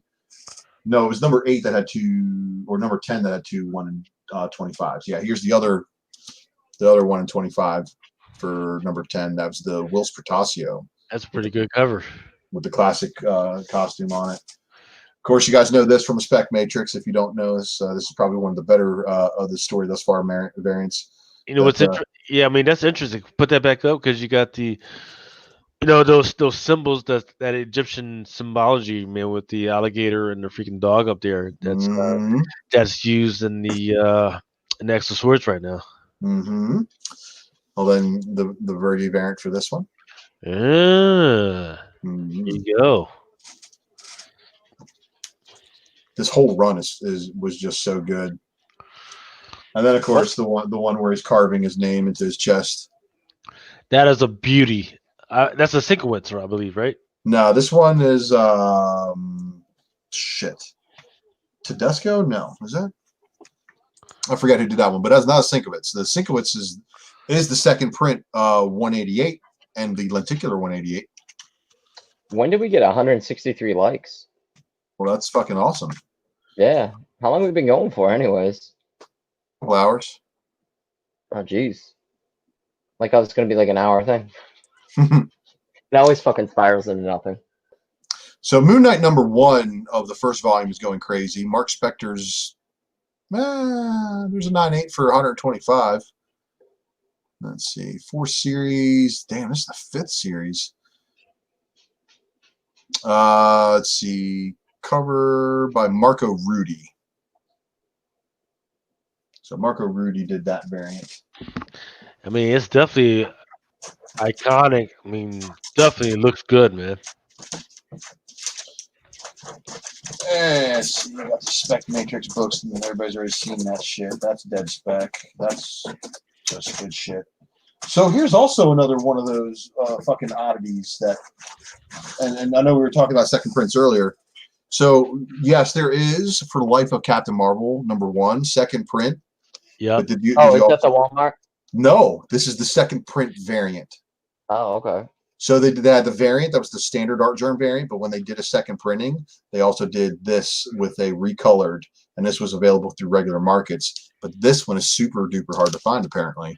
Really? So, and the other one, the Walmart one, is actually not Life of Captain Marvel. That's actually Captain Marvel number 1, which makes it even more strange because it's not even the same book. Yeah. So this is one of my 9.4s that had a ding on the back when I submitted it, so I cracked it and I pressed it. Yes, iconic cover that people just don't freaking give enough recognition to. I mean, there's even a freaking Funko Pop that has that exact same freaking thing, and people don't recognize that, man. So that was one of my faves. Of course, can't wait to see if I can pull a 9.8 on that one. If it pulls a 9.6, at least I'll be happy and know I pressed it up. This one's actually up on my wall in the frame behind us in the actual comic folio, and I'm on the hunt for these because these actually come in the metal metal embossed folders. They were available at SDCC for for 1 year, and I'm looking for duplicate copies of some of them. Now this was one of my most successful press ups because I bought this book and the seller, of course, it's a 9.4, and when it got here, it was definitely not a fucking 9.4. But this pressed up so nice. And I don't understand how people aren't going more crazy for that freaking book. You know, when I came in, it was people were all buzz about that fucking book. Now nobody gives a fuck about that. So I bought a raw. About that book, but I bought a raw for 300, graded it, came out 9.6, sold that for 700. The same day I sold it for 700, I bought that raw again to replace it. I bought the entire run from my ex-girlfriend, still like before it popped up and actually got hot. It's like, I'll give you $150 for the book. No, I like it. I'm like, are you fucking kidding me? And I'm noticing a few of these other books in here are doing really well. And the fact that I have a fucking 9.8 candidate in this book is amazing because it's just not something that comes up very often. I got 5 of them. I gotta dig them out. What's that?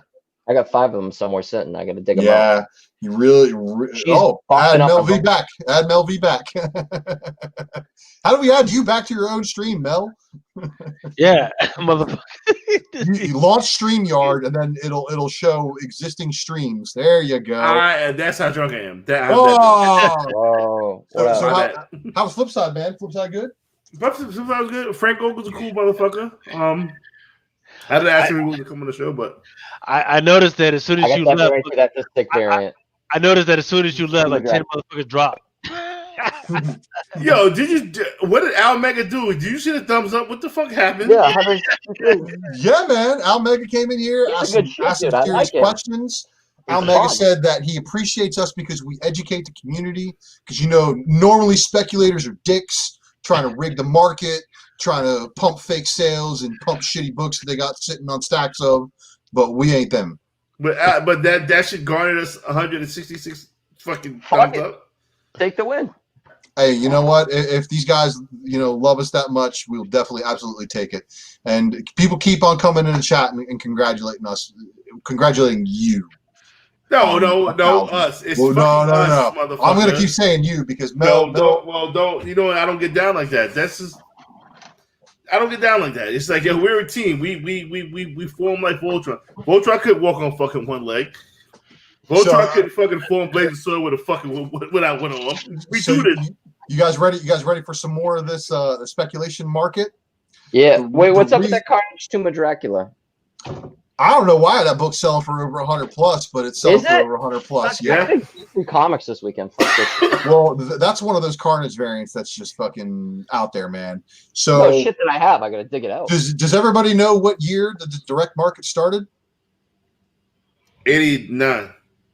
Gonna go with 97. I believe it was 79, and that was the year I was born. Did you also want to know something else that came out in 1979? Me? Nah. Me too, Mel. So direct editions in 1979 are exponentially more rare. So there happens to be a major YouTube influencer, Thomas, out there telling people to buy the newsstand versions of books that are plentiful and exponentially more common than the direct edition of the same book. So I would advise our Drunken Chat listeners to take that news to heart. And so when did the balance start going down? 88. So the first appearance of Venom is overpriced in newsstand. What about first appearance of the Thor horse face? What the fuck is his name? Beta Ray Bill. That was Beta Ray Bill. We just spoke about that. As sad as I am that I have a newsstand of first Beta Ray Bill, and here I can actually. We just spoke about that on Tales from the Flip Side. It's actually more common than the direct edition. So I was about to say on TV. Because 1983. Wow. Yo, Blackie Comics, thank you. Tim Hat, thank you. Kent, thank you. Mr. Jones, thank you. If I miss anybody, man, thank you, man. Thank you. I'm gonna do a full thank you show on Friday. I gotta write down names. We're going for Yeah. So newsstand is more common than direct. And you know which one I have? The only one of the three that I have in direct. Ooh, what is that? For Stormbreaker. That's cool looking. There you go. Shout out to Matt Skill. Matt Skill was an OG. Thank you, Matt Skill. Appreciate you, brother. Yeah, there's the middle book in between the two, first cover. So what's really cool about those is I picked up 337 for $20, newsstand, and 9698 candidate. I need to clean it and see if that white can brighten up a little bit. If that happens, it's got a potential at a 9.8, and I know Nico was chasing after one of those in 9.8. So weird stuff there, man. But this Carnage is one of my favorites. The one where Deadpool's just slowly putting in the blade. You know that's that goddamn put that up again. That's that good old Deadpool meme. Easel elevation right there, baby. Oh, that is an old Easel book, isn't it? Yo, let me put that back up again. Did something happen in that book too? Something happens in Carnage 4? Yeah. I forgot what it was. But sometimes the Deadpool and Carnage, you get that on screen, you get that poke variance of 1 to 10. It's very hard to find. That's a great book. So between 4 or 6, which one's the better cover? That one right there. Yeah. Okay. By fucking far. And I don't have that one. So the cover's fucking fire. You were out while I showed this. You say you got like 3 of them, so you know what you got. I got 5. Had. You gotta hit up Heartless. I had 3 of them. This is the last one. Heartless got hit up. You know what you gotta do? You know what you gotta do, Nick? Nick gotta put one in the box. Fuck you. So I gotta give a shout out to Big Leg. It sounded like a little Asian dude fucking just popped out. Like, Fuck you. I didn't even know they were going for that much. $700 right now. That's out of the clay, right? The Calvin. 1 in 100 Liefeld variant for Deadpool 13. Shout out to Big Leg, gave this one to me. He got hooked up, and he's like, you know who would like this book? The only person I know that is a Liefeld fan that would appreciate it. And it was me. So I got to give a shout out to Second and Charles because I ran through there one day, and they had this bad boy Alex Ross sitting in there. And I think that this is a 1 in 50. I think they only got me for $15 on it. So this book has still not gotten its due. She's a little popular, right, Mel? Where's Mel at? Yeah, I'm here. Yeah, White Fox. I thought I had more than what I had. That's that Lady Hellbender. Yeah, but was this shit appear like Venom 3 and really nobody gave a fuck? Exactly. She's a beefcake Harley. She ripped his tits. Dwayne Scott, I've been riding with you since you doing the article, the comics heating up. Yes. Bro. That's nice looking. So not only this book you do not know how hard that book was to find. Mm-hmm. I believe Mel and I were talking about that book way back when. How great it would cover, and I wish I'd never sold my copies. Matter of fact, fuck that book. Yeah. Artistically, don't fuck this book because that book is awesome looking. Look at that. When I found it was a straight cover steal from that Daredevil book, I was like, I sold the 9.8 for $400. Put it like that. Oh. Yeah, boy. Yeah. Them Zatannas and Hughes, bro. Tough books, man. So all the rest of that shit's all Spec Matrix books. Everybody's seen. Now these are all books you're fixing to send off. These are all my books. Yeah, these are all my books in my CGC box. This is all the stuff I'm trying to submit. That's you love me some fucking cable. What about that fucking that the best cable spec you ever had was that one, that last issue. No, that shit. Was it J. Oscillata variant? Was that what it was? No, the best spec that I ever had was that. No, not best spec, not best spec, best cable spec. The sword one. About the sword? Nah, remember that last issue that J.S. Little had Apocalypse in the background.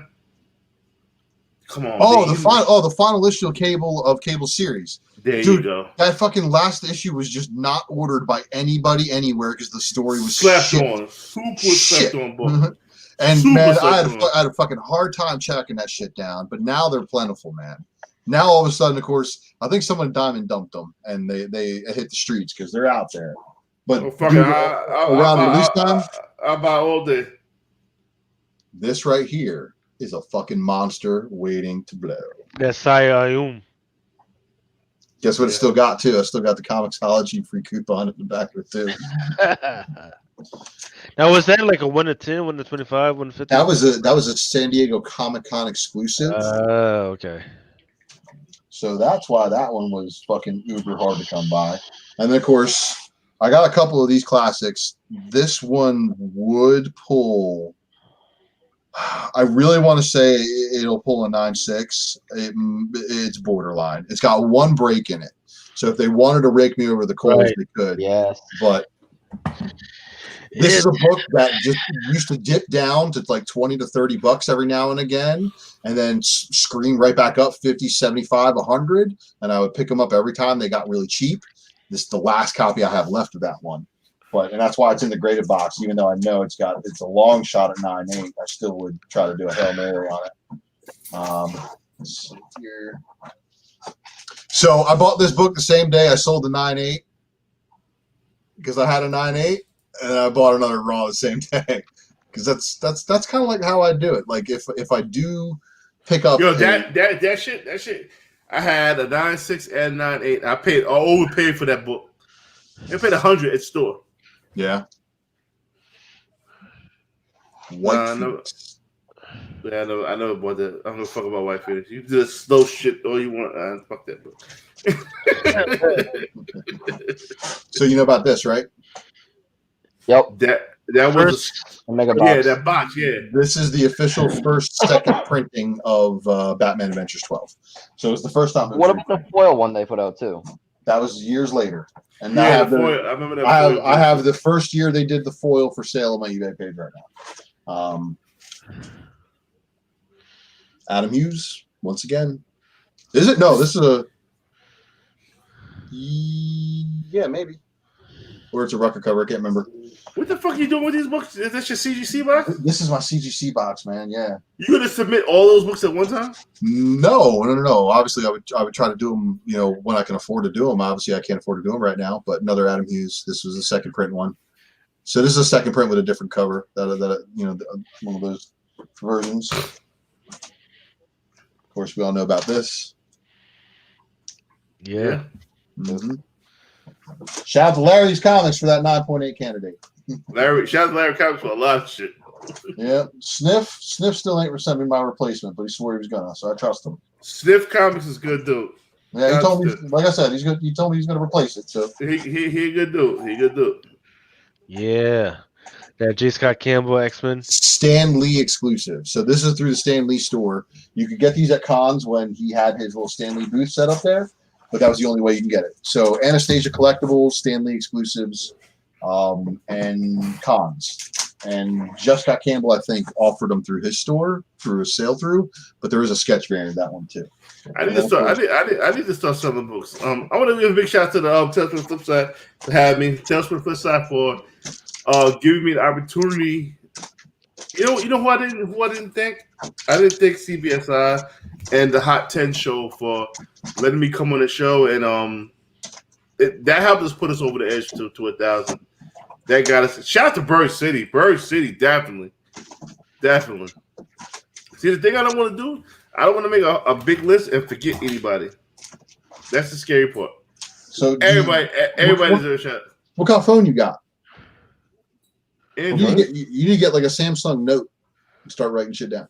I'm not gonna do all that, man. I'm just drunk as shit, man. You know what you should do? You know what I used to do with Treasy Radio Show? Shout out to Earth. That pretty much summed up everybody, man. Shout out to Earth, man. If you're from this planet, you gotta let me know. Daniel B says, speaking of Thor 337 back in the day, Direct section would release on Friday, and about 3 weeks later, the newsstand edition would release on Tuesday. So when a comic went hot, you could hunt the newsstand. Okay.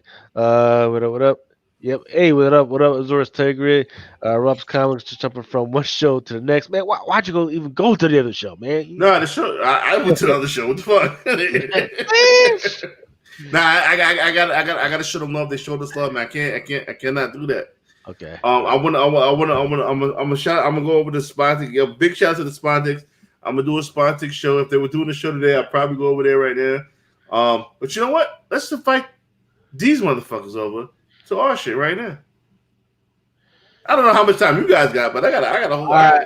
Right. Go ahead, man. You go ahead. Bring him in. As soon as you bring him in, I'm out. I got a gang of time. 11:30ish. I'm done because I gotta still be up at 5. Well, let me see something. Let me see if they will accept. I want to go to the casino and all that shit too. I'm hungry and shit. You hungry?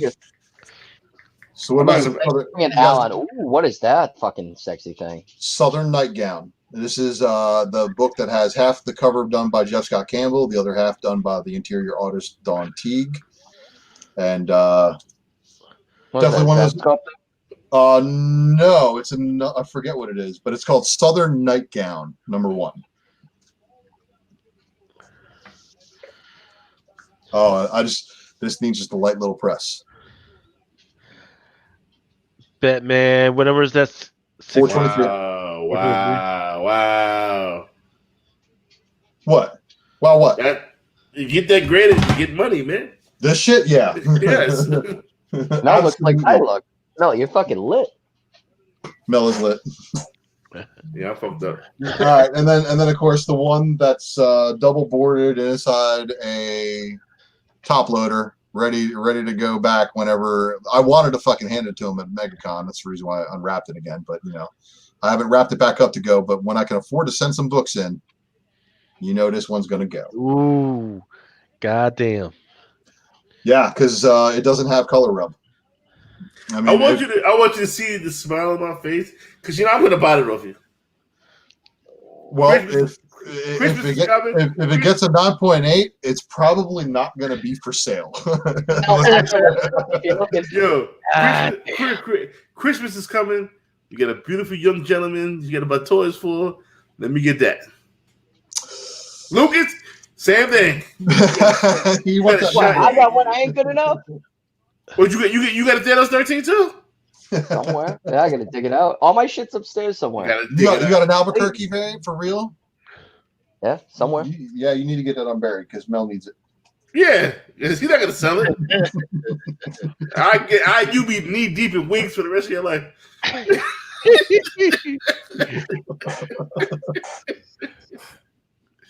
So this is also going to be going in there, just because it's a good looking copy. It's a fucking Hail Mary, like I said, but I don't give a damn. I'm gonna try. All right, shout out to Sith Lord. He can't. I forgot what the fucking today is. Sith Lord can't come through, but definitely big shout out to Sith Lord. Azura Saga, I had him up already. Doc Jason spin the wheel. We split the wheel already. That spin the muffin wheel. Oh wait, that shit was motherfucking hours ago. All right, so Azura Saga is gonna try to hop on. I definitely want to give these people a shout out. Hell yeah. So damn, dude, we on a fucking Monday, you're gonna get me divorced for doing this shit. If my wife was home, trust me, this would not be going down. I'm trying to tell you. So what's actually ill that I just discovered is that other Carnage variant is also for the same issue #6. What's it? That's the story thus far variant. Right. I got one. Yeah, so it's for that same one as the Tume Dracula swipe. Yeah. See, connecting the dots. See, if I go out tonight, I'm gonna either lose all my money, get into a fight, or come back home talking like they caught. Kick ass and chew bubble gum. I'm chewing something.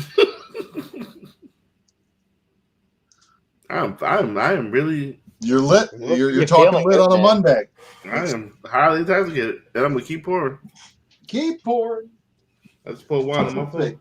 Let's just see what else I've got over here in my stashes and stacks. Because it was funny. Solo Wookiees last night, like making fun of me because I was pulling books, basically fucking out of everywhere. Oh, I know. Lucas got to go. You know what I want to do? What do you want to do? Well, I'm not gonna do it now. It's Friday. I'm still fucking upset that motherfucker talking shit about we're lying. But so I want to show off 98% of the books that's going in that fucking box, and then keep a couple of them secret for the surprise winner, so they can really be like, "Holy fuck!" Yeah. Okay. You piece of shit. Whoever thinks that I'm lying, you motherfucker. But I was told that they were just joking around, but still. Don't play with my emotions. Don't play with my emotions. I can this is 0 to 60. I used to be a very violent person. I don't want to be that guy anymore, man. I don't want to. Gator don't play no shit. Get it? Yeah, exactly. I felt him in that movie. I felt him. He turned his life around. We all do, man. Some of us live a very, very different life before we grow up and meet the woman that we marry. You know what I'm saying? Yo. Get it, don't play no shit. Get it, never about that. Get it, never about play no shit. Calm down. See, we talking about actors. We talking about actors before. We had actors got to play a role. Oh man, I got to play. I love my people. Ultra do got some bomb books. Well, I worked at a comic book shop, and that kind of helped. And then I started buying things that I thought were like, oh, cool, this is a first appearance. Oh yeah, I remember this is a really cool story. Oh yeah, I remember this was a book I couldn't afford when I was a kid. And then I started selling books on eBay, and then I realized I was going to propose to this girl, and I started making money on the books I sold on eBay. And that's good. It all spiraled into, I'm only going to collect Transformers. And then I'm only going to collect Transformers and Guardians of the Galaxy. And then from there, it fucking sprawled out into. Yeah, they call it like an evil wizard. What up? Motherfuckers. I'm on eBay looking up shit right now, you motherfucker. So seriously, Nick Hart, if you shaved the beard and you rocked a tie, you would totally be Professor X. Yes. No, I don't like it. The question of, are you in the Klan or do you hate everyone that's not you? I don't like that shit. I hate that shit. Oh, well, you live in Massachusetts, so everybody's racist there. Yeah, it's facts.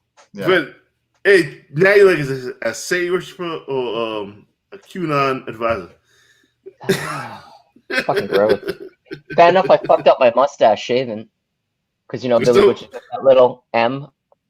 There's some Hitler mustache. Hold on. Somebody just said they pulled a Mockingbird. I was talking Project Mockingbird earlier, and they pulled a Mockingbird out of the package. Hold on, let me find this shit. I'm about to blow his mind with something else. Because I know it's around here somewhere. Why did I buy this? In this box is something, and I just saw it. I could have sworn I just fucking saw it. So that's in here. So check out Mockingbird #1 you just got out there and see, is it a variant? Is it a regular cover? What you got? Because I got that #2 around, it's like fucking right around here somewhere. But yeah, I got a #2 that oh, I didn't work at one in Lancaster, PA. I worked at a furniture store up there. I used to do sales service and repossessions of furniture for Reality Furniture. How do you steal back someone's couch? That's fucked. Through the fucking fire escape after pounding on their front door until they fucking open, and you tell them, hey, if you don't give me the shit back, I'm gonna come back with a constable. And when they tell you to fuck off, then you take him to court, and then in front of the court, the judge goes, if you don't give him the stuff, you're gonna go to jail. And then that's when I get to go back and charge him for my return trip, take the furniture back, and then have a judgment against them that they have to pay. So that was fun stuff. Now here's a quick question: like, did you just do furniture or like appliances and shit? It was appliances, it was furniture, it was televisions, electronics, computers. All right, so if I want a PS5, right, should I just go to one of those like rental places and they just go, "Here's your money, fuck you"? Do you want to pay more than it would be to just go to Best Buy and pay for the fucking thing like a normal person? They're sold out. You can't get them. Well, then it looks like you're paying 3 times the amount at Rent-A-Center. Mockingbird #2. There it is. you guys remember how rare this thing was and how popular this book? This book was like $75 at one point. No, I have no idea what that is. I'm trying to figure out why the fuck I bought this. You bought it? No. Something that I purchased. I don't know why the fuck I got it. Yeah, it was a rent-a-center, but it was lease purchase for a furniture company. So they put the spice on it and made it sound good. See, if you see Aldridge always sit down. If you see a 6'4" bearded white man coming in your door, you give him that TV immediately. I know I am. Oh, I look small because I used to drive. I have my old car is a Volkswagen Corrado, and it was lowered. Lowered on some BBSs and shit. So, this low car, and then all of a sudden be like a fucking clown car. This big 6'3" dude gets out. Mr. Baptiste, how you doing, brother? You want to see? You want to hear a real no conversation I have with my friends? Hold on. We're gonna do that before we get out of here. What no conversation you got? Hey, in the private chat, a real Mel conversation. Oh, a real Mel conversation. In the private chat, can you guys click on that link and tell me why the fuck I bought that this year? There it is. Ooh, nope. Fuck that book. What do you mean fuck that book? Scumbag's awesome. You just watched me rip it up earlier. I didn't like it. Yeah, well, you're an idiot for ripping it up. You just made Lucas worth more money. Why did you buy this? Because you tear up fucking Scumbag and buy this. That's why. I don't know what to do. That's sexy. That's amazing. Okay. So we're not going to conceal it tonight. So there is the black and white sketch version of the Psylocke book I held up earlier. That's sexy. Yep, Franco Villa, Robin King. People don't give a fuck about this book, but this is an NHLP 1-25. Yeah, it's a big reveal as far as inside the story, but they waited. So they waited until issue 50. They should have done that reveal at issue 12. True. And then I'm still waiting on figure out where the hell to get that Miles Morales Delado. But in the meantime, I gotta wait for this joint. Right? I want to give a big shout out to Doom 143. He was the bridge to a lot of this other stuff, to a lot of other channels. So I definitely want to give a big shout out to him because he's amazing for what he did. Yep. These guys are saying $1,200 for a 13-inch black and white TV. Somebody's door for a blender getting pounded on because they're not paying for it yet. It wasn't really that bad, thankfully. But yeah, it was definitely it wasn't a safe job. Lancaster, Pennsylvania isn't exactly isn't exactly Yeah, it's the point of two extremes. Either you got fucking gangbangers or you've got fucking Amish people out there, motherfucker. You gotta pick out which one you want, man. Yo, Amish Mafia would fucking put anybody in the ground. And don't think that they won't, because those motherfuckers is crazy. I never thought it was a Jewish mafia till I heard these motherfuckers get busy. Mm-hmm. Dude, organized crime is a way of life for so many of these people. So don't kid yourself. I heard they get busy. I was like, get the fuck Jewish mafia, get the fuck out of here. I heard they get very busy. I was like, okay. And for anybody that's freaking looking for a TV, don't get freaking TVs, man. Think about getting a monitor. A projector, man. Because all about it. Freaking a projector. This one is the joint by freaking Nebula Anchor. This one's like 325. Man, you can make it as big as you fucking want. Your fucking remote doesn't work. Say what? Your remote doesn't work. What do you mean it doesn't work? Remember you were sitting there earlier, was just trying to fit this shit to fucking flashing channels. Yeah, because I was going through that app. You know that we use. You know how there's like 1,000 channels. There's 1,000 channels. Right. I thought you were trying to find a signal. I'm like, what the fuck is? He's doing using reflection from the slabs to fucking change the TV. That's what I meant. Oh, my fault. No, there's 1,000 channels in that motherfucker. Yeah. Well, yeah. And the only thing is, I can't use like my freaking tablet to fucking go, man. But I'm like, I don't want to fucking. I went through all of that. Yeah. We got.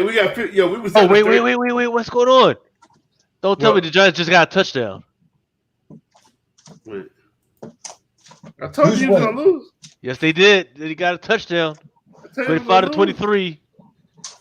I tell you he was gonna lose.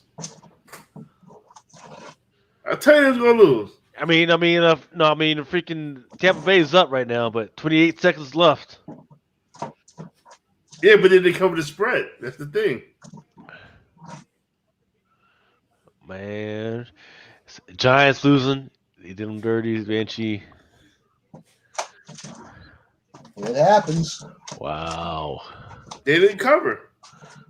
So the Giants are losing to Tampa Bay, and Tom Brady is playing his game that he plays in the last 4 minutes of every fucking game. Right? Am I right? No. They're in the fourth quarter, right? Last I mean, they're winning. All they just run the ball out. It's over. It's a final. It's 25-23. It's over. Tom Brady had 279 yards, 2 touchdowns. He played well. Daniel Jones had 2 touchdowns, 2 interceptions. Don't listen to Lucas and pick this motherfucker up in fantasy. No, I didn't say anything about fantasy. I'm talking about for trading cards and shit, man. Don't do that either. Oh, flag. It's over. Game over. It should mild delayed. It's over. It's a wrap. 30 seconds. It's Reynolds, man. Please pay that kind of Reynolds. It's a Reynolds. It's a wrap, baby. It's a Reynolds, man. What are you looking at? Because I'm looking at ESPN and they still got the 28 seconds on. Yeah, but think about what you're looking at it on. It's a 2-minute delay. I'm looking at the actual website for ESPN. They still got 28 seconds on. No, you're not. I'm looking at ESPN right now. It's a final. It's a wrap. It's a Reynolds. It's a big doobie. You're looking at some delayed version of the game, and Mel's looking at the live. It's a whole week. It's a big old whole week thing, man. It's a wrap, goddammit. Okay, here we go. Final. Yeah. It's a doobie, Obi.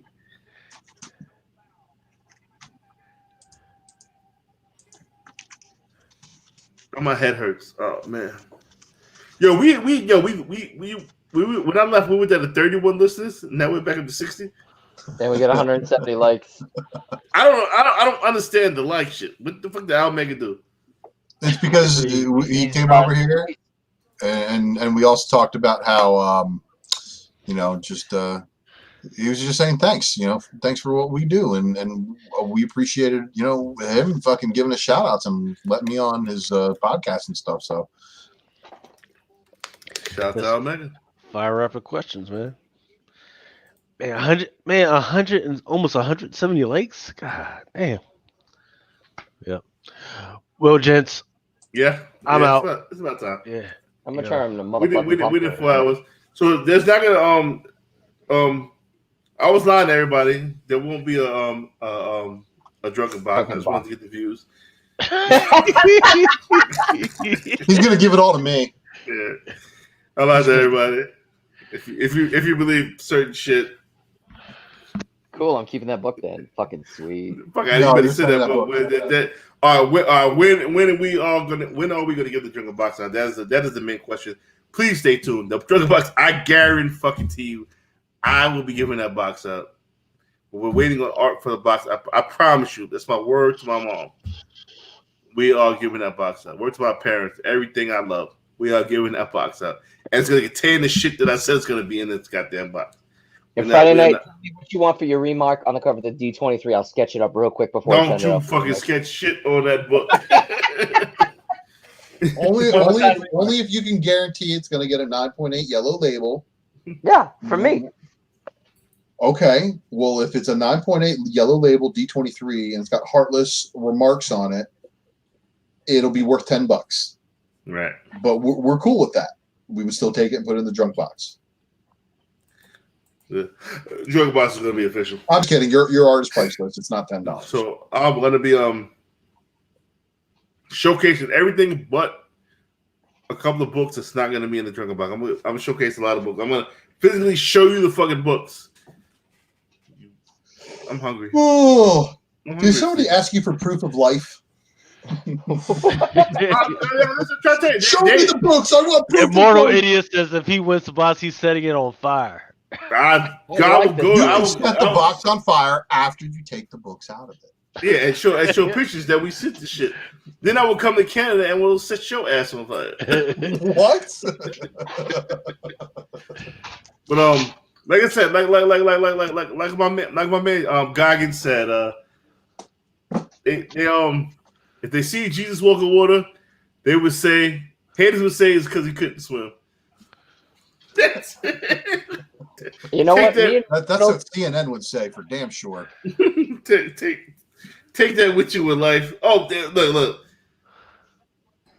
Immortal, me and you need to talk. Motherfucker, we're about to end the fucking show. You. It's all right. You can chill in the back room when we get off the air. You know. I guess I got to keep going. What up, baby? You were one of the original.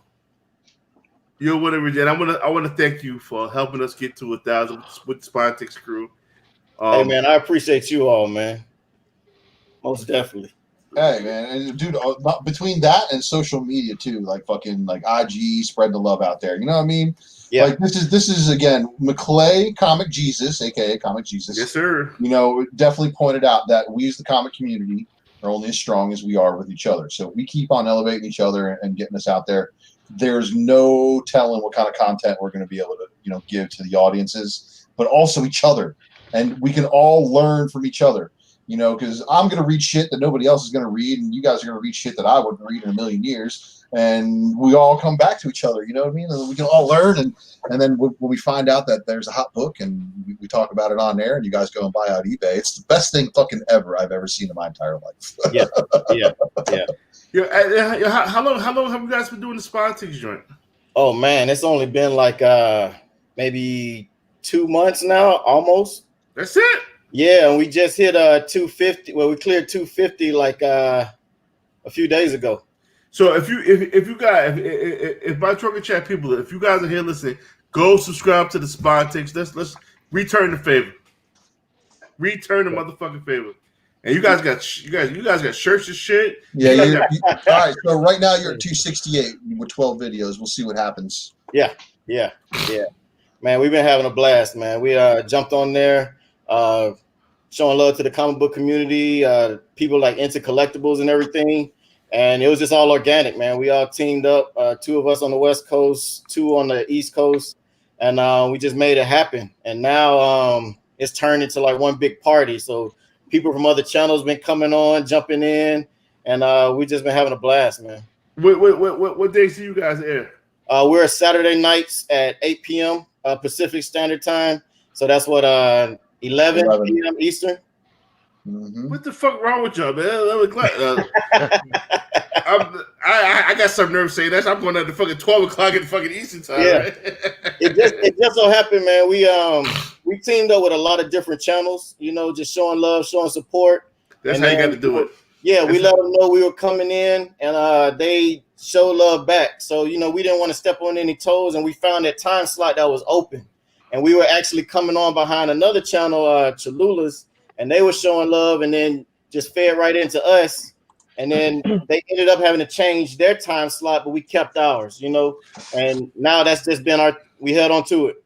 That's what's up. I'm definitely going to try to make, because, you know, only if I podcast on any other day than Friday, then it's my wife ain't home or something special. My wife let me come out to play. That's what it is. You know what I'm saying? How did you find out about Drunken Chat?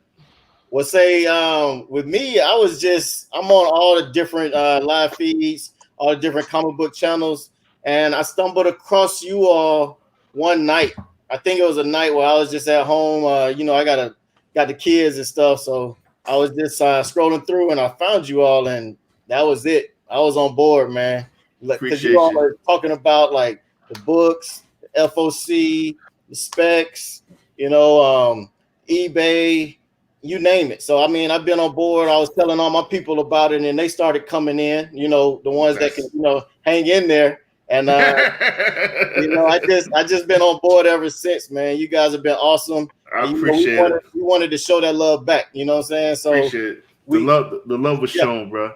And then everything, like even with you all, you know, I see it's organic. You know, you all are out there trying to, you know, word of mouth is the strongest form of community. Absolutely, you know? Yes. And that's what happened for us. Absolutely. We're gonna do our part to try to get you to that 1,000 crew, man, because you guys helped us like a motherfucker, man. That's what's up. And what I'm about is I show love to who show love back. You mean, gotta do it, man. Gotta appreciate it, man. If you want to stick around for a while, I know Lucas got to go. I know Ultra got to go. They got you on the West Coast. I can keep going because I don't work tomorrow, and I got a whole bottle of liquor. I don't look like I'm going. The only place I gotta go to is to sleep, man. So if you all want to be partying, I can stay up for a little while. Yeah, the only thing I gotta just say is that you guys got about 40 more minutes till FOC. Okay. So Hail Mary FOC. Man, do what I had to do to get on here, man. This is a new setup and everything. Like I've never even filmed from this area of the house before. New computer. I had to set up freaking Google, Chrome, and all of that, man. Yo, what's the channel? Dwayne Scott wants to know what the channel is. Ari, that motherfucker don't sleep. I think Ari's been up for about 17 days in a row right now. It's going for Get Up to Gore Records. Hey, man, you can just type in spinetix.com. It takes you right to our channel, man. SPINETICKS.com. Spinetix. That's what's up, man. Yeah. 272 subscribers already. You've been on for about 15 minutes. This is what the fuck is up. This is how we give it up, man. You know what I mean? You helped us. One hand watch the other, man. This is what political leaders need to motherfucking listen to how the fuck we do shit. Because we come together, motherfuckers. We don't fucking discombobulate shit.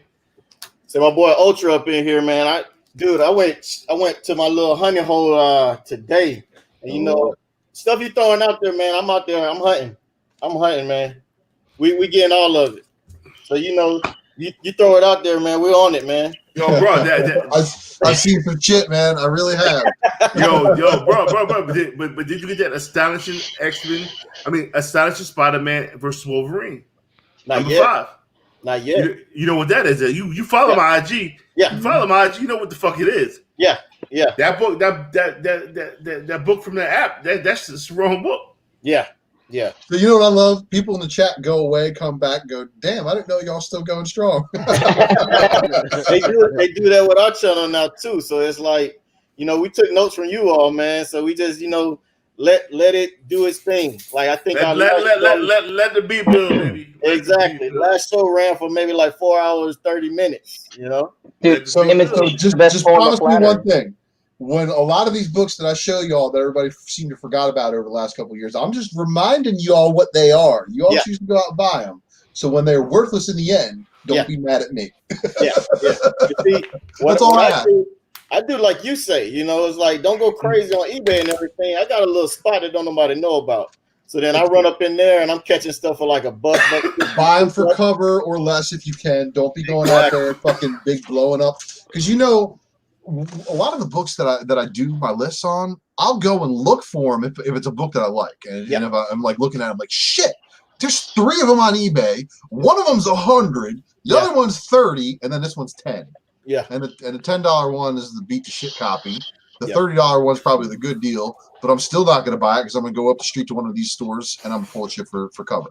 Yeah. And that happens more times than I can honestly say. And I'm thankful for that. But then there's other times when I look at books, I'm like, fuck, I can't even find this thing. Yeah. Like you threw out, you know, some ghost books, and I tried to make it a key point to go after those. And I found a few of them. Yeah. Did you ever find that Silk number 14?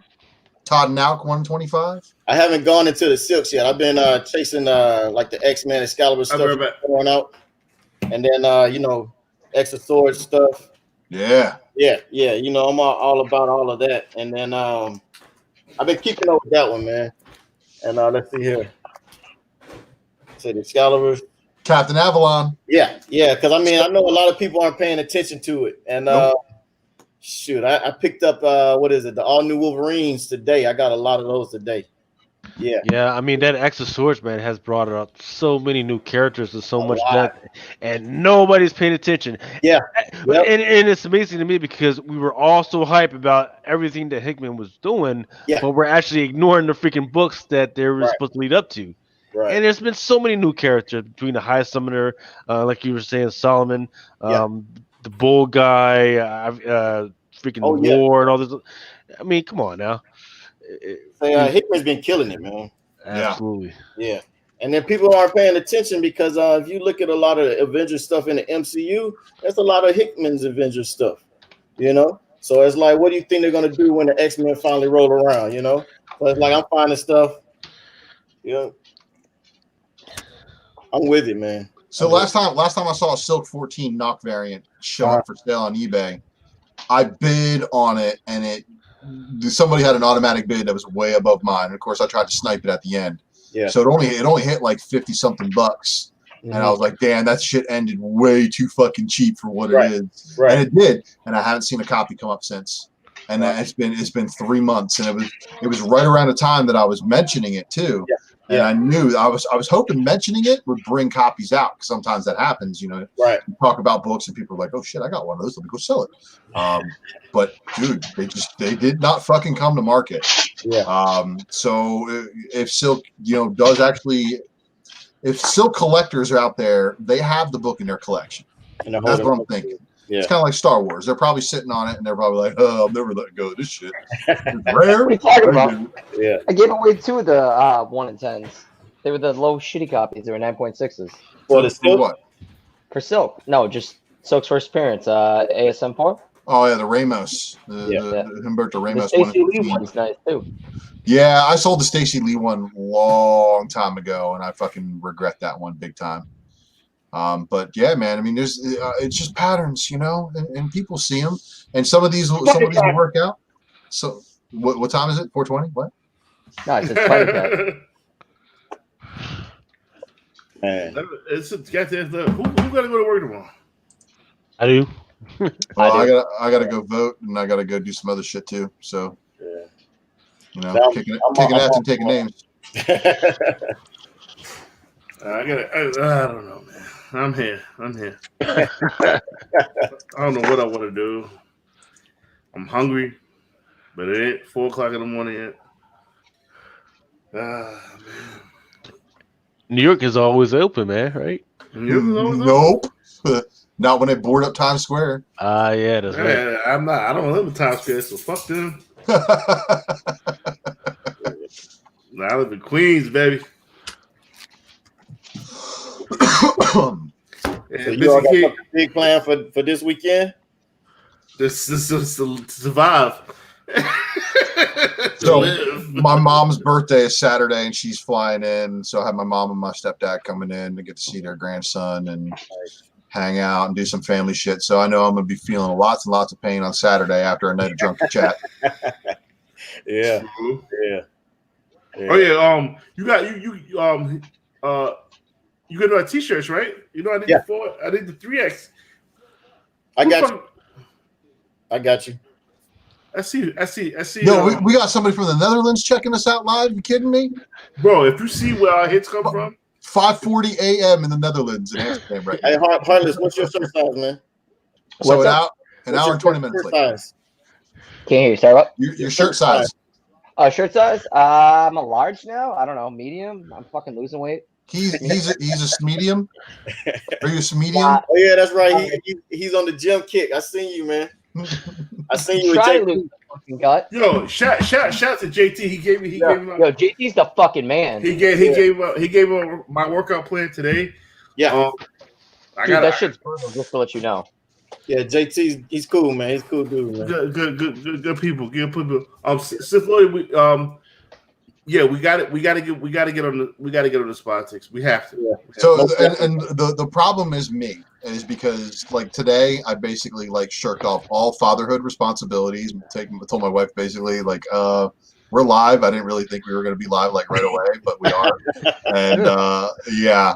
So tomorrow we're in the same boat. I'm going to be in trouble tomorrow. But normally my kid goes to bed around 9 p.m. ish.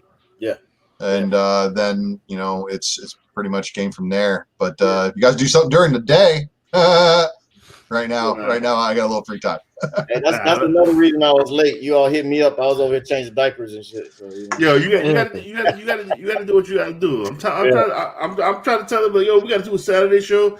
Yo, we want you to come on the show on Tuesday. Like, bro, my wife ain't having that. None of that shit, man. Yeah, hey, you know, say what you want to say, man. Happy wife, happy life, man. Definitely. She let me ride on Fridays, man. I'm here on Friday. Whatever you want to do on Friday, I got you. Yeah. Saturday, nah, that's movie. So what night. should we do, man? Should we be going out with her girls on Friday while you doing your thing? What happened? Does she be going out with her girls on Friday while you doing your thing? Nah, she be upstairs. She ain't going no goddamn where's COVID. Hey, look, man, appreciate you too, man. I got my box. Was it like a few days ago? So one of the previews. What? Lucas. See, I'm on the Is Drunken chat. He got his phone on. Yeah, sure. I'm sorry. What's up? Hey, I was saying, appreciate you, man. I got one of my boxes a few days ago. Okay. Yeah. Is that the one with the? That was the one with the the Last Ronin, right? Yeah. Okay. Yeah. How did they arrive, man? Because I didn't have no goddamn fucking. I didn't have no goddamn fucking. That shit was so fucking big, man. I didn't have no fucking bags and boards for that shit, man. Yeah. No, it was good, man. Because I had larger size bags over here too, like for the Silver Age, Gold Age stuff. Okay. Yeah. Good. If you got any issues with Lucas shipping shit, I'm trying to tell you right now, you will not have a problem. Yeah, Lucas is tight. Lucas ships so good it becomes annoying. Why you don't like getting bricks of kilos, bro? Bro, that's exactly what it is. I know. Not only it comes and this is how they used to ship coke. They put it in cellophane. They wrap it 4 times in cellophane wrap. Ain't no use to, man. Not only do I get the cellophane wrap, I get this big ass thick fucking, and I don't want you to stop doing this. I'm just talking shit about it. I want you to keep doing it. I get this thick ass fucking another whole brick of fucking bubble wrap. Yeah. I'm sitting there. I'm cutting. I got a box cutter. I'm cutting shit like I'm cutting the face of Rikers. I just keep cutting. You think you peel the first layer off, and you peel it back. It's just saran wrap shit that does not want to go anywhere. Yeah, I'm like, goddamn, Luke. Yeah. That's how he knows what he's doing. You know what he's doing. Then I got to deal with painter's tape all around this motherfucker. Yeah. Like I paint a goddamn room. I take all the tape that Lucas has ever sent me, and I saved the motherfucker, and I put it in my hallway because I'm going to paint my hallway. I don't get to buy painter's tape for another 6 weeks.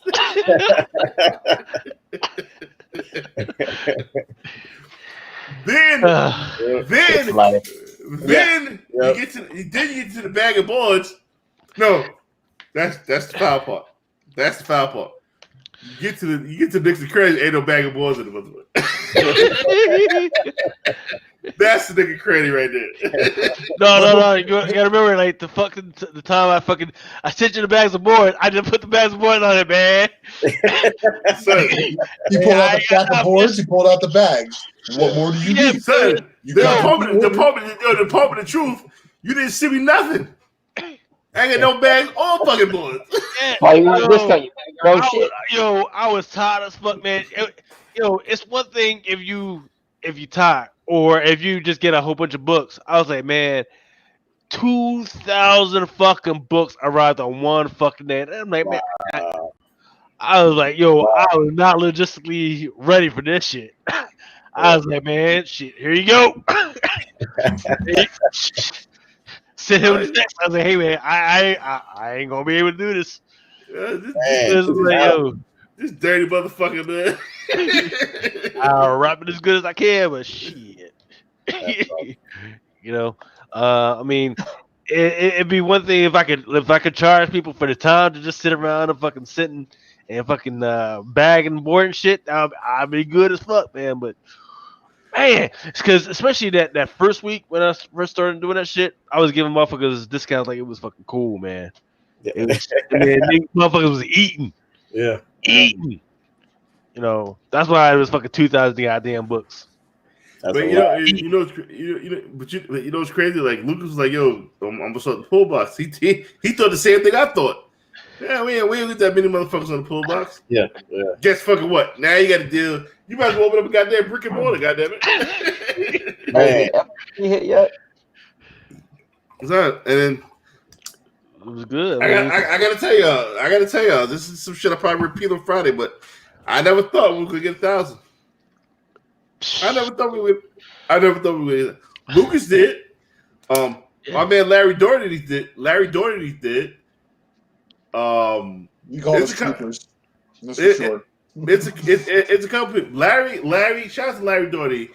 That motherfucker said he told me before. He said you'll never fucking stop what you're doing. He said he think, man, you're an idiot for stopping. Like, man, fuck this comic shit. I was like, yo, fuck this comic shit. Lucas and Larry. Lucas. He really didn't say shit, but I know he didn't want me to stop because we had a good thing going.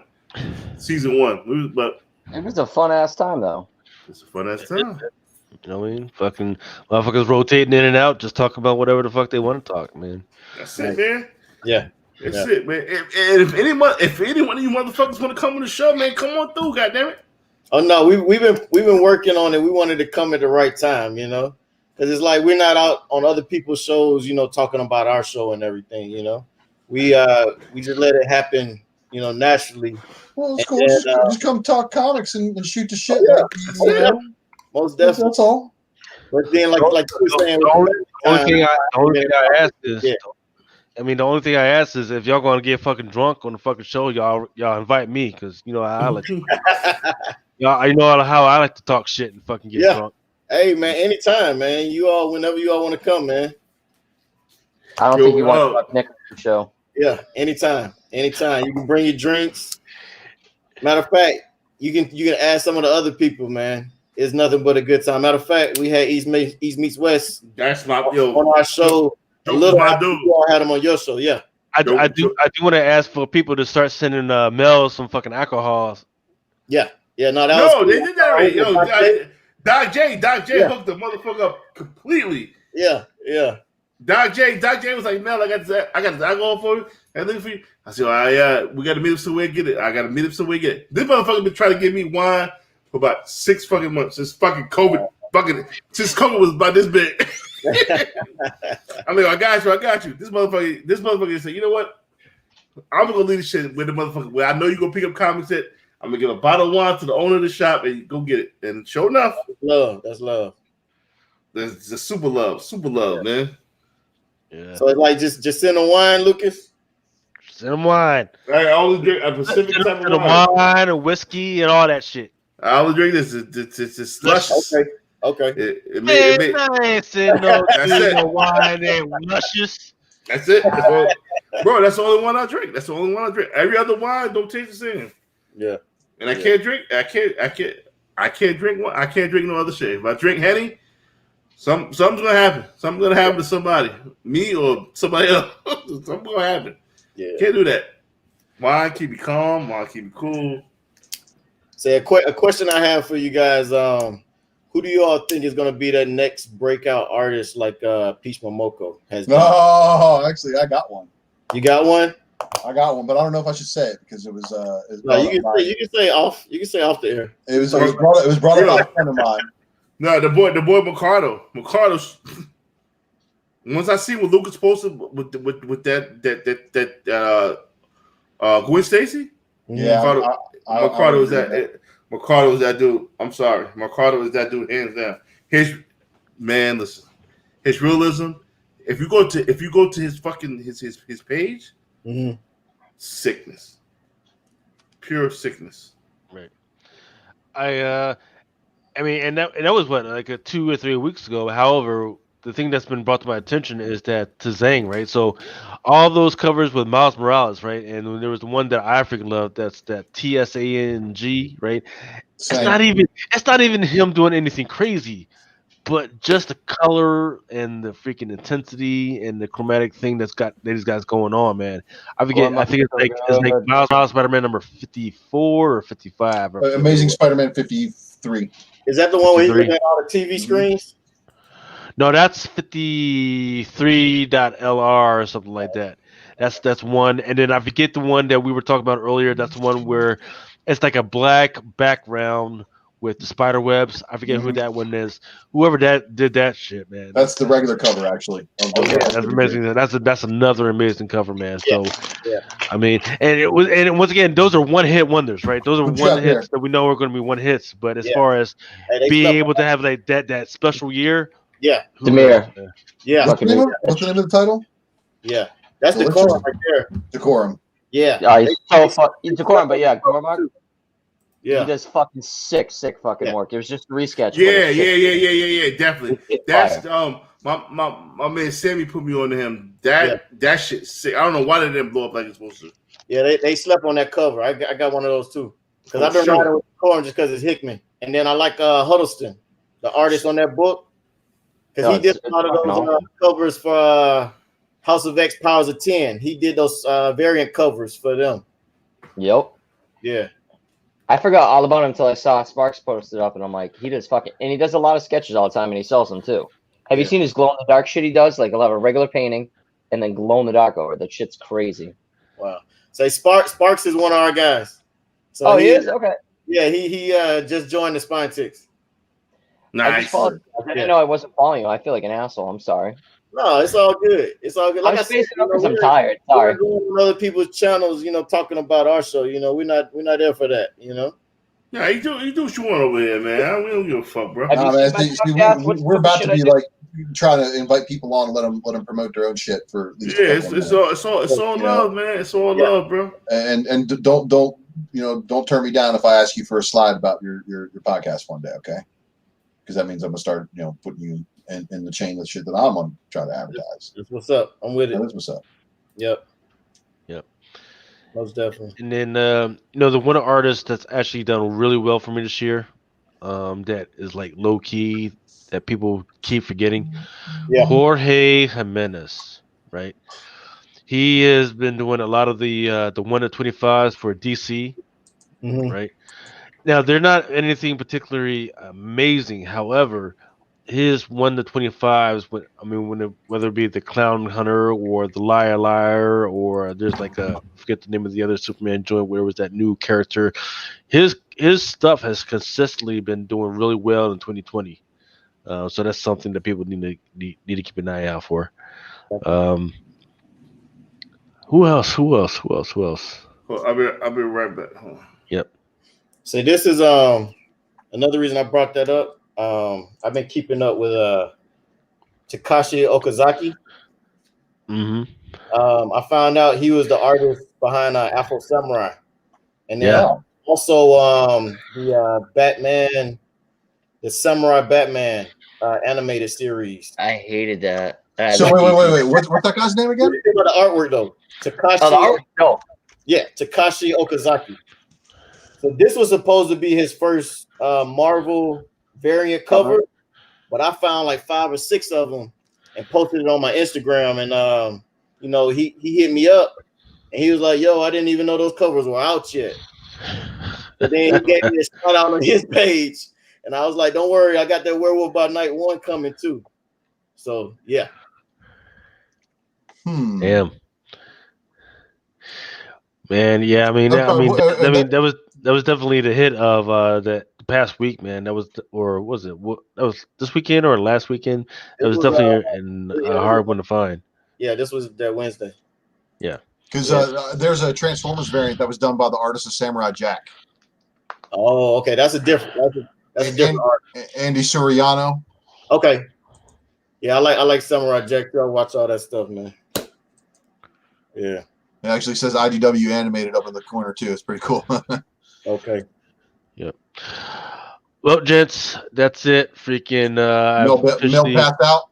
Yeah. Well, I'm officially turned into a pumpkin. The FOC has officially ended. Did you get my orders? No. Did I get your orders? You better hope. In an hour and a half ago. No, I didn't get anything from you, Nick. Ah, shit. That's why I was asking her. Fuck me. All right. If you guys have put any orders, make sure you check your invoices. or check the PayPal for your invoices and all the other stuff, and try and get it in as quick as you can. So how are we going to end this if Mel's gone? Is it going to just clock out at 9 hours? No, he should. No, I mean he should be back, right? Yeah. Right? So. You hope.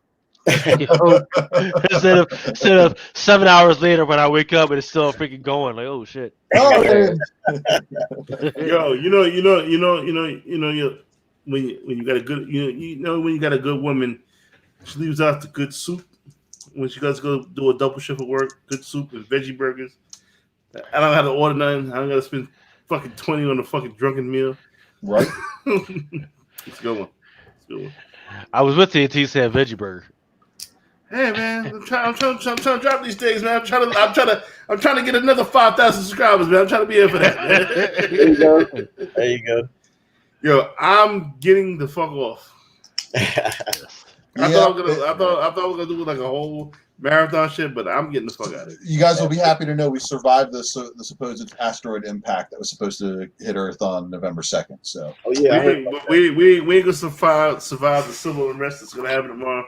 No, we will survive it because we're not going to go into a civil war. Because the only people that want to start shit are the losers on the other side who are mad about things not going their way. But like I said, if you live in Gunshine, Florida, don't worry. We got these high-speed lead syringes.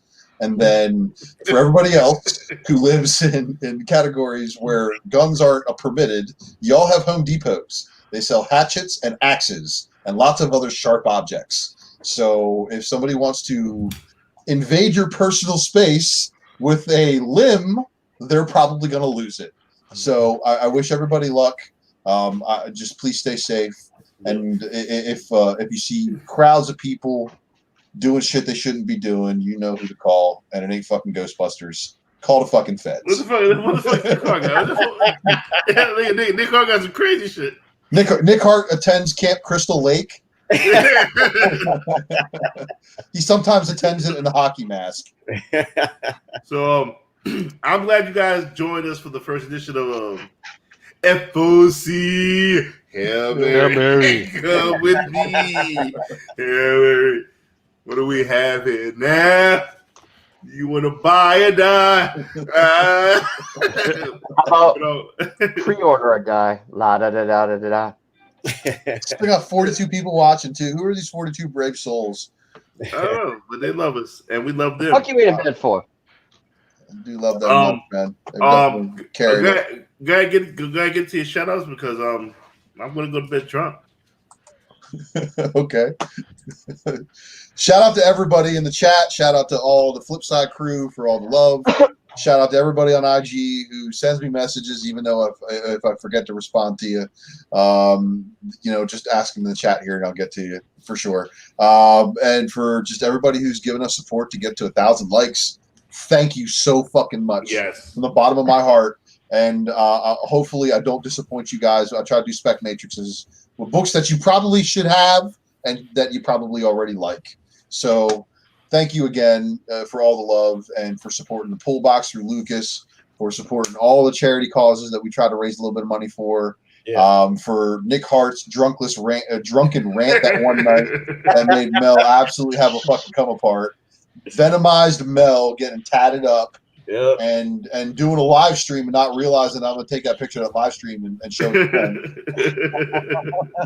Like, if they had the live stream, they would have seen it too, But, really, they're just – and everybody here on this panel and just fucking thank you guys for and Mel, thank you for giving me a shot after, I played a Flacco fucking replacement quarterback. You fucking deserved it, man. You were so good on that, though. You were great, man. You meant for it. I tried to talk about comic books on the podcast before, and it didn't really work out. I got real fucking fast. But there may be a return of the tie. That may be in the future. It's Florida, it gets cold in the winter here, and I'm pussified now, and I'm all acclimated. But I was in shorts today, and it was 60-something degrees, and it wasn't until this afternoon I went outside in shorts again. I was like, holy fuck, I'm actually a little cold. Maybe I should put some pants on. You don't put pants on until like 45 degrees, man.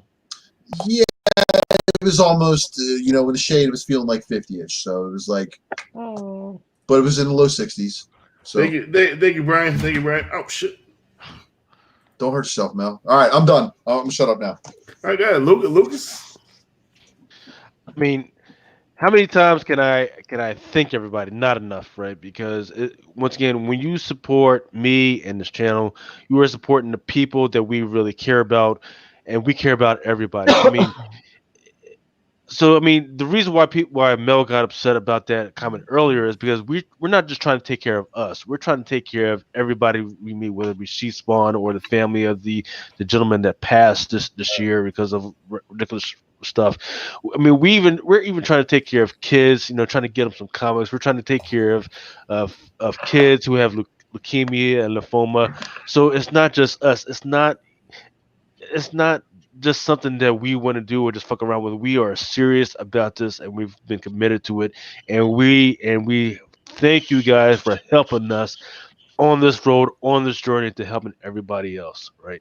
And we just want to keep it going, right? So once again, freaking thank you once again, and let's just keep it going. If you have any ideas of how we can help people, freaking let us know. If you have any ideas of any more content that you will let us like us to cover. And once again, I'm sorry for those guys that keep hitting me up about anime and other shit. Sometimes there's just not enough time and a freaking night to freaking cover all that shit. This fucking guy's job anyway. Yeah, exactly, and that's on me because fucking once I get done with talking about the comics, I'm freaking tapped out. And I'm like, oh yeah, freaking, I'll talk about fucking anime on fucking Saturday, and then I fucking pass out because I'm too fucking hungover or some shit. But once again, once I freaking get off my old man ass, I would definitely fucking want to cover all that shit. More opportunities from BT and who else? Some other fucking motherfuckers have fucking opened up, and Steam have opened up. So we just want to keep all that going, and want to freaking push that stuff out to you guys, that content and those opportunities and those pull box freaking discounts when I can. So once again, thank you very much. If you guys have an open invoice, go ahead and freaking check it out and freaking pay it if you guys really want those books. And now freaking make sure I freaking hook that stuff up and freaking make sure you're pushing through. So thank you. Oh yeah. Nick Hart. I just want. Oh, actually, Lucas came through. Yeah, I'll pay you in a minute, man. Sorry. He did get it in. Thank you, buddy. I just like to say thank you to Jesus and nah, fucking around. I like to thank I want to thank you to little baby Jesus, baby Jesus, the manager. I think of little baby Jesus in like a tuxedo shirt. It's always classic. No, I just like to say thank you to you guys. I fucked around with all you guys for years back and forth with just stupid shit, and you guys deal with my antics. I appreciate it. I love the viewers. That's why I give away shit all the time. Even if I'm too fucked up, just remind me to send it to you. But we're here giving out our own time, our own money, our own books, shipping, all that. We really appreciate you guys. We like donating. We fucking love doing it for you guys. So just keep on giving us likes. Tell other people about us. You get a show, say, hey, I want to come on, talk about my show. It's fucking awesome. You have a good time, and I just really appreciate it and love it. Thank you guys. And the guests. We always get random people. No offense. It's great to have different people and different perspectives. Yes. And I totally want to do an anime manga thing. So people hit us up. I'm fucking serious about it. I'm not always drunk. See, when I'm sober, I'm not a retard. You got to work tomorrow. It's Monday. Yeah, I know. Mr. Tiger. I want to say thank you, but do your thing. No, thank you to everybody. Always people in the live chat. Super awesome. People on different channels showing love. You all, showing us how it's done, and showing love back at all times. And you all can check us out, spinetix.com on YouTube every Saturday at 8 p.m. Pacific Standard Time and 11 p.m. Eastern Standard Time. And look forward, enjoying the ride, and we want to keep this thing going. Mel's making soup. Oh, he's good. I was getting my chef shit on. I'm sorry. I can't thank everybody enough. Everybody who come through, check out the show. thank you to the haters because no, I'm serious. I'm serious. They wouldn't help us blow up. I mean, if you go back, there was one show. Remember the show that we got kicked off YouTube, and we came back and we did that same show Saturday. Our views went up tremendously after that because we didn't take no shit. We just said, fuck the haters. Fuck the haters. We gonna keep grinding. And I want a big shout out to them. You know what I'm saying? Always haters are welcome to come through. We love that hater wave. We love the hater wave, man. But I mean, again, Lucas Ultra Heartless, Mr. Tiger, fucking the Spinetics, Tales from the Flip Side, Gary Nessa. It's a laundry list. If it wasn't for the Bolo show that I was on, Wolf Warner, Bolo with Jack, the Superman and Friends show, that really sparked me to come back. I know Lucas wanted me to come back for the longest time, and it's like, yo, man, fuck these haters. It's just thinking of everybody, man. It's too many to name. I remember our first wheel had maybe 20 listeners on the wheel, and then our Friday night wheel just gets so fucking crazy. We can't even see the names and shit. It's just tremendous, and I never thought we would reach 1,000. Never thought. That's why I was just throwing crazy books in it. I never thought but I'm going to honor that, and then for that rumor to even be out there as a joke is just that's dope. It's just dope. It's like I'm the most approachable motherfucker. If you think that anything said about me, just come talk to me. Come talk to me. Everybody will tell you that. You know what I mean? I'm the most approachable person in the comic industry, in the comic podcast industry. I don't hate nobody, man. I got love for everybody. I definitely, and this is gonna sound crazy, I definitely want to thank everybody that's been on a part of Drunken Chat. Everybody goes back to season 1. Everybody, you know what I'm saying? I definitely want to give a stupid crazy shout out to everybody that I did the Unpressable Defects podcast with, because if it wasn't for them, I would not have learned a lot about comics. And this goes for everybody that I did Unpressable Defects with. Trey, Jimmy, Sean, Coy. I want to thank you guys, you know what I'm saying? Because you guys helped me out tremendously. You know what I'm saying? I hope they're watching right now. I really are. Probably not, but you know what I mean? But it is what it is. I just want to get that. I don't this hate, this beef shit is corny, because beef ain't never real until you get physical. And I don't want to get physical with nobody. You know what I'm saying? So those days are done for me. 20 years ago, your head would got chopped off, but it's just different time. But yeah, man. I thank you guys. I thank every last one of you motherfuckers, man. Like, it is what the fuck it is. You know what I mean? Man, you made me do a 5-hour podcast on a Monday.